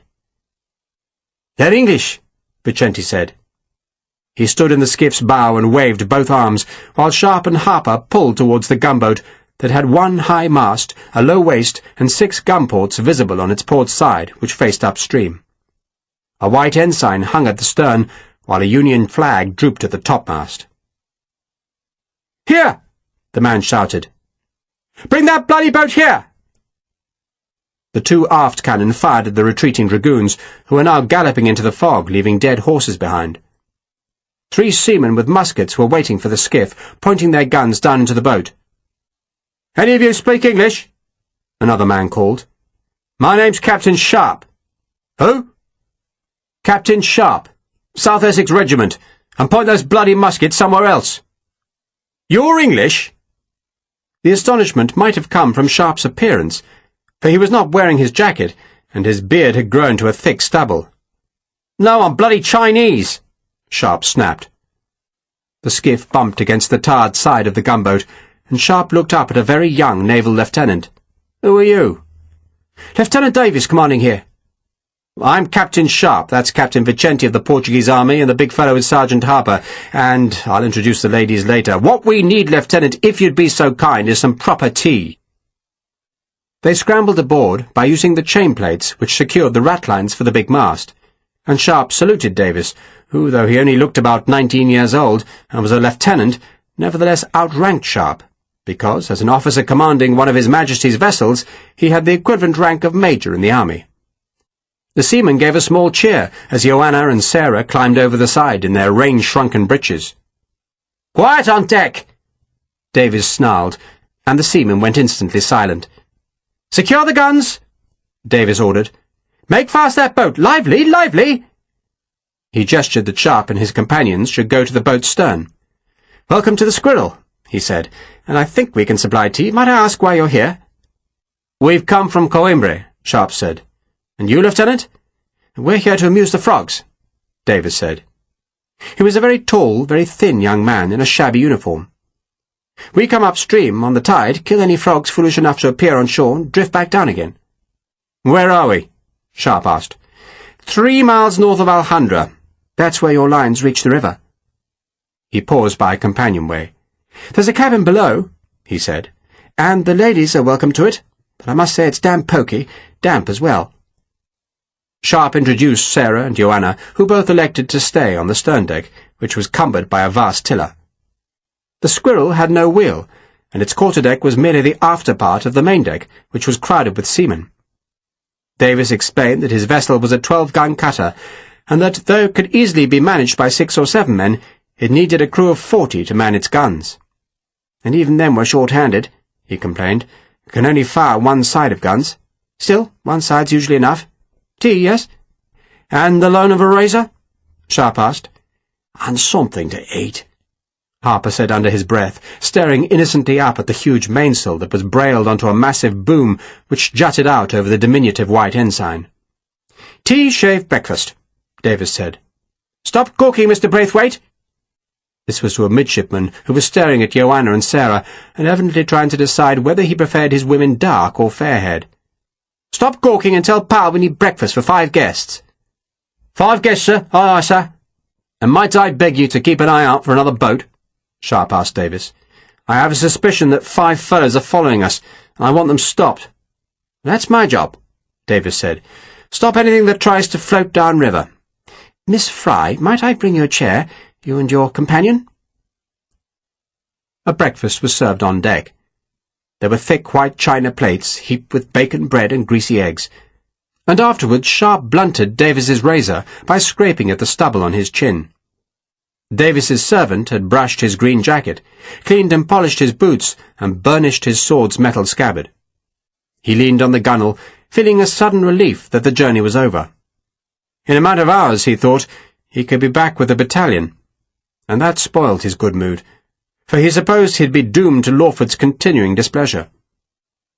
The fog had thinned into a mist, and the tide was dropping, swirling past the Squirrel, which was anchored at bow and stern so that her small broadside pointed upriver.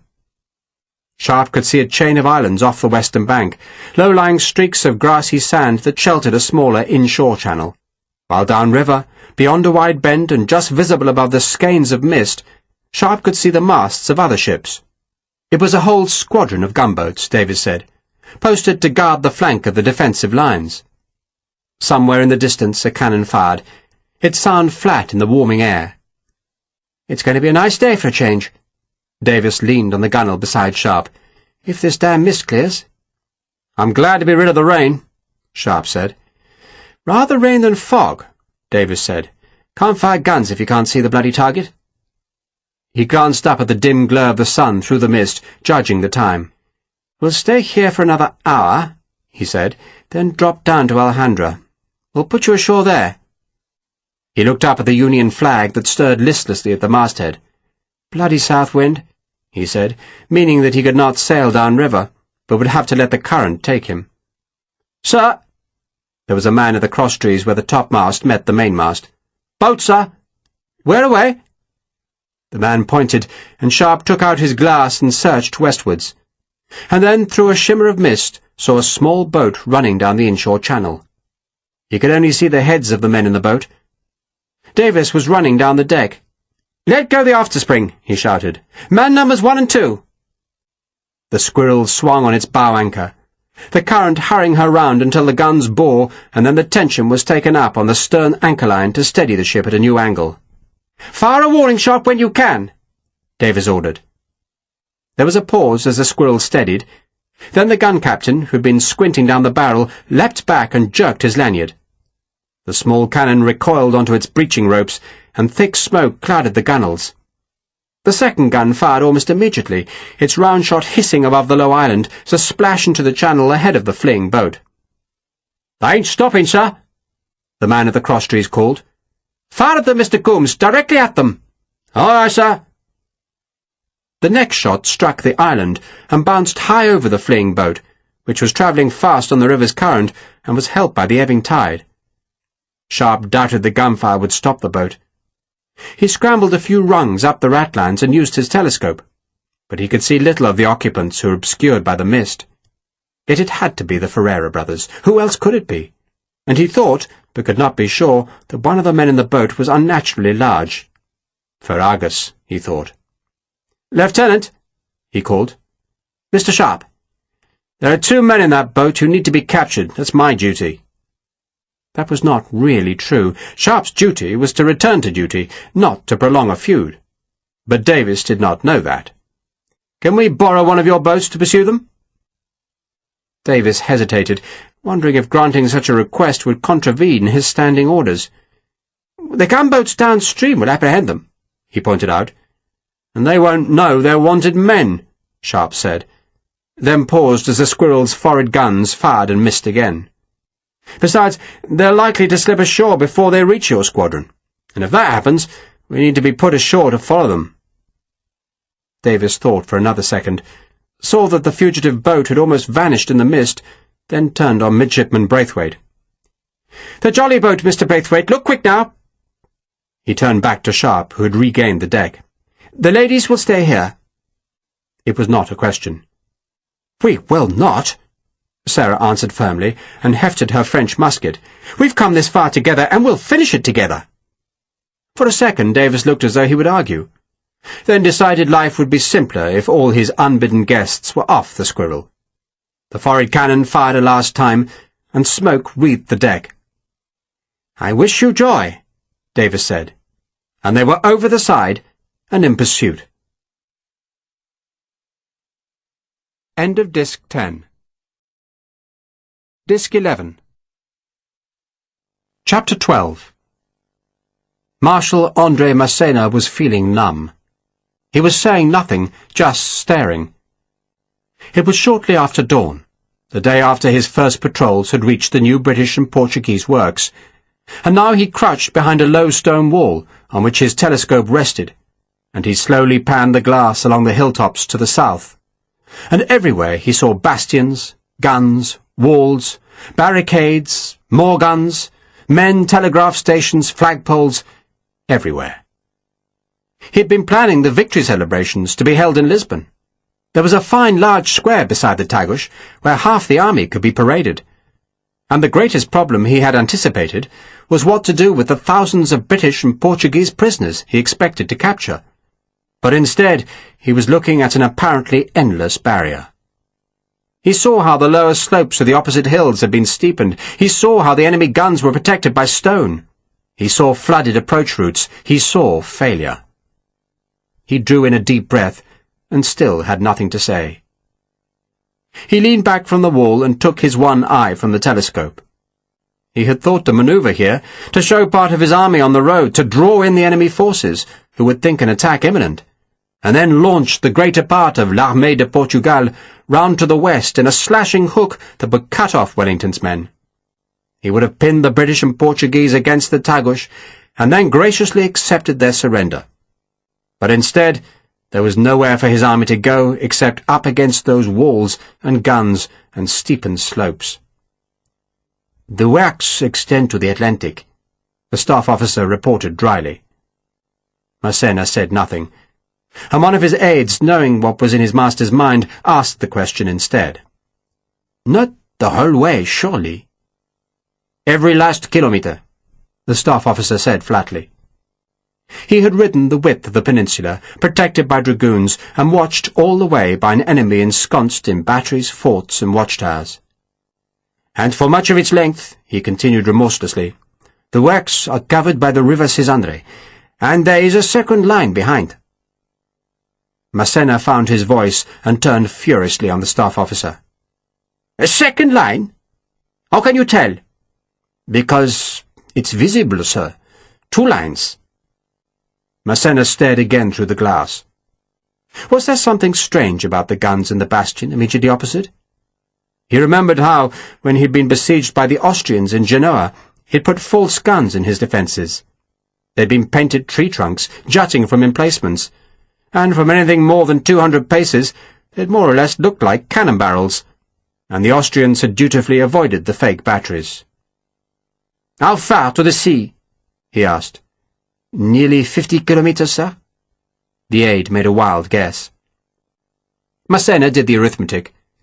There were at least 2 bastions every kilometre, and the bastions he could see all had 4 cannon, some more, so by a cautious estimate there were 8 guns to the kilometre, which meant Wellington must have assembled 400 cannon for just the first line, and that was a ridiculous assumption.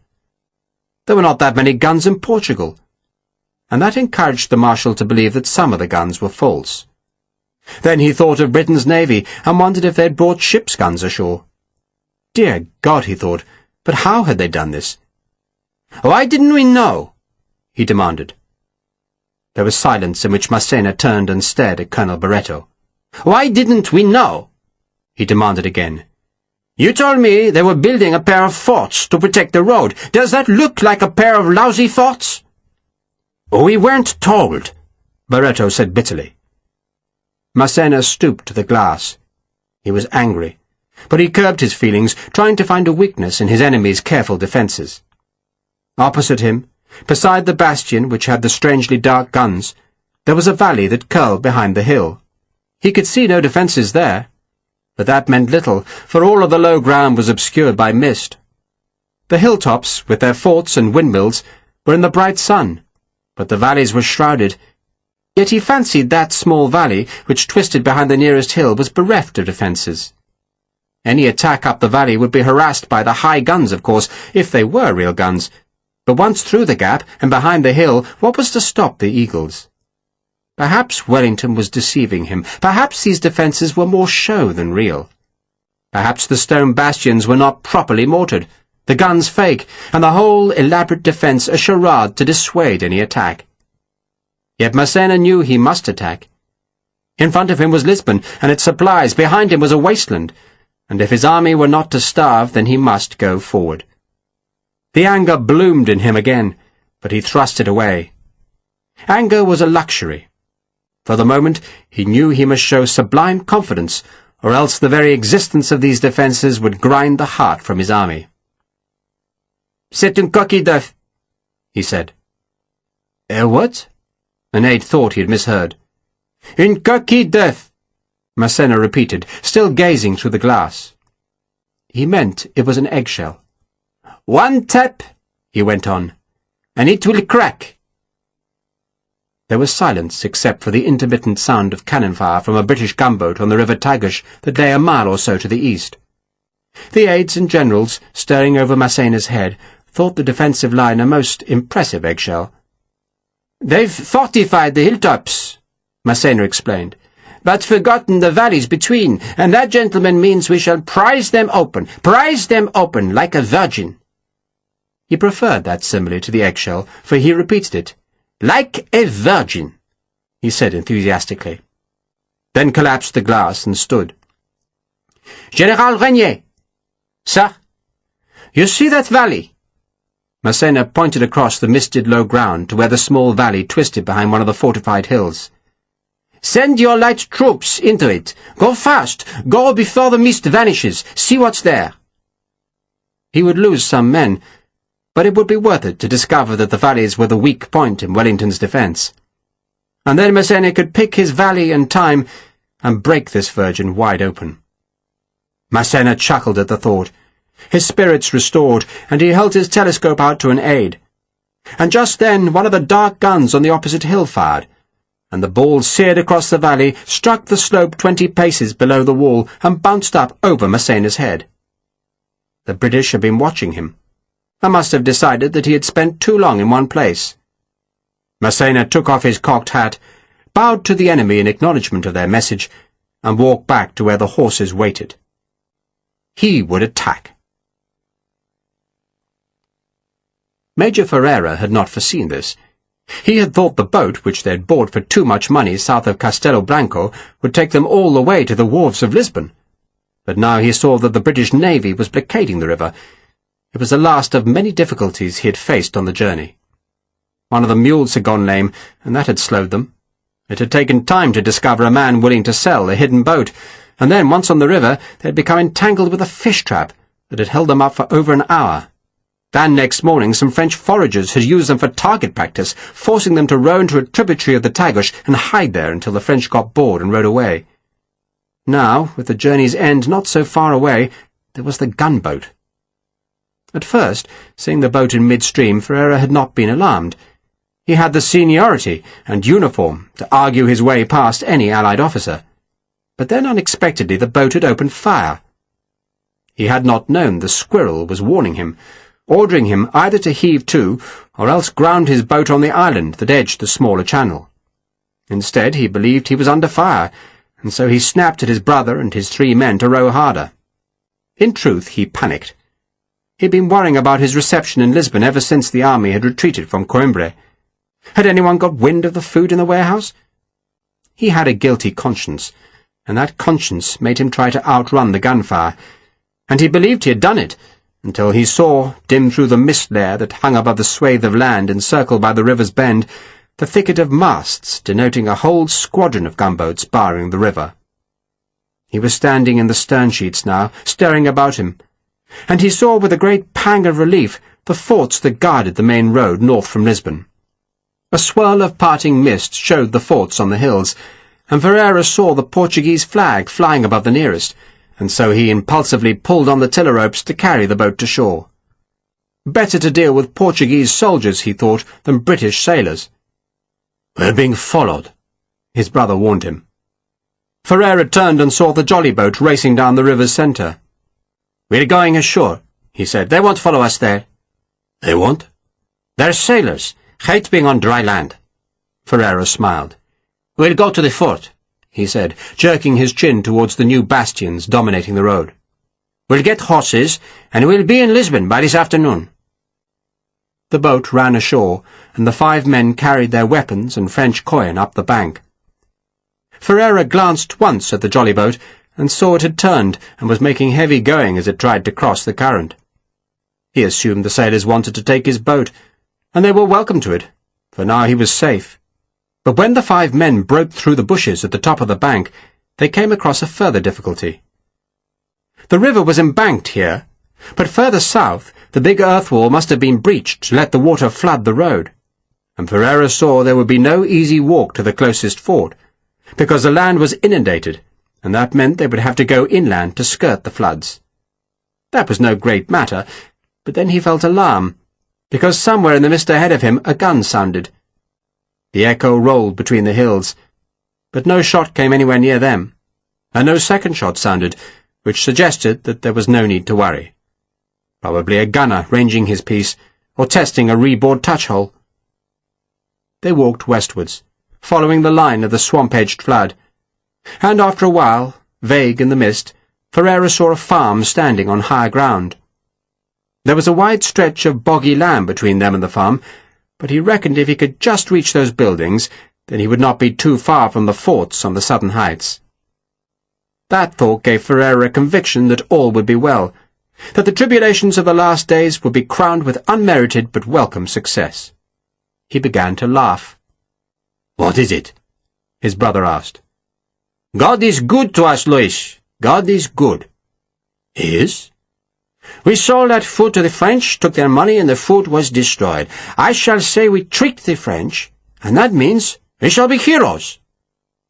Ferragus smiled and patted the leather satchel hanging from his shoulder. "We're rich heroes." "I'd probably be made lieutenant colonel for this," Ferrera said. He would explain that he had heard of the hoarded food and stayed behind to ensure its destruction, and such a feat would surely merit a promotion. "There were a bad few days," he admitted to his brother, "but we made it through." "Good God!" "What?" "The forts," Ferrera said in astonishment. "Look at all those bastions." The mist obscured the valley, but it was a low mist, and as they breasted a gentle rise, Ferrera could see the hilltops, and he could see that every height had its small fort, and for the first time he realized the extent of the new works.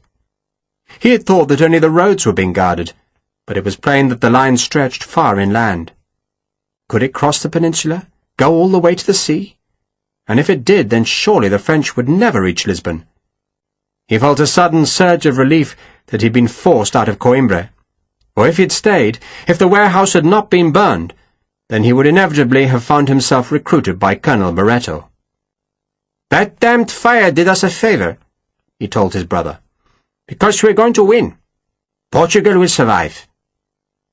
All he had to do was reach a fort flying the Portuguese flag, and it would all be over. The uncertainty, the danger, the fear. It was over, and he had won. He turned, looking for the Portuguese flag he had seen flying above the mist, and when he turned, he saw the pursuers coming from the river. He saw the green jackets. So it was not over. Not quite. And clumsily, weighed down by their money, the 5 men began to run. General Saru assembled 4 battalions of light infantry. Some were chasseurs and some voltigeurs. But whether they were called hunters or volters, they were all skirmishers, and there was no real distinction between them, except that the chasseurs had red epaulets on their blue coats, and the voltigeurs had either green or red. Both considered themselves elite troops, trained to fight against enemy skirmishers in the space between the battle lines. The 4 battalions were all from the 2nd Regiment that had left France with 89 officers and 2,600 men. But now the 4 battalions were down to 71 officers and just over 2,000 men. They did not carry the regiment's eagle, for they were not going to battle. They were carrying out a reconnaissance, and General Saru's orders were clear. The skirmishers were to advance in loose order across the lowland in front of the enemy forts, and the 4th Battalion, on the left of the line, was to probe the small valley, and if they met no resistance, the 3rd would follow. They would advance only far enough to determine whether the valley was blockaded or otherwise defended, and when that was established, the battalions were to withdraw back to the French-held hills. The mist was both a curse and a blessing because it meant the 4 battalions could advance without being seen from the enemy forts, and a curse because it would obscure the view up the smaller valley. But by the time his first men reached that valley, Saru expected the mist would be mostly burned away. Then, of course, he could expect some furious artillery fire from the enemy forts. But as his men would be in skirmish order, it would be a most unlucky shot that did any damage. General Saru had been far more worried by the prospect of enemy cavalry, but Rainier had dismissed the concern. "They won't have horsemen saddled and ready," he had claimed, "and it'll take them half a day to get them up. If they bother to fight you in the valley, it'll be infantry. So I'll have Soul's brigade ready to deal with the bastards." Soul's brigade was a mix of cavalry, chasseurs, hussars, and dragoons, 1,000 horsemen who only had 653 horses between them. But that should be enough to deal with any British or Portuguese skirmishers who tried to stop Saru's reconnaissance.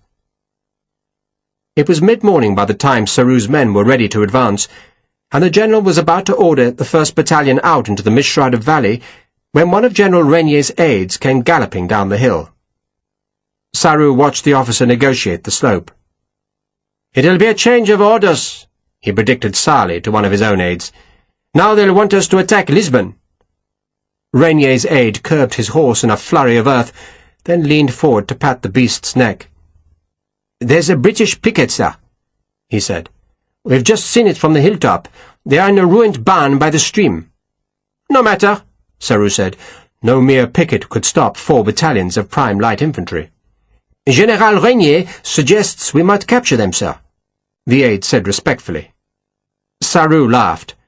"One sight of us, Captain, and they'll be running like hares." "The mist, General," the aide said respectfully. "It's patchy, very patchy, and General Rainier suggests if you head westwards you may slip round them. He feels their officer might have some information about the defences."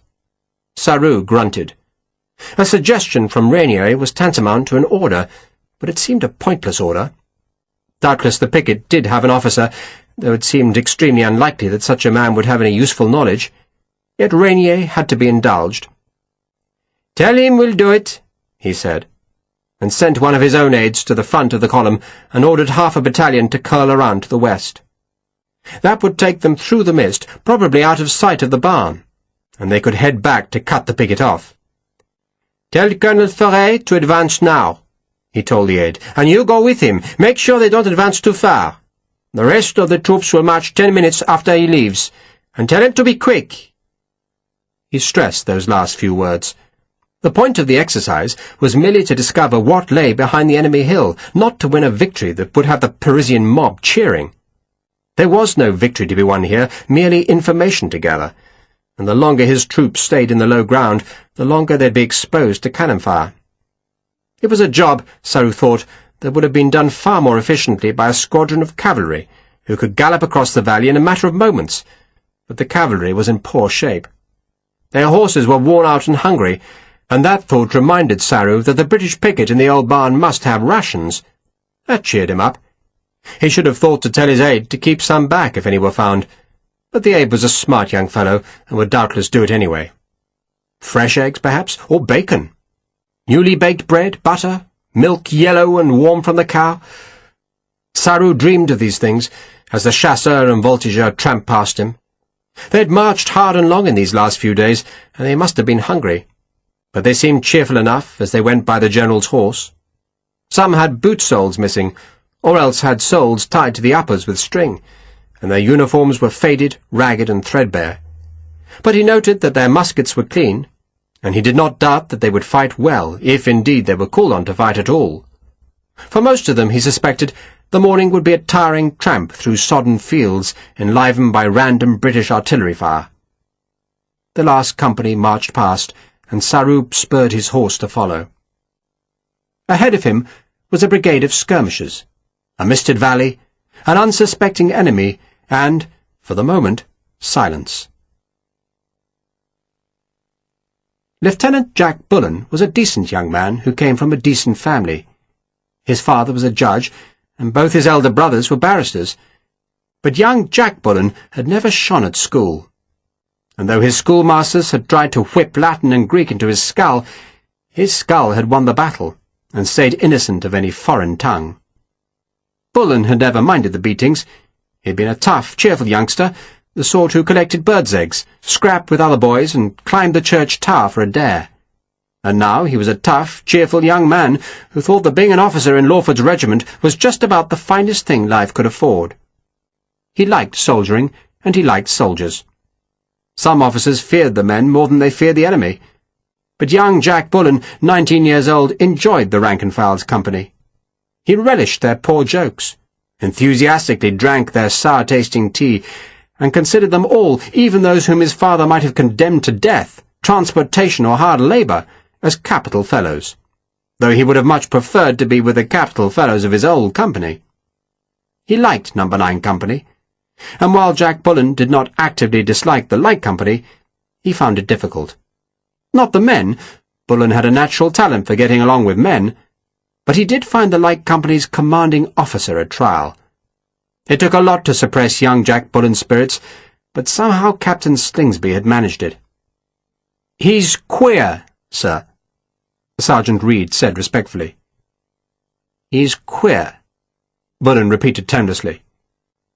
"Queer, sir," Reed confirmed.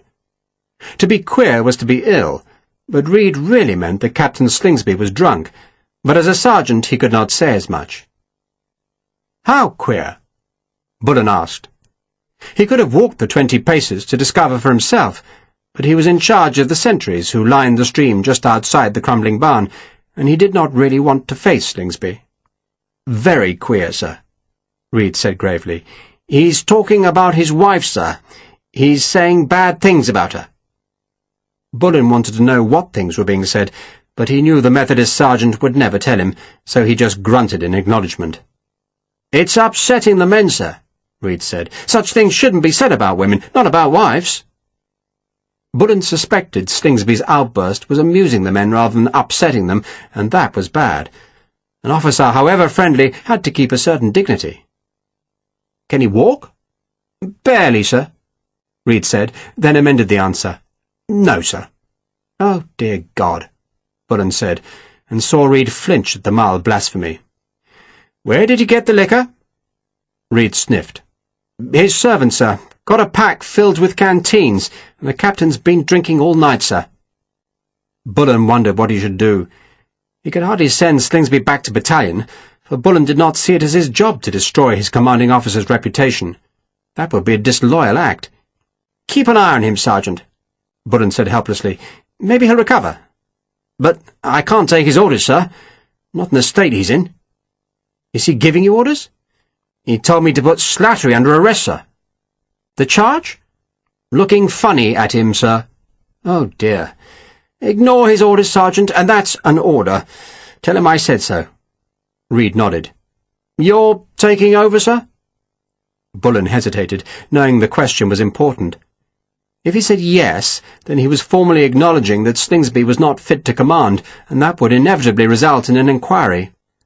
"I'm taking over until the captain has recovered," he said, which seemed a decent compromise. "Very good, sir." Reed saluted and turned away. "And, Sergeant," Bullen waited till Reed turned back, "don't look funny at him."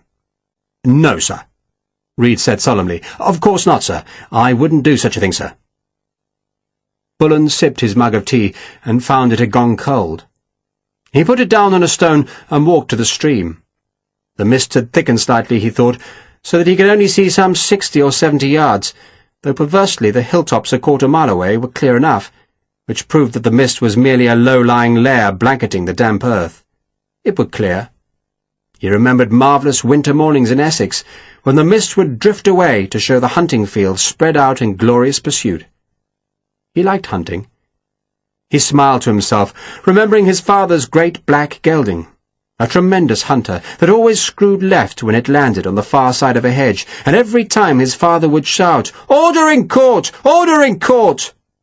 It was a family joke, one of the many that made the Bullen house a happy one. "Mr. Bullen, sir?"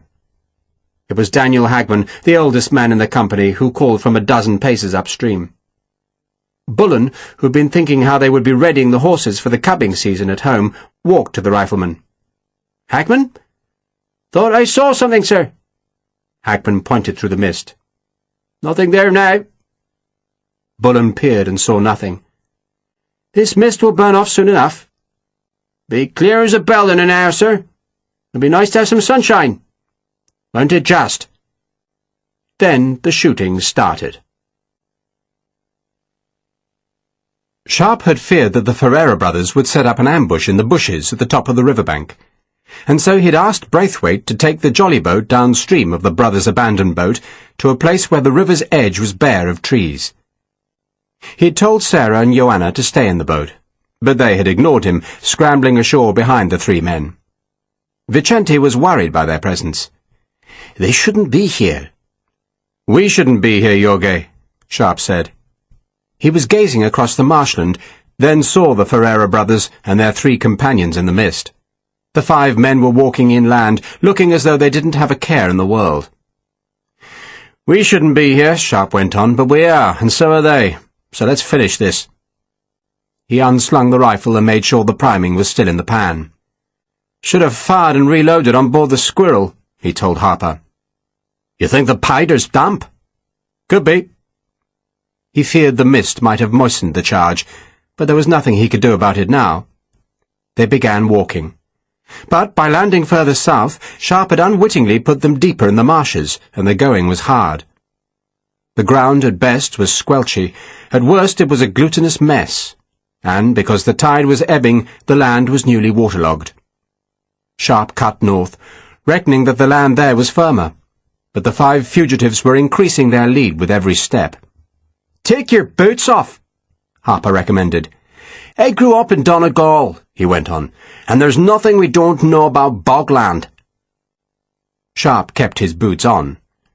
His came up to his knees and were not such an impediment, but the others pulled off their shoes, and they made faster progress. "All we need to do," Sharpe said, "is get close enough to shoot the bastards." "Why don't they look round?" Sarah wondered. "Because they're dozy," Sharpe said. "Because they reckon they're safe." They had reached the firmer ground, a very slight rise between the marsh and the northern hills, and they hurried now, closing the gap on the 5 men who still looked as carefree as if they were out for a day's rough shooting. They were strolling, guns slung, chatting. Ferragus towered over his companions, and Sharpe had an urge to kneel, aim, and shoot the bastard in the back. But he did not trust the rifle's charge, and so he kept going. Way off to his left, he could see some buildings in the mist. A couple of cottages, a barn, some sheds, and a larger house, and he supposed it had been a prosperous farmstead before the engineers flooded the valley. He suspected the marshy ground extended almost to those half-seen buildings, which seemed to be on higher land, and he reckoned Ferreira would try to reach the farm and then head south. Or else, if the brothers realized they were being followed, they would hole up in the buildings, and it would be hell to get them out. And Sharpe began to hurry. But just then, one of the men turned and stared straight at him. "Bugger!" Sharpe said, and dropped to his knee. The 5 men began running. A clumsy run because they were carrying guns and coins. Sharpe lined the sights, pulled the cock all the way back, and squeezed the trigger. He knew instantly he'd missed, because the rifle hesitated, then gave a wheezing cough instead of a bang, which meant that the mist-dampened charge had fired, but weakly, and the bullet would have dropped short. He began reloading as Harper and Vicente fired, and one of their bullets must have struck a man in the leg because he fell. Sharpe was ramming a new charge down. There was no time to wrap the bullet in leather. He wondered why the hell the army did not issue ready-wrap bullets. Then he pushed the ramrod down onto the ball, primed, knelt, and fired again. Joanna and Sarah, even though their muskets were futile at this range, both fired. The man who had fallen was on his feet again, showing no sign of being wounded because he was running hard to catch up with his companions. Harper fired, and one of the men swerved violently, as if the ball had gone frighteningly close to him. And then all 5 were on the higher ground and running for the buildings. Vicente fired his second shot just as the men vanished among the stone walls. "Damn!"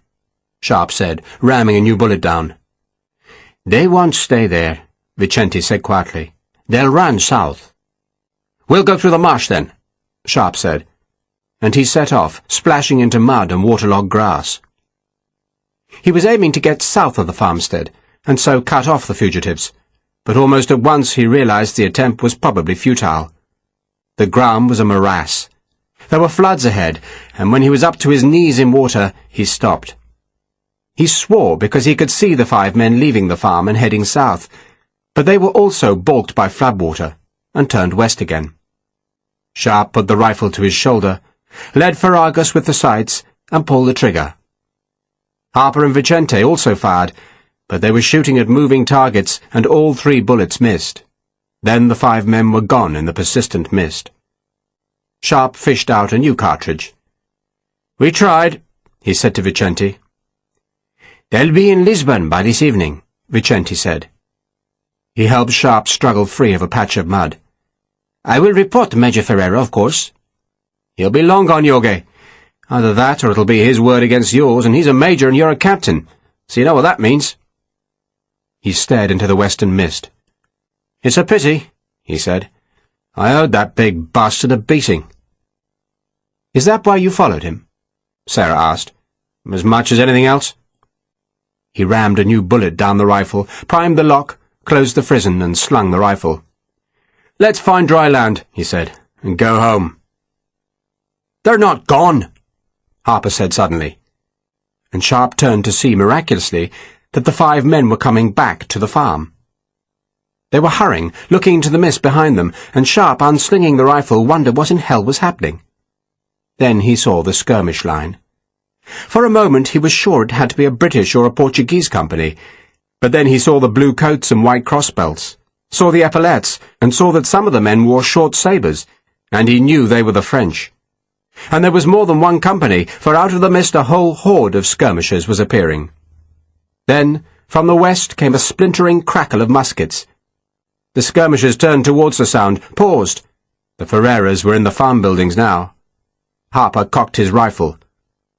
"What in God's name is happening?" "It's called a battle, Pat." "God save Ireland." "He can start by serving us," Sharpe said. For it seemed that though his enemies were trapped, the French had trapped him. A vagary of the mist saved Bullen. He was alert. All his men were alert, for shots had sounded to the east, somewhere out in the inundated land towards the river, and Bullen had been about to order Sergeant Huckfield to take a dozen men to investigate the sounds, when a swirl of wind, driven down from the southern heights, shifted a patch of whiteness on the western side of the ruined barn, and Bullen saw men running. Blue-coated men, carrying muskets, and for a second or two he was so astonished that he did nothing. The French, he could hardly believe they were French, were already south of him, evidently running to get between the barn and the forts, and he understood instantly that he could not extricate the men back to the hills. "Sir!" one of the riflemen called, and the word jarred Bullen out of his shock. "Sergeant Reed!" Bullen was trying to think of everything as he spoke. "Redcoats to the farm, the place we went last night. Take your packs." Bullen had led a patrol to the big farmstead in the dusk.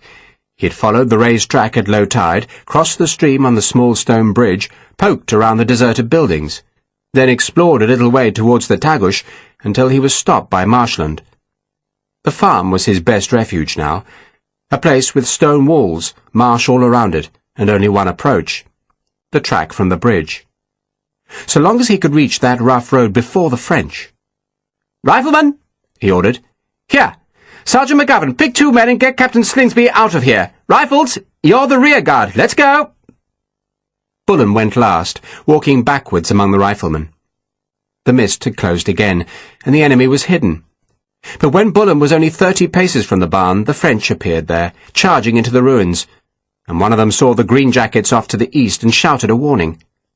Voltigeur turned and fired, but their volley was a ragged effort because they were in skirmish order, although enough of the balls went dangerously close to Bullen, and he backed away faster. He could see a half-dozen of the Frenchmen running towards him, and he was about to turn and flee when some rifles snapped, and 2 of the Frenchmen went down. Blood was bright on grubby white breeches.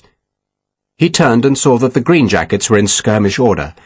They were doing what they were trained to do, and now some of them fired again, and another Frenchman jerked backwards.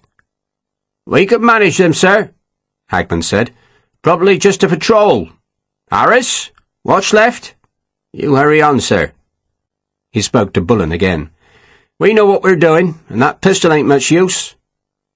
Bullen had been unaware of even drawing the pistol that had been a gift from his father. He fired it anyway, and fancied that the small bullet struck a Frenchman, though it was far more likely the man had been thrown backwards by a shot from one of the riflemen. Another rifle fired. The green-jackets were going backwards, one man retreating while his partner kept watch. The French were firing back, but at too long a range. Their musket smoke made thicker patches of mist. By a miracle, the Voltigeurs were not following hard on Bullen's footsteps. They'd expected to trap the picket in the ruined barn, and no one had given them orders to divert the attack eastwards, and that delay gave Bullen precious minutes. He realized that Hagman was right, and that the riflemen did not need his orders, so he ran past them to the bridge where Sergeant Reed was waiting with the redcoats. Captain Slingsby was drinking from a canteen, but at least he was causing no trouble. The rifles fired from the mist, and Bullen wondered if he should strike directly south, following the marshes by the stream. Then he saw there were Frenchmen out in that open space, and he ordered the redcoats across the bridge and back to the farm. The riflemen were hurrying back now, threatened by a new skirmish chain of voltigeurs who'd come from the mist. Dear God, Bullen thought, but the crappos were everywhere. "Into the farm!" he shouted at the redcoats. The farmhouse was a sturdy building that had been built on the western face of a small rise so that its front door was approached by stone steps and its windows were 8 feet above the ground. A perfect refuge, Bullen thought, so long as the French did not bring artillery. 2 redcoats hauled Captain Slingsby up the steps, and Bullen followed into a long room, parlour and kitchen united in one, with the door and the 2 high windows facing down the track leading to the bridge. Bullen could not see the bridge in the mist, but he could see the riflemen retreating fast down the track, and he knew the French could not be far behind. "In here!" he shouted at the greenjackets, then explored the rest of his makeshift fort. A second door and a single window faced the back, where a yard was edged with other low-tiled buildings, while at one end of the room a ladder led to an attic, where there were 3 bedrooms. Bullen split the men into 6 squads, 1 for each window facing the track, 1 for the door, and 1 each for the small rooms upstairs. He posted a single sentry at the back door, hoping the French would not reach the yard. "Break through the roof," he told the men he posted upstairs. The first voltigeurs were on the track now, and their musket balls rattled on the farm's stone walls. "There are men in the yard, sir," the sentry at the back door said. Bullen thought he meant Frenchmen, and snatched open the back door, but saw that one of the strangers was in the uniform of a Portuguese major, and the others were all civilians, one of whom was the biggest man Bullen had ever seen. The Portuguese major stared wide-eyed at Bullen, apparently as astonished to see Bullen as Bullen was to see him. Then the major recovered. "Who are you?" he demanded. "Lieutenant Bullen, sir." "There are enemy over there," the major said, pointing east, and Bullen cursed, for he'd been thinking that perhaps his men could wade towards the river and so put themselves under the protection of the British gunboat that he'd heard firing in the dawn. Now it seemed he was surrounded, so he had no choice but to make the best defence he could. "We will join you," the major announced, and the 5 men came into the farmhouse, where Bullen, on the major's advice, put a handful of men in the eastern window to keep a lookout for the enemy the major had seen in the direction of the river. There was a clatter as shattered tiles cascaded from the roof, where men broke through from the attic. Then a bellow of gunfire as the Portuguese civilians fired at men coming from the east. Bullen turned to see what they were shooting at, and just then a volley crackled from the west, and glass shattered in the windows, and a redcoat spun back, a bullet in his lung. He began coughing up frothy blood. "Fire!" Bullen shouted. Another man was hit, this time in the farm's doorway. Bullen went to a window, peered over the shoulder of a redcoat, and saw Frenchmen running to the left, more going right, and still more coming up the track. Muskets and rifles fired from the roof, but he did not see a single Frenchman fall. The long, low room echoed with the bangs of the guns, filled with smoke, and then the British and Portuguese cannon on the ridge added their own noise. The men in the back windows were firing as hard as the men in the front. "They're working their way round the side, sir," Reed said, meaning that the French were going to the flanks of the farmhouse where no windows pointed. "Kill them, boys!" Slingsby suddenly shouted. "And God save King George!" "Bugger King George," a redcoat muttered, then cursed because he had been struck by a splinter of wood driven from the window frame by a musket ball. "Well left! Well left!" a man shouted, and 3 muskets banged together. Bullen dashed to the back door, peered through, and saw powder smoke at the far end of the farmyard, where cottages and cattle sheds huddled together. What the hell was happening? He had somehow hoped the French would stay on the track, attacking only from the west, but he realized now that had been a stupid hope. The voltigeurs were surrounding the farm and hammering it with musket fire. Bullen could sense panic in himself. He was 20 years old, and over 50 men were looking to him for leadership, and so far he had given it, but he was being assailed by the sound of enemy musketry, the unending rattle of balls against the stone walls, and by Captain Slingsby, who was now on his feet and shouting at the men to look for the whites of the enemy's eyes. Then the Portuguese major solved some of his problems. "I'll look after this side," he told Bullen, pointing east. Bullen suspected there were fewer enemy out there, but he was grateful that he could forget them now. He looked back to the west, which was taking the brunt of the fire, though most of it was being wasted on the stone walls. The problem, Bullen saw, lay north and south. For once the French realized that he had no guns covering the flanks of the building, they were bound to concentrate there. "Loopholes in the gable ends, sir," Hagman suggested, intuitively understanding Bullen's problem, and he did not wait for the lieutenant's answer, but went up the ladder to try and prise out the masonry at the gable ends of the roof. Bullen could hear the French shouting to each other now, and for want of anything better to do, fired his pistol through the open door. And then another gust of wind swirled Morwist away, and he saw to his astonishment that the whole valley beyond the bridge was filled with Frenchmen. Most were going away from him, advancing in a huge skirmish line towards the forts, and the gunners were firing at them from the hilltops, and their shells exploded above the grassland, thickening the mist with their smoke and adding to the noise. A redcoat fell back from a window, his skull spurting blood. Another was hit in the arm and dropped his musket, which fired, and the bullet hit a rifleman in the ankle. The noise outside was unceasing, the sound of the balls hitting the stone walls a devil's drumbeat, and Bullen could see the fear on the men's faces. And it was not helped by the fact that Slingsby had now drawn his sword and was shouting at the men to fire faster. The front of Slingsby's red coat was spattered with dribble, and he was staggering slightly. "Fire!" he bellowed. "Fire! Give them hell!" He had an open canteen in his left hand, and Bullen, suddenly angry, pushed the captain aside, so that Slingsby staggered and sat down. Another man was hit in the doorway, this one wounded in the arm by a splinter from a musket stock that had been struck by a bullet. Some men were refusing to go to the door now, and there was more than just fear on their faces. There was sheer terror. The sound of the guns was magnified by the room. The French shout seemed horribly close. There were the incessant, deeper bangs of the big guns on the ridge, while in the farmhouse there was smoke and fresh blood and the beginnings of panic. Then the bugle sounded. It was a strange call, one that Bullen had never heard, and slowly the musket fire died away as the bugle called again, and one of the redcoats guarding a west-facing window called that a Frenchman was waving a white rag on the end of a sword. "Hold your fire!" Bullen shouted. "Hold your fire!" He stepped cautiously to the doorway and saw a tall man in a French coat, white breeches and riding boots approaching up the track. Bullen decided he did not want the men to hear the parley, and so he stepped outside, taking off his hat. He was not quite sure why he did that, but he had no white cloth, and taking off his shako seemed the next best thing. The two men met 20 paces from the farm. The Frenchman bowed, swept off his cocked hat, put it back on, then took the handkerchief from the tip of his sword.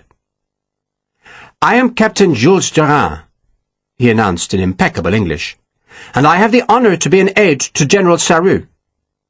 He put the handkerchief in his breast pocket, then sheathed the sword so hard that the hilt clashed against the scabbard throat.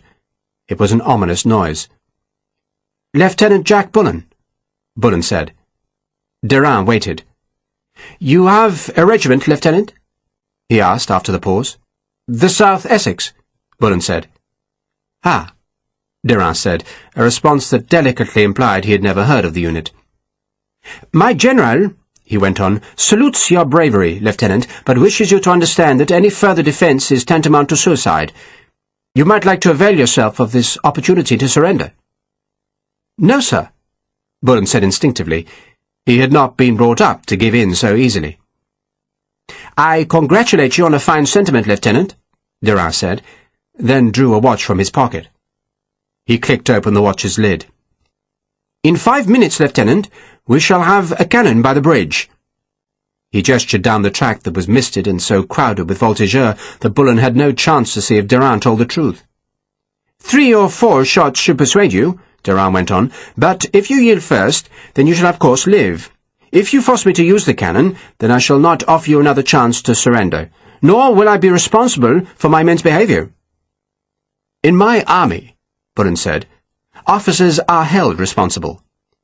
"I daily thank my God that I'm not in your army," Durand said smoothly, then took off his hat and bowed again. 5 minutes, Lieutenant. I wish you good day."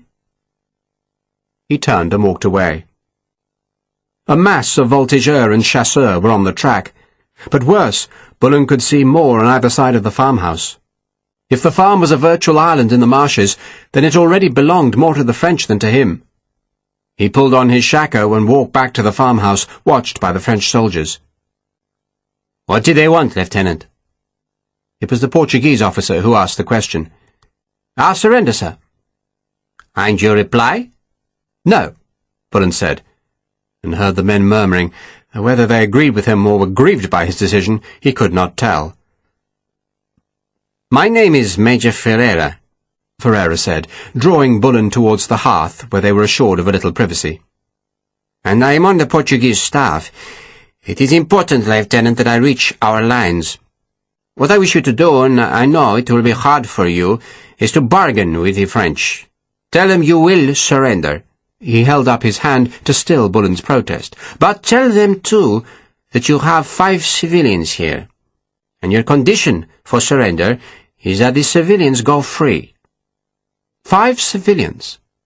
Bullen managed to interrupt with a question. "I shall pretend to be one," Ferreira said airily. "And once we have passed the French lines, you will then yield, and I assure you that Lord Wellington will be told of your sacrifice. I also have no doubt you will be exchanged very soon." "My men won't be," Bullen said belligerently.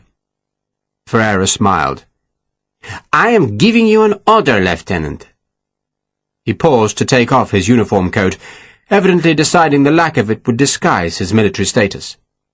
The big civilian with the frightening face came to stand beside him, using his bulk as an added persuasion, and the other civilians stood close behind, carrying their guns and their heavy bags. "I recognize you," Slingsby said suddenly from the hearth. He blinked at Ferragus. "Sharpe hit you." "Who are you?" Ferreira demanded coldly. "I command here," Slingsby said, and tried to salute with his sword, but only succeeded in striking the heavy wooden mantle. "Captain Slingsby," he said. "Until Captain Slingsby recovers," Bullen said, ashamed to be admitting to a foreigner that his commanding officer was drunk, "I command." "Then go, Lieutenant." Ferreira pointed to the door. "Do as he says," Slingsby said, though in truth he had not understood the conversation. "Best to do what he says, sir," Sergeant Reed muttered. The sergeant was no coward, but he reckoned staying where they were was to invite death. "Frogs will look after us." "You can't give me orders," Bullen challenged Ferreira. The major restrained the big man, who had growled and started forward.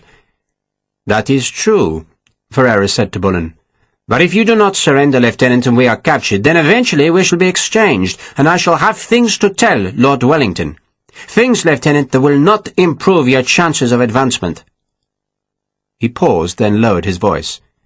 "This is important, Lieutenant." "Important?" Slingsby echoed. "On my honour," Ferreira said solemnly. "I have to reach Lord Wellington. It is a sacrifice I ask of you, Lieutenant. Indeed, I beg it of you. But by making it, you will serve your country well." "God save the gracious King," Slingsby said. "On your honour?" Bullen asked Ferreira. "Upon my most sacred honour," the major replied. So Bullen turned to the door. The light company would surrender. Colonel Lawford stared into the valley. The mist was fast disappearing now, showing the whole area covered in French skirmishers. Hundreds of skirmishers. They were spread out so that the British and Portuguese guns were having little or no effect. The shells exploded, shrapnel burst in the air with black puffs of smoke, but Lawford could see no French casualties. Nor could he see his light company. "Damn," he said quietly, then stooped to the telescope on its tripod and stared at the ruined barn that was half shrouded in the remaining mist, and though he could see men moving close to the broken walls, he was fairly sure they wore neither green nor red coats. "Damn," he said again. "What the devil are the benighted buggers doing? Morning, Lawford. What the devil do the bloody bastards think they're doing?" It was General Picton, dressed in a shabby black coat, who bounded up the steps and scowled down at the enemy. He was wearing the same tasselled nightcap he had worn during the battle on Busaco's Ridge. "Bloody silly manoeuvre," he said, "whatever it is."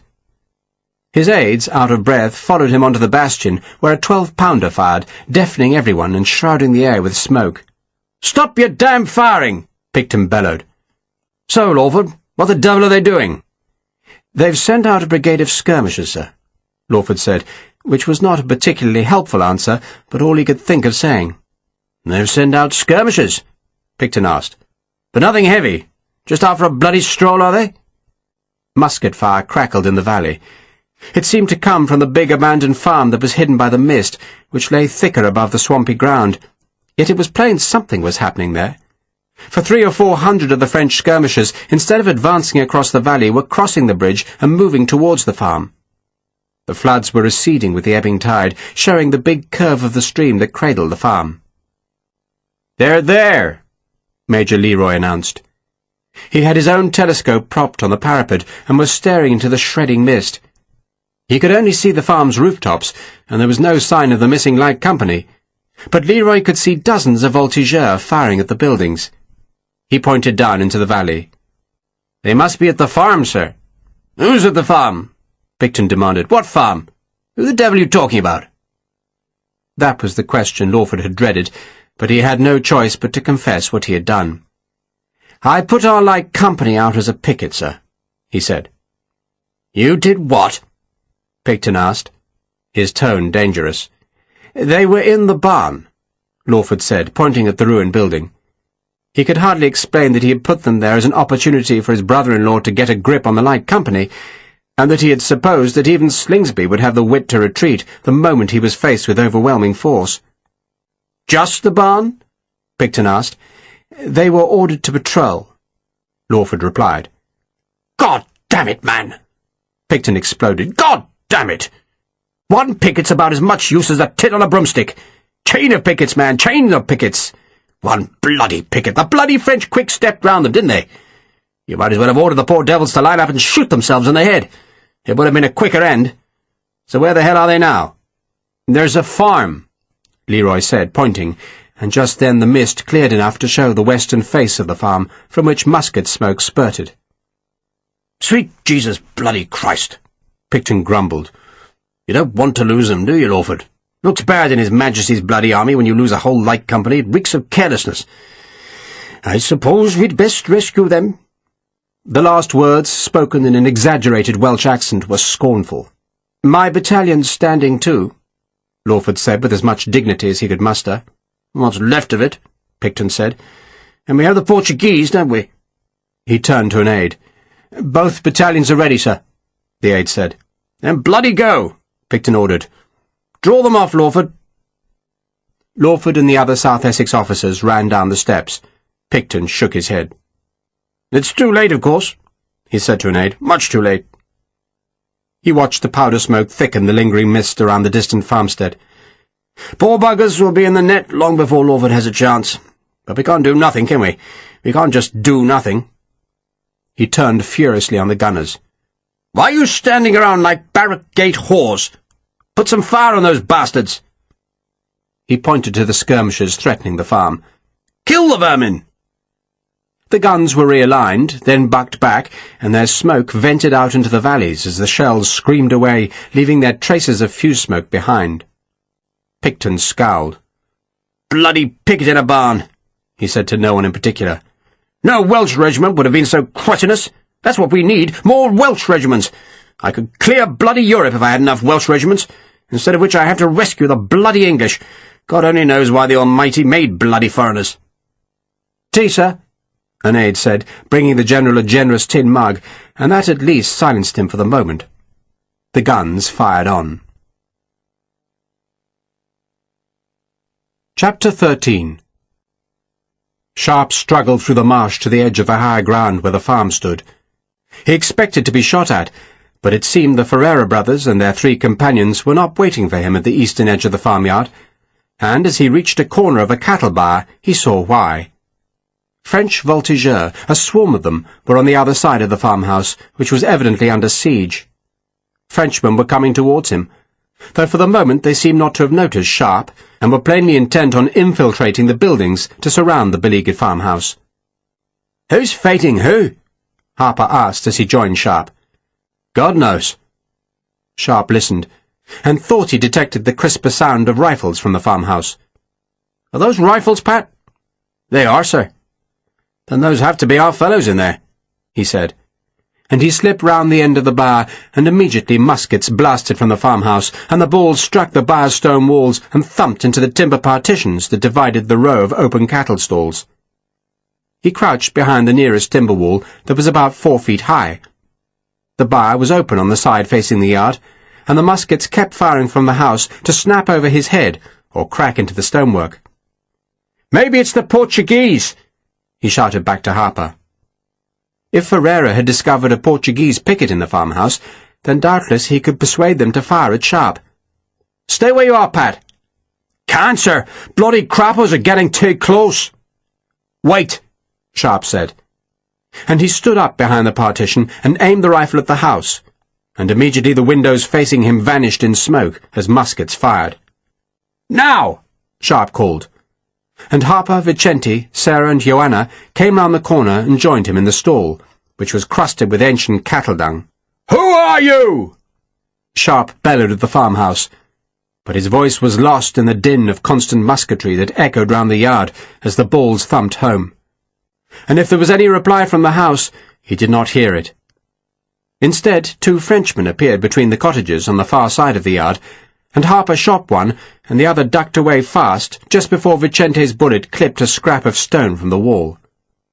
The man Harper had shot crawled away, and Sharpe aimed his rifle at the gap between the buildings, expecting another voltigeur to appear at any moment. "I'm going to have to reach the house," Sharpe said, and he peered over the partition again and saw what he thought was a redcoat in the farmhouse window. There were no more voltigeurs on the far side of the yard, and he thought briefly about staying where he was and hoping the French did not discover them. But inevitably they would find them in the end. "Watch for any bloody frogs," he said to Harper, indicating across the yard. "And I'm going to run like hell. I think there are redcoats in there, so I just need to reach the buggers." He tensed, nerving himself to cross the bullet-stitched farmyard, and just then he heard a bugle blowing.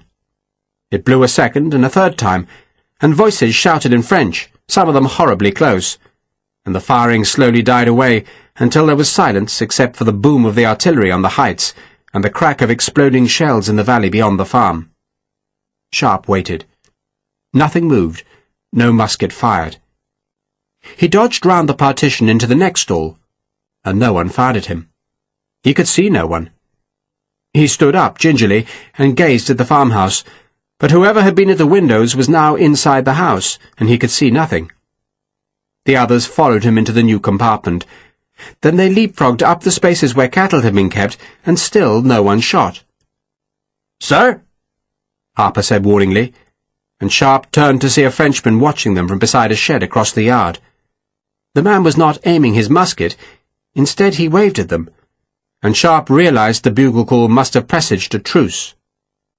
An officer appeared beside the French soldier, and he gestured that Sharpe and his companions should go back into the bar.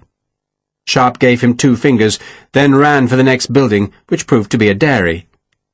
He banged open the door and saw 2 French soldiers inside, who turned, half raising their muskets, then saw the rifle aimed at them.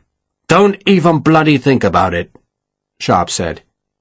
He crossed the flagged floor and opened the end door nearest the house. Vicente, Harper, and the 2 women followed him into the dairy, and Sarah talked with the 2 Frenchmen, who were now thoroughly terrified. "They've been told not to fire until the bugle sounds again," she told Sharpe. "Tell them they're bloody well better not fire then," Sharpe said. He peered through the door to see how many voltigeurs were between the dairy and the house, and saw none. But when he looked round the corner, there were a score of them just yards away. They were crouching well off to the side. Then one turned and saw Sharpe's face at the dairy door, and must have assumed he was French, for he simply yawned. The voltigeurs were just waiting. A couple of the men were even lying down, and one had his shako over his eyes, as if he was trying to catch a moment's sleep. Sharpe could not see an officer, though he was sure one must be close. Sharpe moved back out of the Frenchman's sight, and he wondered who the hell was in the farmhouse. If they were British, then he was safe, but if they were Portuguese, then Ferreira would have him killed. If he stayed where he was, he would either be killed or captured by the French when the truce ended. "We're going to the house," he told his companions. "And there are a bunch of frogs round the corner. Just ignore them. Hold your weapons low, don't look at them, and walk as though you own the bloody place." He took a last look, saw no one in the farm window, saw the voltigeur chatting or resting, and decided to risk it. Just cross the yard. It was only a dozen paces. "Let's do it," he said. Sharpe, afterwards, reckoned the French simply did not know what to do.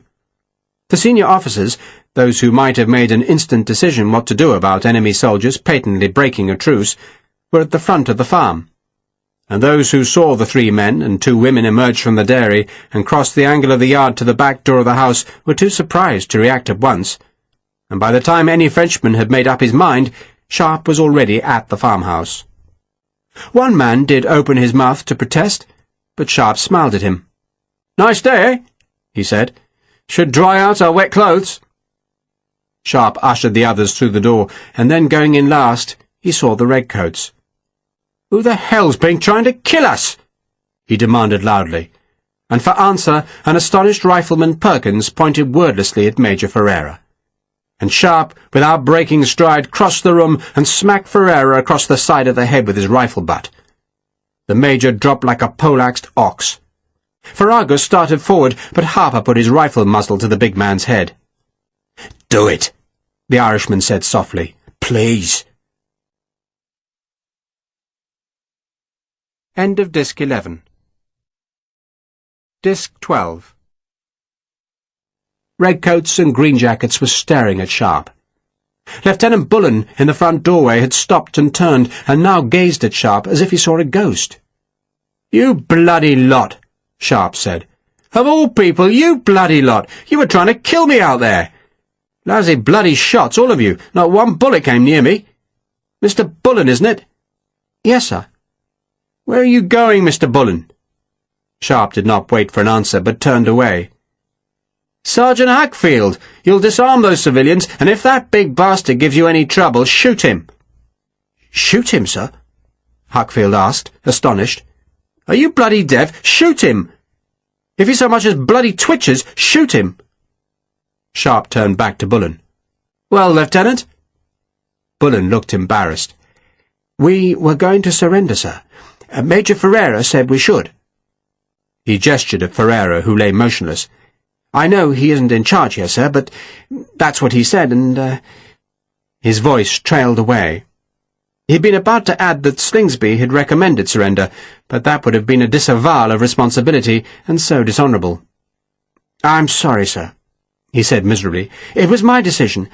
The Frenchmen said they're fetching a cannon." "The miserable bastard lied to you," Sharpe said. "They haven't got cannon. On ground as wet as this, it would take 20 horses to get a cannon over here. No, he just wanted to scare you, because he knows as well as anyone that we could all die of old age in here. Harvey, Kirby, Batten, Peters, shut this door." He pointed to the front door. "And pile all the packs behind it. Block it up." "Back doorway too, sir?" Rifleman Slattery asked. "No, Slats, leave it open. We're going to need it." Sharpe took a quick glance through one of the front windows, and saw that it was so high from the ground that no Frenchman could hope to escalade the sill. "Mr. Bullen, you'll command this side." He meant the 2 windows and the door at the front of the house. "But you only need 4 men. They can't get through those windows. Are there any redcoats upstairs?" "Yes, sir." "Get 'em down here. Rifles only up there.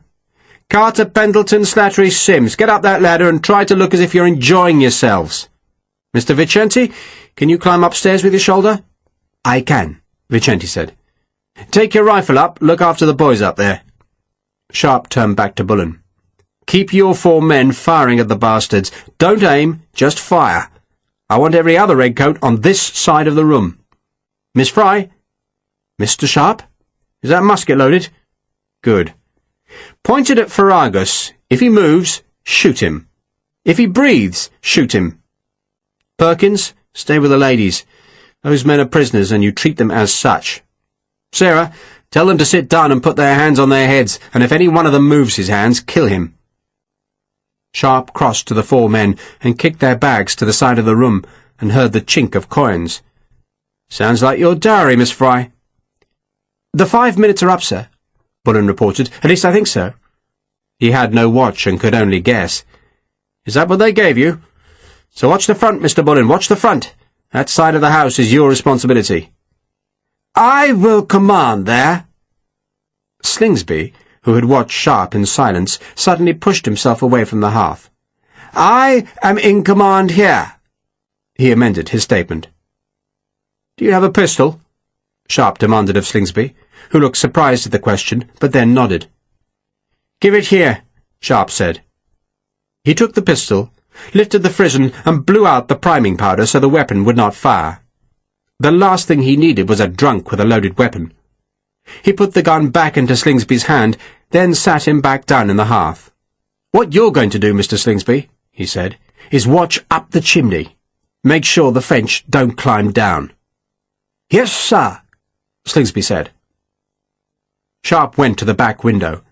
It was not large, but it would not be difficult for a man to climb through, and so he put 5 men to guard it. "You shoot any bugger trying to get through, and use your bayonets if you run out of bullets." The French, he knew, would have used the last few minutes to reorganize, but he was certain they had no artillery, so in the end they could only rush the house, and he reckoned now that the main attack would come from the rear, and would converge on the window and on the door he had deliberately left open. He had 18 men facing that door in 3 ranks, the front rank kneeling, the others standing. The only last worry was Ferragus and his companions, and Sharpe pointed his rifle at the big man. "You caused me trouble, and I'll give you to my men for bayonet practice. Just sit there." He went to the ladder. "Mr. Vicenti, your men can fire whenever you've got targets. Wake the bastards up. You men down here," he turned back to the large room, "wait." Ferreira stirred and pushed up to all fours, and Sharpe hit him with the rifle butt again. Then Harris called from upstairs that the French were moving. The rifles cracked in the roof space, and there was a cheer outside and a huge French volley that hammered against the outside wall and came through the open windows to thump into the ceiling beams. The cheer had come from the back of the house, and Sharpe, standing beside the one window facing east, saw men come running from behind the bars on the one side and the cottages on the other.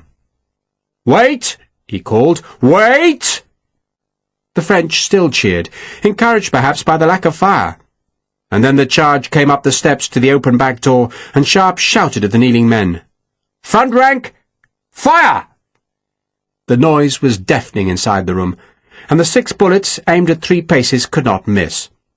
The front rank men scuttled aside to load their muskets, and the second rank, who had been standing, knelt down. "Second rank, fire!" Another 6 bullets. "Third rank, fire!" Harper stepped forward with the volley gun, but Sharpe gestured him back. "Save it, Pat," he said, and he stepped to the door and saw that the French had blocked the steps with dead and dying men. But one brave officer was trying to lead men up between the bodies, and Sharpe raised the rifle, shot the man in the head, and stepped back before a ragged volley whipped up through the empty doorway. That doorway was now blocked by corpses, one of whom was lying almost full length inside the house. Sharpe pushed the body out and closed the door, which immediately began to shake as musket balls struck the heavy wood. Then he drew his sword and went to the window, where 3 Frenchmen were clawing at the redcoats' bayonets, trying to drag the muskets clean out of their enemies' hands. Sharpe hacked down with a sword, half severed a hand, and the French backed off. Then a new rush of men came to the window, but Harper met them with the volley gun, and, as so often when the huge gun fired, the sheer noise of it seemed to astonish the enemy, for the window was suddenly free of attackers, and Sharpe ordered the 5 men to fire obliquely through the opening at the voltigeur trying to clear a passage to the door. A blast of musketry announced a second attack at the other side of the house. Voltigeurs were hammering on the front door, shaking the pile of packs behind it. But Sharpe used the men who had fired the lethal volleys at the back door to reinforce the musketry at the front of the house, each man firing fast through a window and then ducking out of sight. And the French suddenly realized the strength of the farmhouse, and their attack ended abruptly as they pulled back round the sides of the house. That left the front empty of enemy, but the back of the house faced the farmyard with its buildings that offered cover, and the fire there was unending. Sharpe reloaded the rifle, knelt by the back window, and saw a voltigeur at the yard's end twitch back as he was struck by a bullet fired from the attic. Sharpe fired at another man, and the voltigeur scuttled into cover rather than face more rifle fire. "Cease fire!" Sharpe shouted. "And well done, saw the buggers off! Reload, check flints!" There was a moment's comparative silence, though the cannon from the heights were loud, and Sharpe realized that the artillery in the forts was shooting at the men attacking the farm because he could hear the shrapnel rattling on the roof. The riflemen in the attic were still firing. Their rate was slow, and that was good, signifying that Vicente was making sure they aimed true before pulling the triggers. He looked across at the prisoners, reckoning he could use Perkins' rifle and the muskets that Joanna and Sarah carried. "Sergeant Harper?" "Sir." "Tie those bastards up, hands and feet. Use musket slings." A half-dozen men helped Harper. As Ferragus was trussed, he stared up at Sharpe, but he made no resistance. Sharpe tied the major's hands as well. Slingsby was on his hands and knees, rooting at the packs piled behind the front door, and when he had found his bag with its supply of rum, he went back to the hearth and uncorked the canteen. "Poor bloody bastard," Sharpe said, amazed that he could feel any pity for Slingsby. "How long has he been lashed?" "Since Coimbra," Bullen said, "more or less continuously." "I only saw him drunk once," Sharpe said. "He was probably scared of you, sir," Bullen said. "Of me?" Sharpe sounded surprised. He crossed to the hearth and went on one knee and looked into Slingsby's face. "I'm sorry, Lieutenant," he said, "for being rude to you." Slingsby blinked at Sharpe, confusion and then surprise on his face. "You hear me?" Sharpe asked. "Decent of you, Sharpe," Slingsby said, then drank some more. "There, Mr. Bullen, you heard me. One apology." Bullen grinned, was about to speak, but just then the rifles in the roof sounded, and Sharpe turned to the windows. "Be ready!" The French came at the back again, but this time they had assembled a large force of voltigeurs, with orders to pour fire through the one window, while a dozen men cleared the steps of bodies to make way for an assault party, who made the mistake of giving a huge cheer as they charged.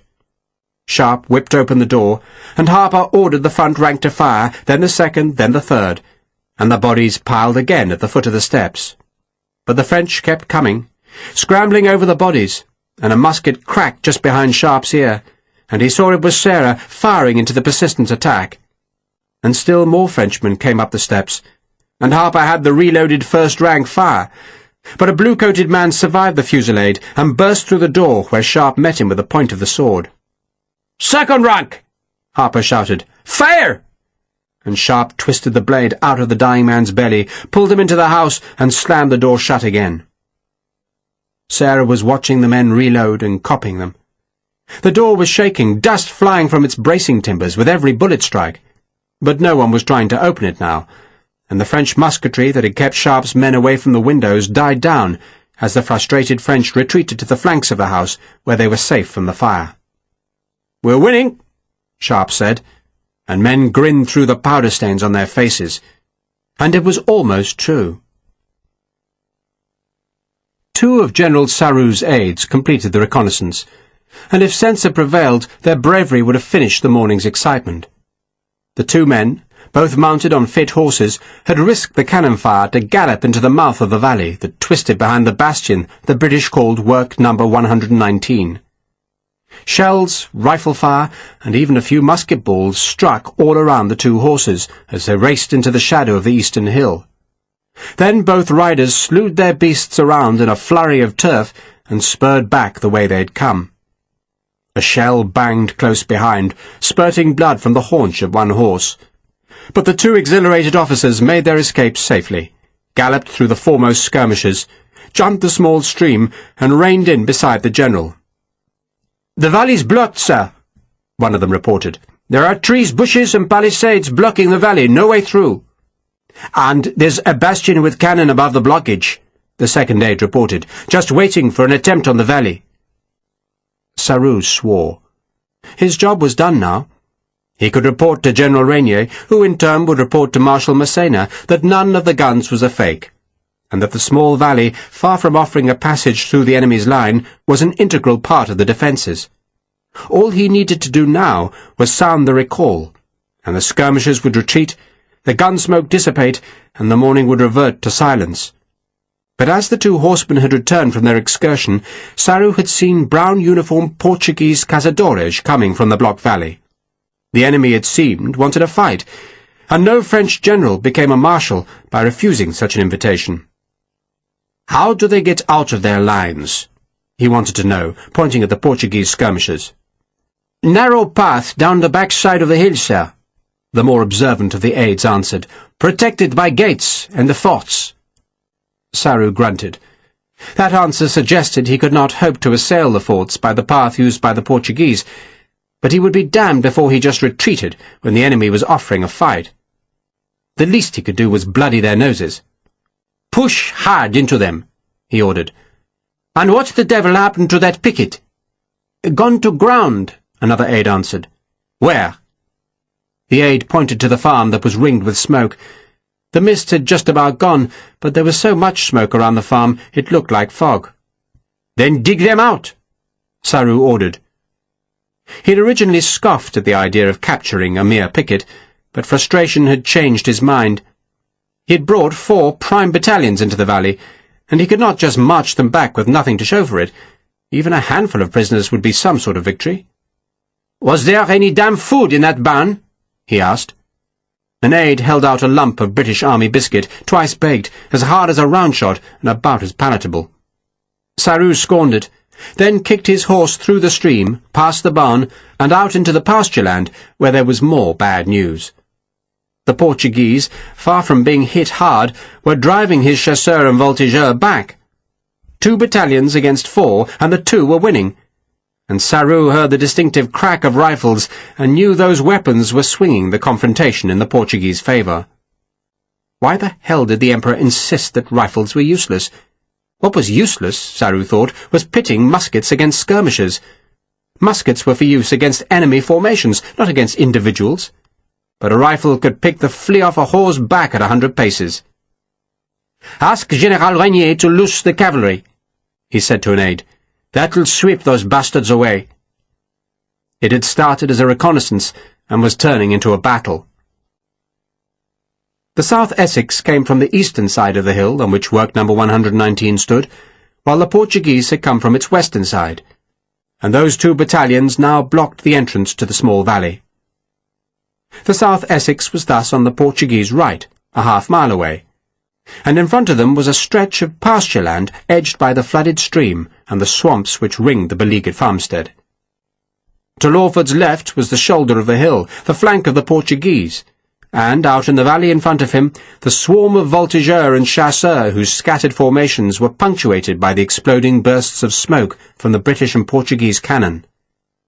"It's a bloody mess," Lawford protested. Most of the South Essex's officers had not had time to fetch their horses, but Lawford was up on lightning, and from the saddle's height he could see the track that crossed the bridge and led to the farmstead. That, he decided, was where he would go. "Double column of companies," he ordered, "quarter distance." And he glanced across at the farmhouse, and realized from the volume of fire and the thickness of the smoke that the like company was putting up a stout resistance. "Well done, Cornelius," he said aloud. It might have been imprudent for Slingsby to have retreated to the farmhouse rather than to the hills, but at least he was fighting hard. "Advance, Major," he told Forrest. Each company of the South Essex was now in 4 ranks. 2 companies were abreast, so that the battalion was arranged in 2 companies wide and 4 deep, with No. 9 Company on its own at the rear. To General Picton, watching from the heights, it looked more like a French column than a British unit, but it allowed the battalion to keep itself in good close order as it advanced obliquely, the marshland to its right and the open land and the hills to its left. "We'll deploy into line as necessary," Lawford explained to Forrest. "Sweep those men away from the farm track, capture the bridge, then send 3 companies up to the buildings. You can take them. Brush those damn frogs away, bring Cornelius's fellows out, rejoin, and we'll go back for dinner. I thought we might finish that peppered ham. It's rather good, isn't it?" "Very good. And some boiled eggs?" Lawford said. Don't you find they make you costive?" Forrest asked. "Eggs? Make you costive? Never. I try to eat them every day, and my father always swore by boiled eggs. He reckoned they keep you regular. Ah, I see the wretches have noticed us." Lawford spurred lightning up the narrow space between the companies.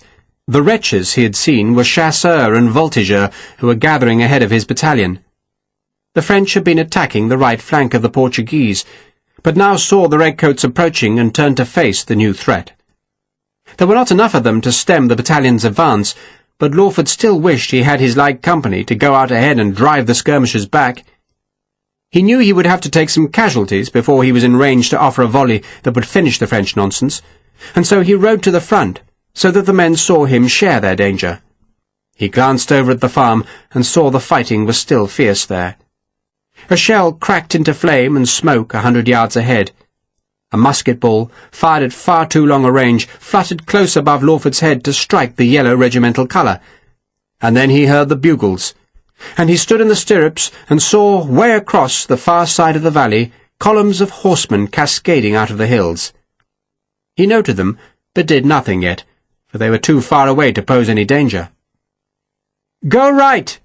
Lawford shouted at Forrest, who was by the grenadier company that was on the right flank at the front. "Head up! Head up!" He pointed, meaning that the battalion should march for the bridge. A man stumbled in the front rank, then stayed on the ground, holding his thigh. The files behind opened to march past him, then closed again. "2 men to help him, Mr. Collins," Lawford called to the nearest captain. He dared not leave an injured man behind, not with cavalry loose in the valley. Thank God, he thought, that there was no French artillery. The horsemen had crossed the stream now, and Lawford could see the bright glitter of their drawn sabres and swords. A mix of horsemen, he noted. Green-coated dragoons with their long straight swords, sky-blue hussars, and lighter green chasseurs with sabres. They were a good mile away, evidently intent on taking the Portuguese on their far flank. But a glance back showed that the cazadores were alive to the danger and were forming 2 squares. The horsemen saw it too, and swerved eastwards, the soft turf flying up behind their horses' hooves. Now they were coming at the South Essex, but they were still far off, and Lawford kept marching as voltigeurs scattered from the horsemen's path. Shells exploded among the cavalry, and they instinctively spread out, and Lawford had a mischievous impulse. "Half distance!" he shouted. "Half distance!" The companies now increased the intervals between each other. Like the cavalry, they were spreading out, no longer resembling a close column, but showing stretches of daylight between each unit, and so inviting the cavalry to penetrate those gaps and rip the battalion apart from the inside. "Keep marching!" Lawford called to the nearest company, which was looking nervously towards the cavalry. "Ignore them!" Less than half a mile now. The cavalry had spread into a line that thundered across the valley, and the South Essex were marching across their front, the left flank of each rank exposed to the horsemen. Now it was all down to timing, Lawford thought. Pure timing. For he did not want to form square too soon, and so persuade the horsemen to sheer off. How many were there? 300? More, he reckoned, and he could hear their hoofs on the soft turf, see their pennants, and he saw the line go into the gallop, and he reckoned they had committed themselves too soon, because the ground was soft, and their horses would be blown by the time they reached his battalion. A shell burst among the leading horsemen, and a dragoon went down in a flurry of hoofs, bridle, blood, and sword. The second line of cavalry swerved round the thrashing horse, and Lawford reckoned it was time. "Form square!" There was something beautiful in good drill, Lawford thought. To watch the rearmost companies halt and march backwards, see the centre companies swing out, the forward companies mark time, and all the separate parts come seamlessly together to make a misshapen oblong. 3 companies formed the long sides, 2 were at the northern edge, and a single company made the southern face. But what mattered was that the square was made and was impenetrable. The outside rank went onto one knee. "Fix bayonets!" Most of the horsemen pulled away, but at least 100 stayed straight, and so rode directly into Lawford's volley. The western face of the square vanished in smoke. There were the screams of horses, and as the smoke cleared, Lawford could see men and beasts galloping away to leave a dozen bodies on the ground. Voltigeurs were firing at the square now, grateful to have such a huge target, and the casualties were being lifted into the square's centre. The only answer to the skirmishers was half-company volley fire, and that worked, each blast driving a group of Frenchmen back and sometimes leaving one writhing on the ground. But, like wolves around a flock, they pressed back, and the horsemen circled behind them, waiting for the Redcoat battalion to open its ranks and give them a chance to attack. Lawford was not going to give it to them. His battalion would stay closed up, but that gave the skirmishers their target, and he realized slowly that he had marched into a perilous dilemma. The best way of ridding himself of the voltigeurs was to open ranks in advance, but that would invite the cavalry to charge, and the cavalry was the greater danger, so he had to stay closed up. Yet that gave the French muskets a tempting target, and the voltigeurs were gnawing him to death, one injury or death at a time. The artillery was helping Lawford. The shells were exploding steadily, but the ground was soft, and the guns were firing from the heights, so that many of the shells buried themselves before they exploded, and their force was thus cushioned by the ground or wasted upwards. The shrapnel was deadlier, but at least one of the gunners was cutting the fuses too long. Lawford edged the battalion northwards. Moving in square was hard. It had to be done slowly, and the wounded men in the square's centre had to be carried with the formation, and the battalion was forced to pause every few seconds so that another volley could blast out at the skirmishers. In truth, Lawford realized, he had been snared by the voltigeurs, and what had seemed an easy task was suddenly bloody. "I wish we had our rifles," Forrest muttered.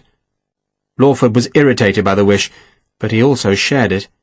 It was his fault, he knew, for sending the light company out as a picket, and trusting that they would not get into trouble. And now his own battalion was in trouble. It had begun so well, the march in close order, the beautiful drill book example of forming square, and the easy defeat of the cavalry charge. But now the South Essex was near the centre of the valley, and had no support except for the distant guns, while more and more voltigeurs, smelling blood, were closing on the battalion. So far he had not suffered many casualties, only 5 men dead and a score wounded, but that was because the French skirmishers were keeping their distance, wary of his volleys. Yet every minute brought another musket strike, and the closer he went to the farm track, the more isolated he became. And Picton was watching, Lawford knew, which meant his battalion was on display. And it was stuck. Vicente came down the ladder to report that a Redcoat battalion was marching to their rescue, but that it was threatened by cavalry and so had formed square a half-mile away. Sharpe looked through the window and saw from the regimental colour that it was the South Essex, but the battalion might as well have been 100 miles away for all the help they could offer him. The French, after the repulse of their last attack, had concealed themselves behind the farm buildings, well out of sight of the rifles firing from the farmhouse roof. The track to the farm, which had been thick with voltigeurs, was empty now. Sharpe had brought 2 riflemen downstairs, placed them with himself and Perkins at the front windows, and they had used the voltigeurs for target practice, until the French, outranged and in the open, had either run into cover at the sides of the house, or else gone back to the drier part of the valley to help the attack on the beleaguered square. "So what do we do now, Mr. Bullen?" Sharpe asked. "Do, sir?" Bullen was surprised to be asked. Sharpe grinned. "You did well to get the men here, very well. I thought maybe you had another good idea about how to get them out." "Go on fighting, sir?" "That's usually the best thing to do," Sharpe said, then peered quickly out of the window and drew no musket fire. "The frogs won't last long," he said. That seemed an optimistic forecast to Bullen, because as far as he could see the valley was full of Frenchmen, both infantry and cavalry, and the Redcoat square was plainly balked. Sharpe had reached the same conclusion. "Time to earn all that money the King pays you, Mr. Bullen." "What money, sir?" "What money? You're an officer and a gentleman, Mr. Bullen. You've got to be rich." Some of the men laughed. Slingsby, sitting in the hearth with the canteen on his lap, was asleep, his head back against the masonry and his mouth open. Sharpe turned and looked through the window again. "They're in trouble," he said, nodding at the battalion. "They need our help. They need rifles, which means we've got to rescue them." He frowned at the prisoners, an idea half forming. "So Major Ferreira told you to surrender?" he asked Bullen. "He did, sir. I know it wasn't his place to give orders, but it wasn't his place," Sharpe interrupted, more interested in why Ferreira would have been so willing to fall into French hands. "Did he say why you were to surrender?" "I was to make a bargain with the French, sir. If they let the civilians go, then we'd give up." "Sneaky bastard," Sharpe said. Ferreira, utterly cowed and with a huge bruise on his temple, stared up at Sharpe. "So you want to get to the lines before us?" Sharpe asked him. Ferreira said nothing. "Not you, Major," Sharpe said. "You're a military man, and you're under arrest. But your brother now, and his men, we can let them go. Miss Fry, tell them to stand up." The four men stood awkwardly. Sharpe had Perkins and a pair of redcoats point guns at them as Harper untied their feet, then their hands.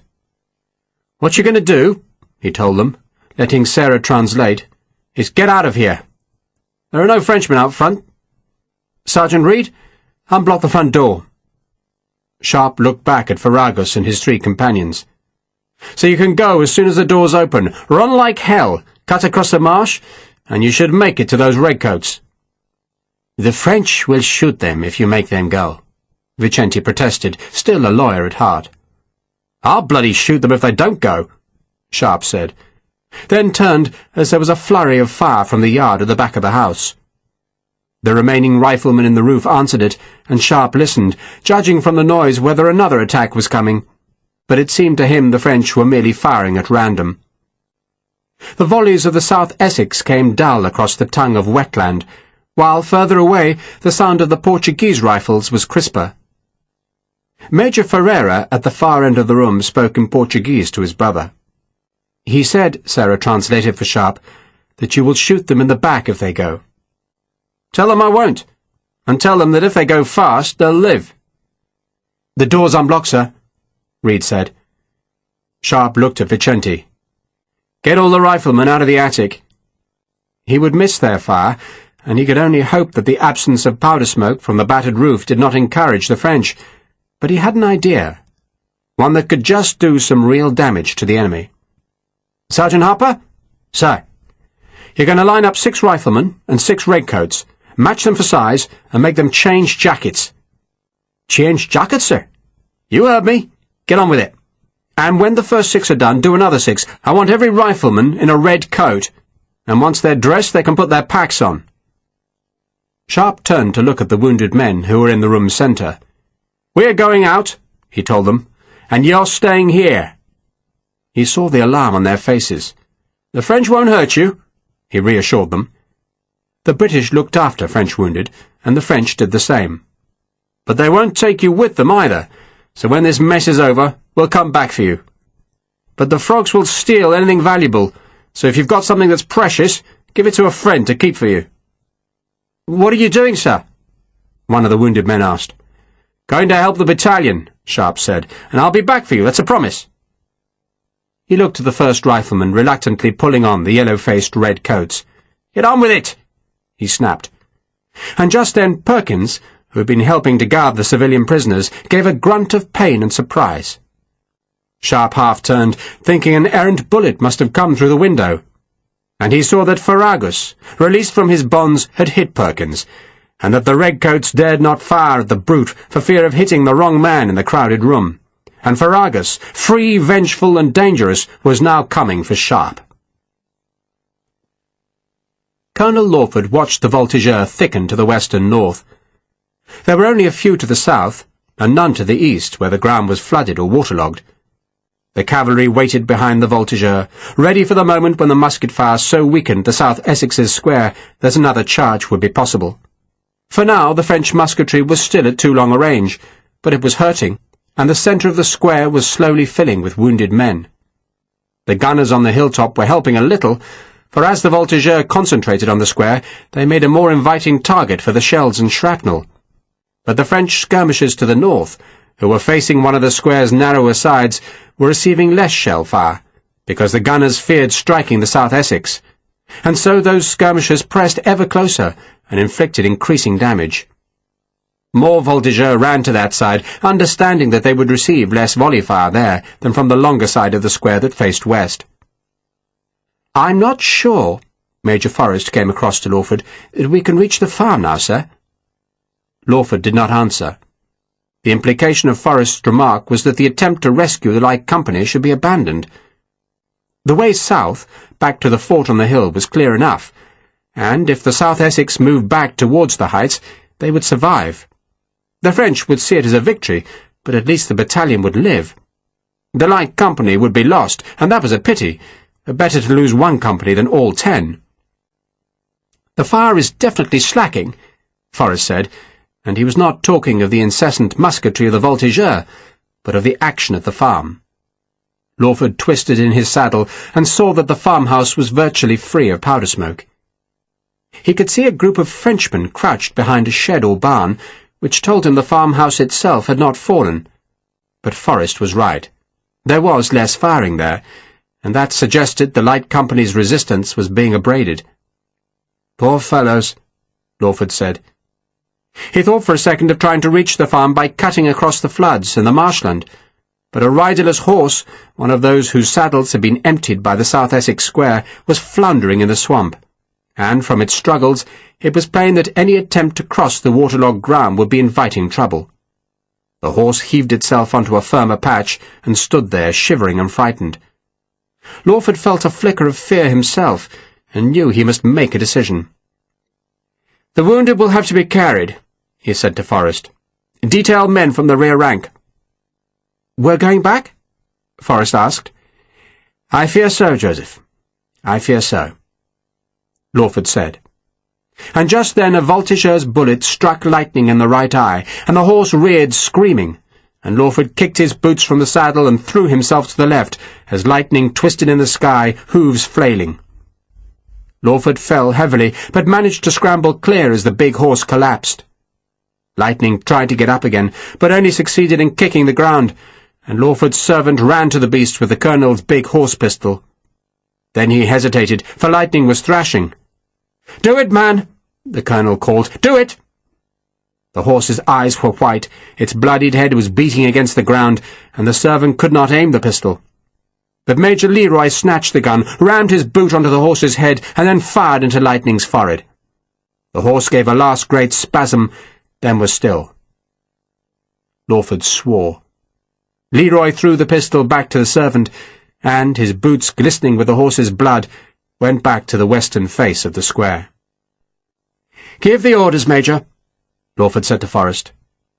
He felt close to tears. The horse had been magnificent. He ordered his servant to unbuckle the girth and remove the saddle, and he watched as those wounded who could not crawl or limp were lifted from the ground, and then the South Essex began to retreat. It would be a painfully slow withdrawal.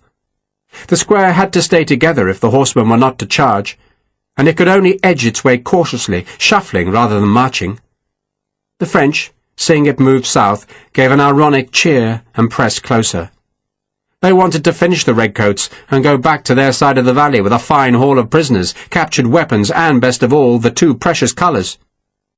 Lawford looked up at the two flags, both now punctured with bullet strikes, and he wondered if he should strip them from the poles and burn the heavy silk, then dismissed that thought as panic.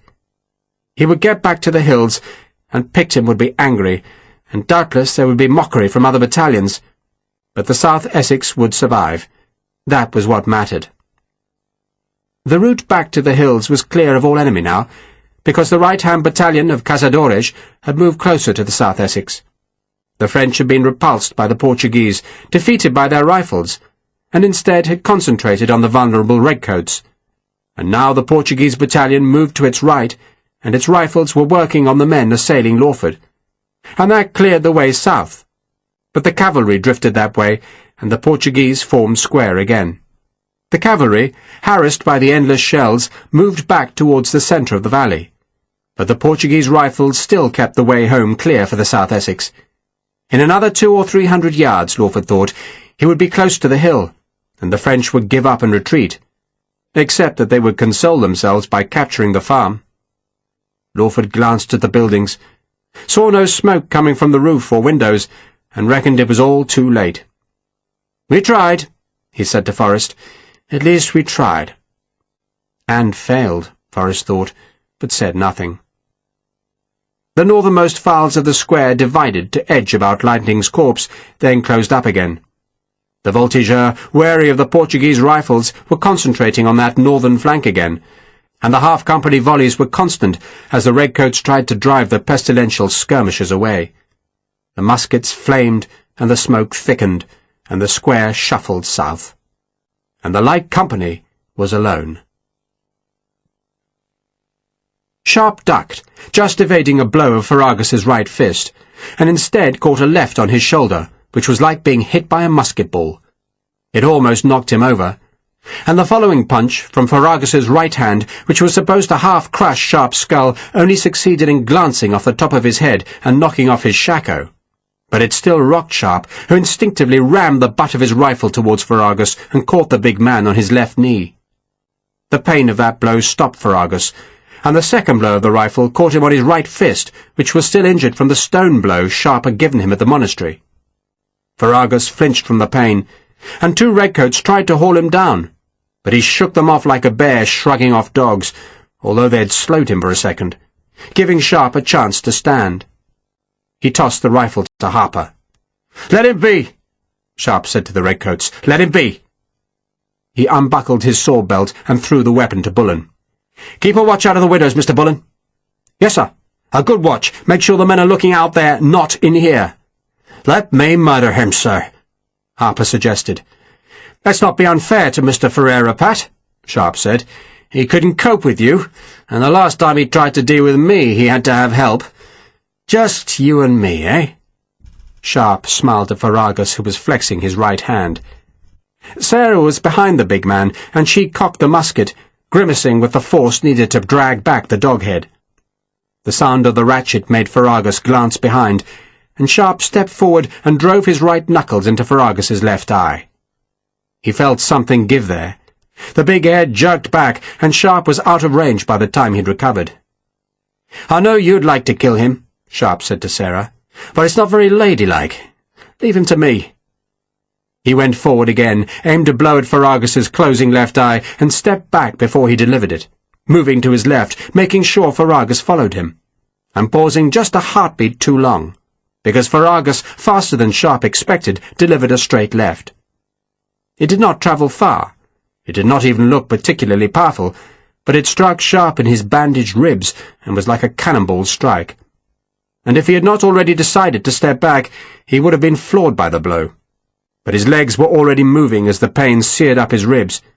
He flicked out his own left hand, aiming again at the swollen eye, but Ferragus swatted it aside, released his left hand again, but Sharpe was safely back now. Ferragus could see nothing from his left eye, and the pain of it was a flaring red agony in his skull. But he knew he'd hurt Sharpe, and knew if he could get close he could do more than just hurt the rifleman, who was now stepping back between the wounded redcoats and the big hearth. Ferragus hurried, reckoning to take Sharpe's best blows and then get close enough to murder the English bastard.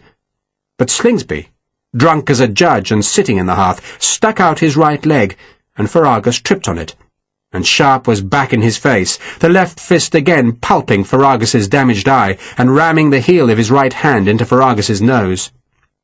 Something broke there, and Ferragus, swatting at Slingsby with his left hand, threw out his right to stop Sharpe. But Sharpe had stepped back again. "Let him be, Mr. Slingsby," Sharpe said. "Are your men watching out the windows, Mr. Bullen?" "They are, sir." "Make damn sure they are." Sharpe was past the wounded men now, in the open space between the front and back windows where no one dared stand for fear of the French bullets, and he backed towards the window facing the yard, heard a bullet whack into the window frame, stabbed a quick left at Ferragus, who swayed to let it pass, and rushed at Sharpe. Sharpe stepped back, going to Ferragus's left because that was his blind side, and Ferragus turned to face Sharpe, who knew he had to take the punishment now, and he stepped into the big man's range and drove his fists, one after the other, into his enemy's belly, and it was like punching an oak board. Sharpe knew those blows would not hurt, And he did not care, because all he wanted to do was drive Ferragus backwards. He rammed his head forward, banging his forehead into the bloody mess of Ferragus's face, and he heaved forward, and his head rang as a blow struck him on the side of the skull. His vision went red and black. He pushed again, and Ferragus's left hand hit him on the other side of the head, and Sharpe knew he could not take more than one other such blow.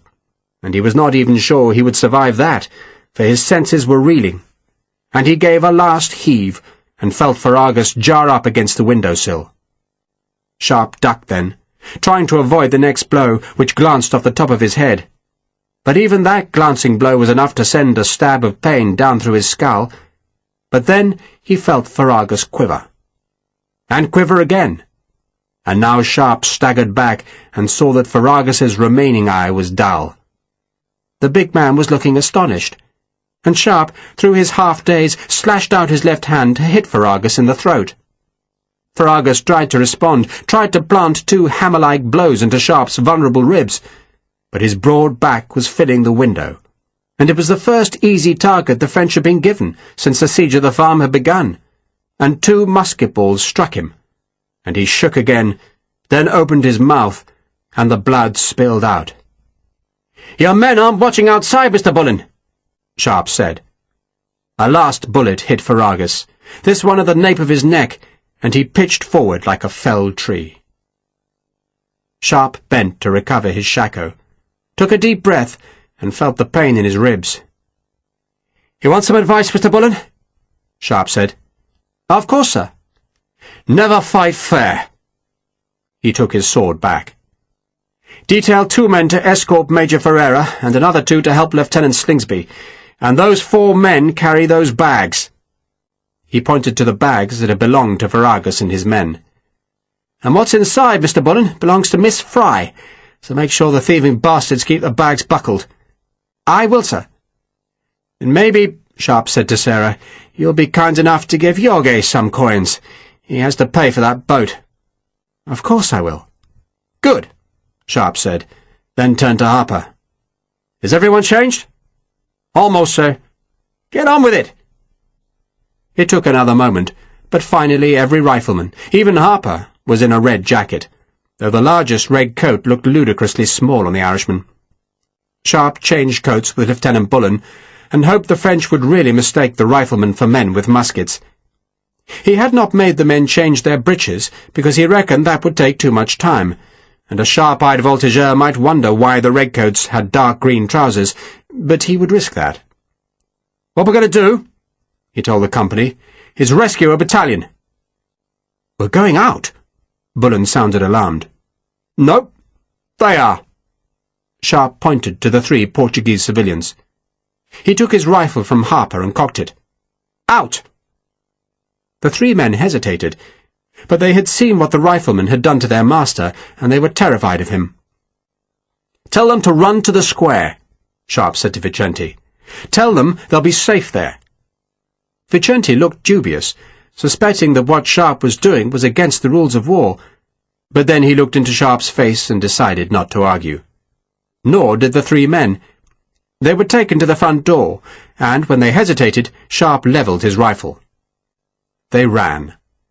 Sharpe had not lied to them. They were fairly safe, and the further they went from the farmhouse, the safer they became. None of the French reacted at first, for the last thing they'd expected was for anyone to break from the house, and it was a full 4 or 5 seconds before the first musket fired. But the voltigeur was shooting at running men going away up the farm track, and the bullets went wild. After 50 yards, the 3 men cut across the marshland, and the going was much harder for them. But they were also further away from the French, who, frustrated by their escape, tried to close the distance. They moved out from behind the farm buildings, going to the edge of the marsh, aiming their muskets at the 3 men who were trying to pick a path through the morass. "Rifles," Sharpe said. "Start killing those bastards." The French, by running from cover, had made themselves easy targets for rifles shooting from the farm windows. There were a few seconds of panic among the voltigeurs, then they ran back to the sides of the farm. Sharpe waited as the rifleman reloaded. "I won't do that again," he said, then told them what he planned. The red-jacketed riflemen were to leave the farm first, and, like the three Portuguese, were to run as fast as they could up the track, and then angle across the swamp towards the flooded stream. "Except we're going to stop by the dung heap out front," Sharpe told them, "and give the others some covering fire." Major Ferreira, his escorts, Slingsby, Sarah, and Joanna, would go next, shepherded by Vicente, and finally Lieutenant Bullen would bring the rest of the company out. "You're our rear guard," Sharpe told Bullen. "You hold off the voltigeur. Proper skirmish work, Lieutenant. Fight in pairs, nice and calm. The enemy will see green jackets, so they won't be eager to close, so you should be fine.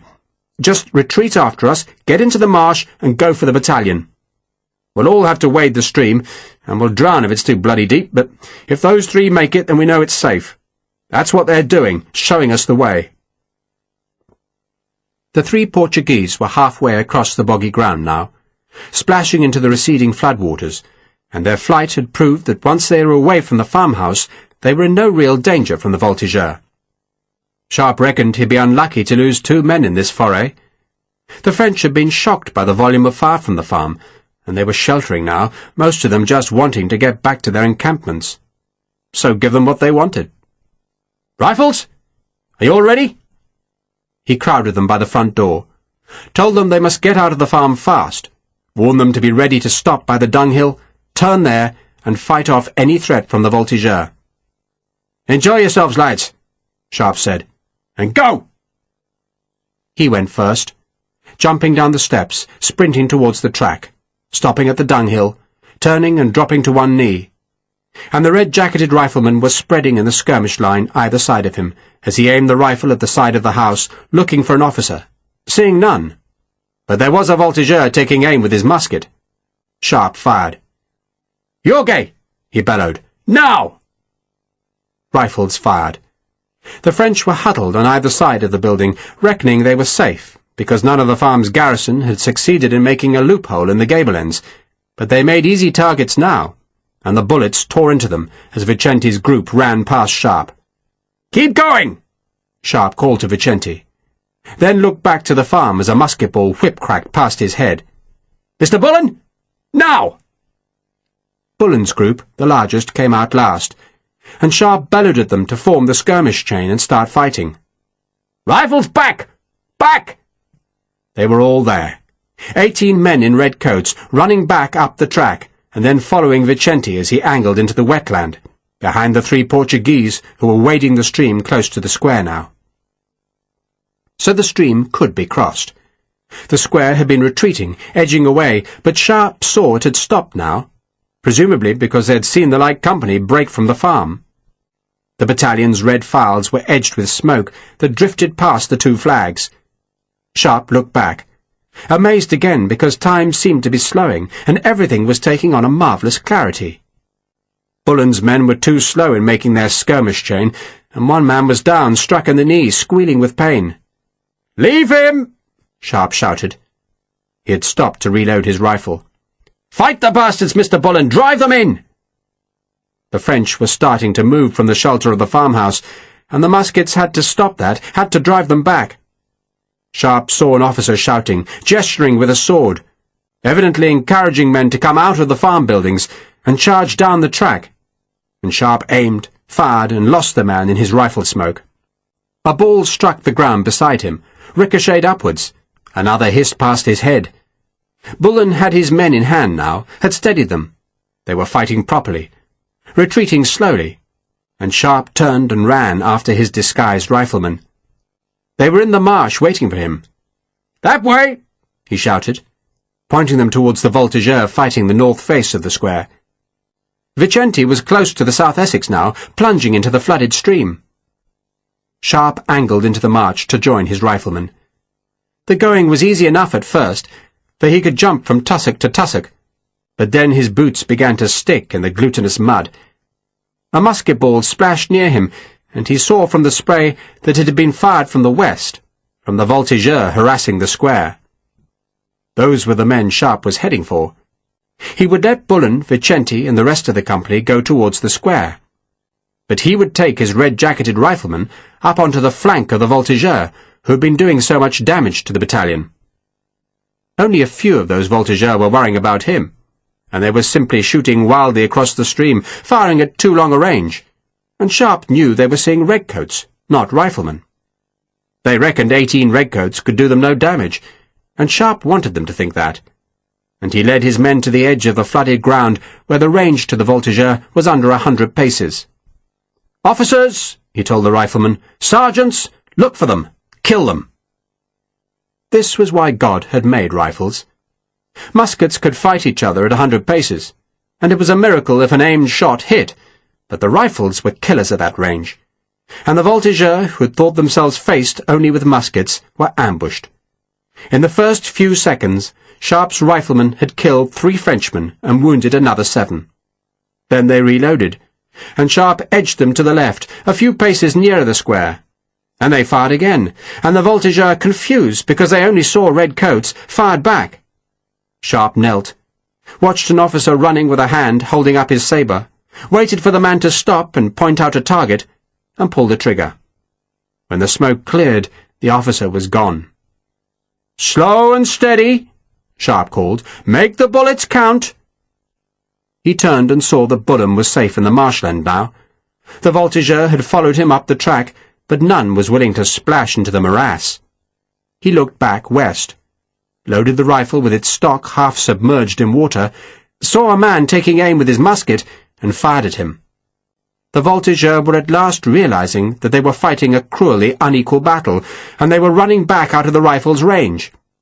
But the cavalry, further away, saw only a scatter of red coats, and a group of the horsemen turned, drove back their spurs, and burst past the retreating voltigeurs. "Back!" Sharpe called. "Gently back, and edge left!" He was taking his men closer to the square now, wading through water a foot deep. He still had to cross the stream, but so did the cavalry, and those Frenchmen seemed oblivious of the flooded obstacle. Perhaps they thought the sheet of water was all one depth, just a foot or so deep, and so they lowered their sabres, spurred their horses into a canter, and rode for the kill. "Wait till they're floundering," Sharpe said, "then kill them." The front rank splashed into the flooded land on the opposite bank. Then one horse went down into the stream, pitching its rider over its head. The other horses slowed, struggling now to find their footing, and Sharpe shouted at his men to open fire. A hussar, his pigtails hanging either side of his sunburnt face, snarled as he wrenched at his reins and tried to force his horse on through the stream, and Sharpe put a bullet straight through the sky-blue jacket. A shell exploded in the second rank of horsemen, who had pulled up when they saw the first check.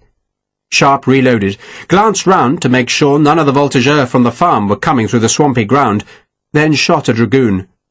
This was easy killing, and the horsemen understood it, and turned their horses and raked back their spurs, so that they struggled back to the firmer ground, still pursued by rifle fire. And there was more rifle fire now, a storm of it from the far side of the South Essex, where the cazadores had come to the redcoats' aid, and were driving the voltigeurs back. Then the north side of the square exploded into smoke, as 2 companies fired a volley into the flank of the horsemen who were spurring away to safety. Sharpe slung his rifle on his shoulder. "Not a bad day's work, Pat," he said, then nodded at the lone cavalry horse that had crossed the stream and marooned itself in the marsh. "They still pay a reward for enemy horses, don't they? He's all yours, Sergeant." The cavalry were no longer threatening, and so the South Essex deployed into a 4-rank line, twice as thick as they would use on a normal battlefield, but safer in case any of the hussars or dragoons decided to try one last attack. That was unlikely, for there were Portuguese cazadores on the battalion's left flank now, and empty marshland on their right, while the French, harassed by the cannon fire, were retreating across the valley. Best of all, the light company was back. "It went well," Lawford said. He had mounted the horse Harper had brought to the battalion. "Very well." "A nervous moment or two," Major Forrest said. "Nervous?" Lawford said in a surprised tone. "Of course not. Everything went exactly as I thought. Quite exactly as I thought. Pity about lightning, though." He looked with disgust at his brother-in-law, who, plainly drunk, was sitting behind the colour party. Then he took off his hat as Sharpe walked down the line. "Mr. Sharpe, that was very pretty what you did to those voltigeurs, very pretty. Thank you, my dear fellow. Sharpe changed jackets with Bullen, then looked up at Lawford, who was beaming with happiness. "Permission to rescue our wounded from the farm, sir," Sharpe said, "before I return to duty." Lawford looked puzzled. "Rescuing the wounded is part of your duty, isn't it?" "I mean being quartermaster, sir." Lawford leaned from his captured saddle. "Mr. Sharpe," he said softly. "Sir?" "Stop being bloody tedious." "Yes, sir. And I'm supposed to send you to Perro Negro after this," the colonel went on, and seeing Sharpe did not understand, added, "to headquarters. It seems the general wants a word with you." "Send Mr. Vicente, sir," Sharpe said, "and the prisoner. Between them, I can tell the general everything he needs to know." "And you can tell me," Lawford said, watching the French go back into the far hills. "Nothing to tell, sir," Sharpe said. "Nothing to tell? Good God, you've been absent for 2 weeks, and you've nothing to tell?" "Just got lost, sir, looking for the turpentine. Very sorry, sir." "You just got lost," Lawford said flatly. Then he looked at Sarah and Joanna, who were in muddy breeches and had muskets. Lawford looked as if he was about to say something about the women, then shook his head and turned back to Sharpe. "Nothing to tell, eh?" "We got away, sir," Sharpe said. "That's all that matters. We got away." And they had. It had been Sharpe's escape. Historical note. The French invasion of Portugal in the late summer of 1810 was defeated by hunger, and it marked the last time that the French tried to capture the country.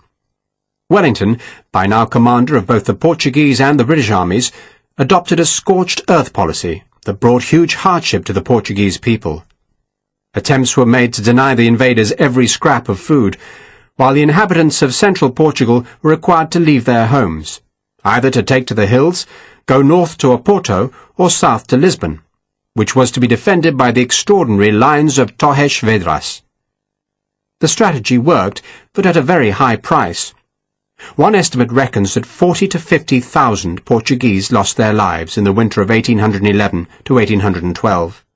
Most from hunger, some from the French, but an appalling figure amounting to about 2% of the then Portuguese population. It was, by any reckoning, a hard-hearted strategy, throwing the burden of the war onto the civilian population. Was it necessary? Wellington conclusively defeated Massena on the heights of Busaco, and had he guarded the road around the north of the Great Ridge, he could probably have repulsed the French there and then, forcing them back to Ciudad Rodrigo across the Spanish border. But that, of course, would have left Massena's army relatively undamaged. Hunger and disease were much greater enemies than redcoats and riflemen, and by forcing Massena to spend the winter in the wasteland north of the lines, Wellington destroyed his enemy's army. At the beginning of the campaign, in September 1810, Massena commanded 65,000 men. When he got back to Spain, he had fewer than 40,000, and had lost half his horses and virtually all his wheeled transport. Of the 25,000 men he lost, only about 4,000 were killed, wounded, or taken prisoner at Busaco. British losses were about 1,000. The rest were lost because the lines of Torres Vedras condemned Massena to a winter of hunger, disease, and desertion. So why fight at Busaco if the lines of Torres Vedras could do the job better? Wellington fought there for the sake of morale. The Portuguese army did not have a sterling record against the French, but it was now reorganized and under Wellington's command, and by giving it a victory on the ridge, he gave that army a confidence it never lost. Busaco was the place where the Portuguese learned they could beat the French, and rightly it holds a celebrated place in Portuguese history. The ridge is heavily forested now, so that it's difficult to imagine how any battle could have been fought up its eastern face. But photographs taken in 1910 show the ridge as almost entirely bare, and contemporary accounts suggest that was how it was 100 years earlier. Those photographs can be seen in the splendid book Busaco 1810 by René Chartrand, published by Osprey. In most books about the battle, the monastery on the reverse slope is referred to as a convent, a word which properly can be applied to communities of either monks or nuns, but common usage restricts it to nuns. And I have seen the building at Busaco called the Convento dos Carmelitas Descalzos and the Mosteiro dos Carmelitas, so I refer to it as a monastery to avoid giving the impression that nuns were present. It was occupied by the barefoot Carmelites until 1834, when the Portuguese monasteries were dissolved. It still exists, as do the clay stations of the cross in their brick housings, and all can be visited. A massive hotel, built in the early 20th century as a royal palace, now stands next to the monastery. Massena was indeed 22 miles behind Busaco on the eve of the battle. He'd visited Busaco briefly, then returned to his 18-year-old mistress, Henrietta Lebarton. And Nee's aide, Desmenard, was forced to hold the conversation through their closed bedroom door. Massena managed to tear himself from Henrietta's arms and rode back to Busaco, where he decided against any kind of reconnaissance and simply launched his troops into their attack. It was a foolhardy decision, for the ridge at Busaco was a formidable position. Some of his generals advised against an attack, but Massena was confident his troops could break the British and Portuguese line. It was an error born of overconfidence, and though the French columns did reach the crest, as described in the novel, they were pinched off and defeated. The French sack of Coimbra was every bit as nasty as its depiction in Sharpe's Escape. The first troops into the city were new conscripts, ill-trained and undisciplined, and they ran wild. The city had 40,000 inhabitants at the beginning of the campaign, and at least half had decided not to retreat towards Lisbon, and of those that remained, about 1,000 were murdered by the occupiers. The university was plundered, the royal tombs in Santa Cruz opened and defiled, and though the hungry French discovered plenty of food in the city, they managed to destroy most of it. Warehouses of supplies were put to the torch, so that when Massena's army marched south, they were as hungry as when they arrived. Massena left his wounded in Coimbra under a totally inadequate guard. Their hold on the city lasted just 4 days, after which Colonel Trent, a British officer leading Portuguese militia, captured Coimbra from the north, and, having endured some difficulties protecting his new prisoners from the vengeance of the city's inhabitants, managed to march or carry them north to Oporto. Massena, meanwhile, had encountered the lines of Torres Vedras, and was astonished by them. Wellington and his chief engineer, Colonel Fletcher, had somehow managed to keep the massive construction project a secret, even from the British and Portuguese governments.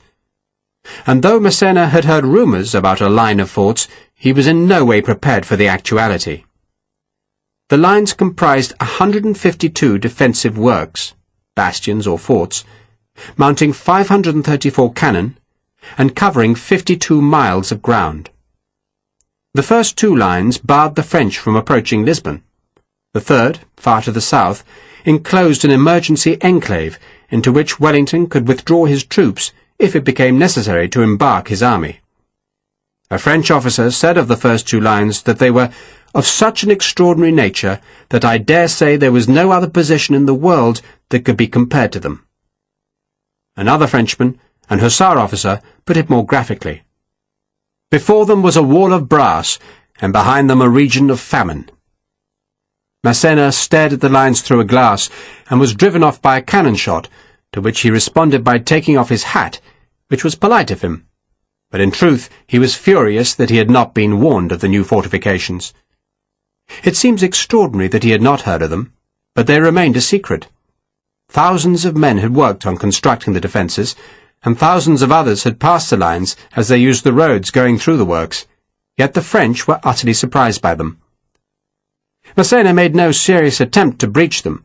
Indeed, the only fighting at the lines themselves was a scrappy battle between 2 sets of skirmishers, which took place at Sobral on the 12th of October, the day after the first French troops reached the lines.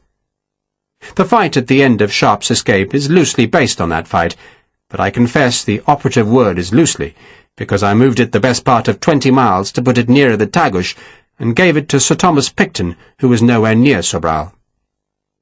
Most of the 152 forts of the lines are still in existence, but many of them are so ruined and overgrown that they're not easily found.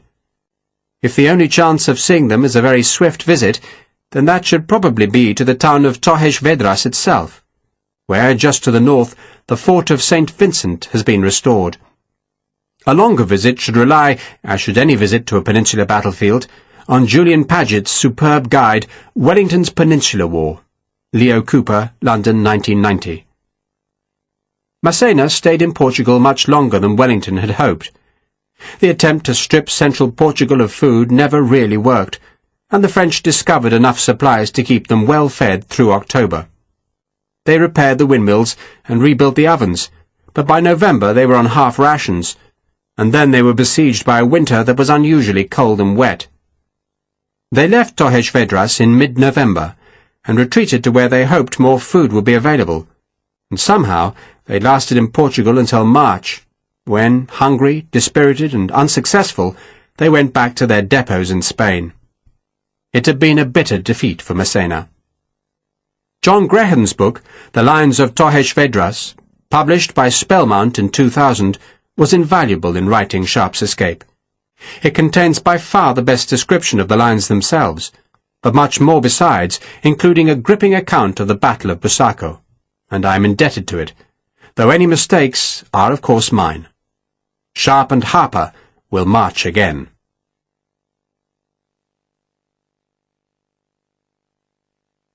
Sharpe's Escape by Bernard Cornwell was read by William Gaminara and is published by BBC Audiobooks.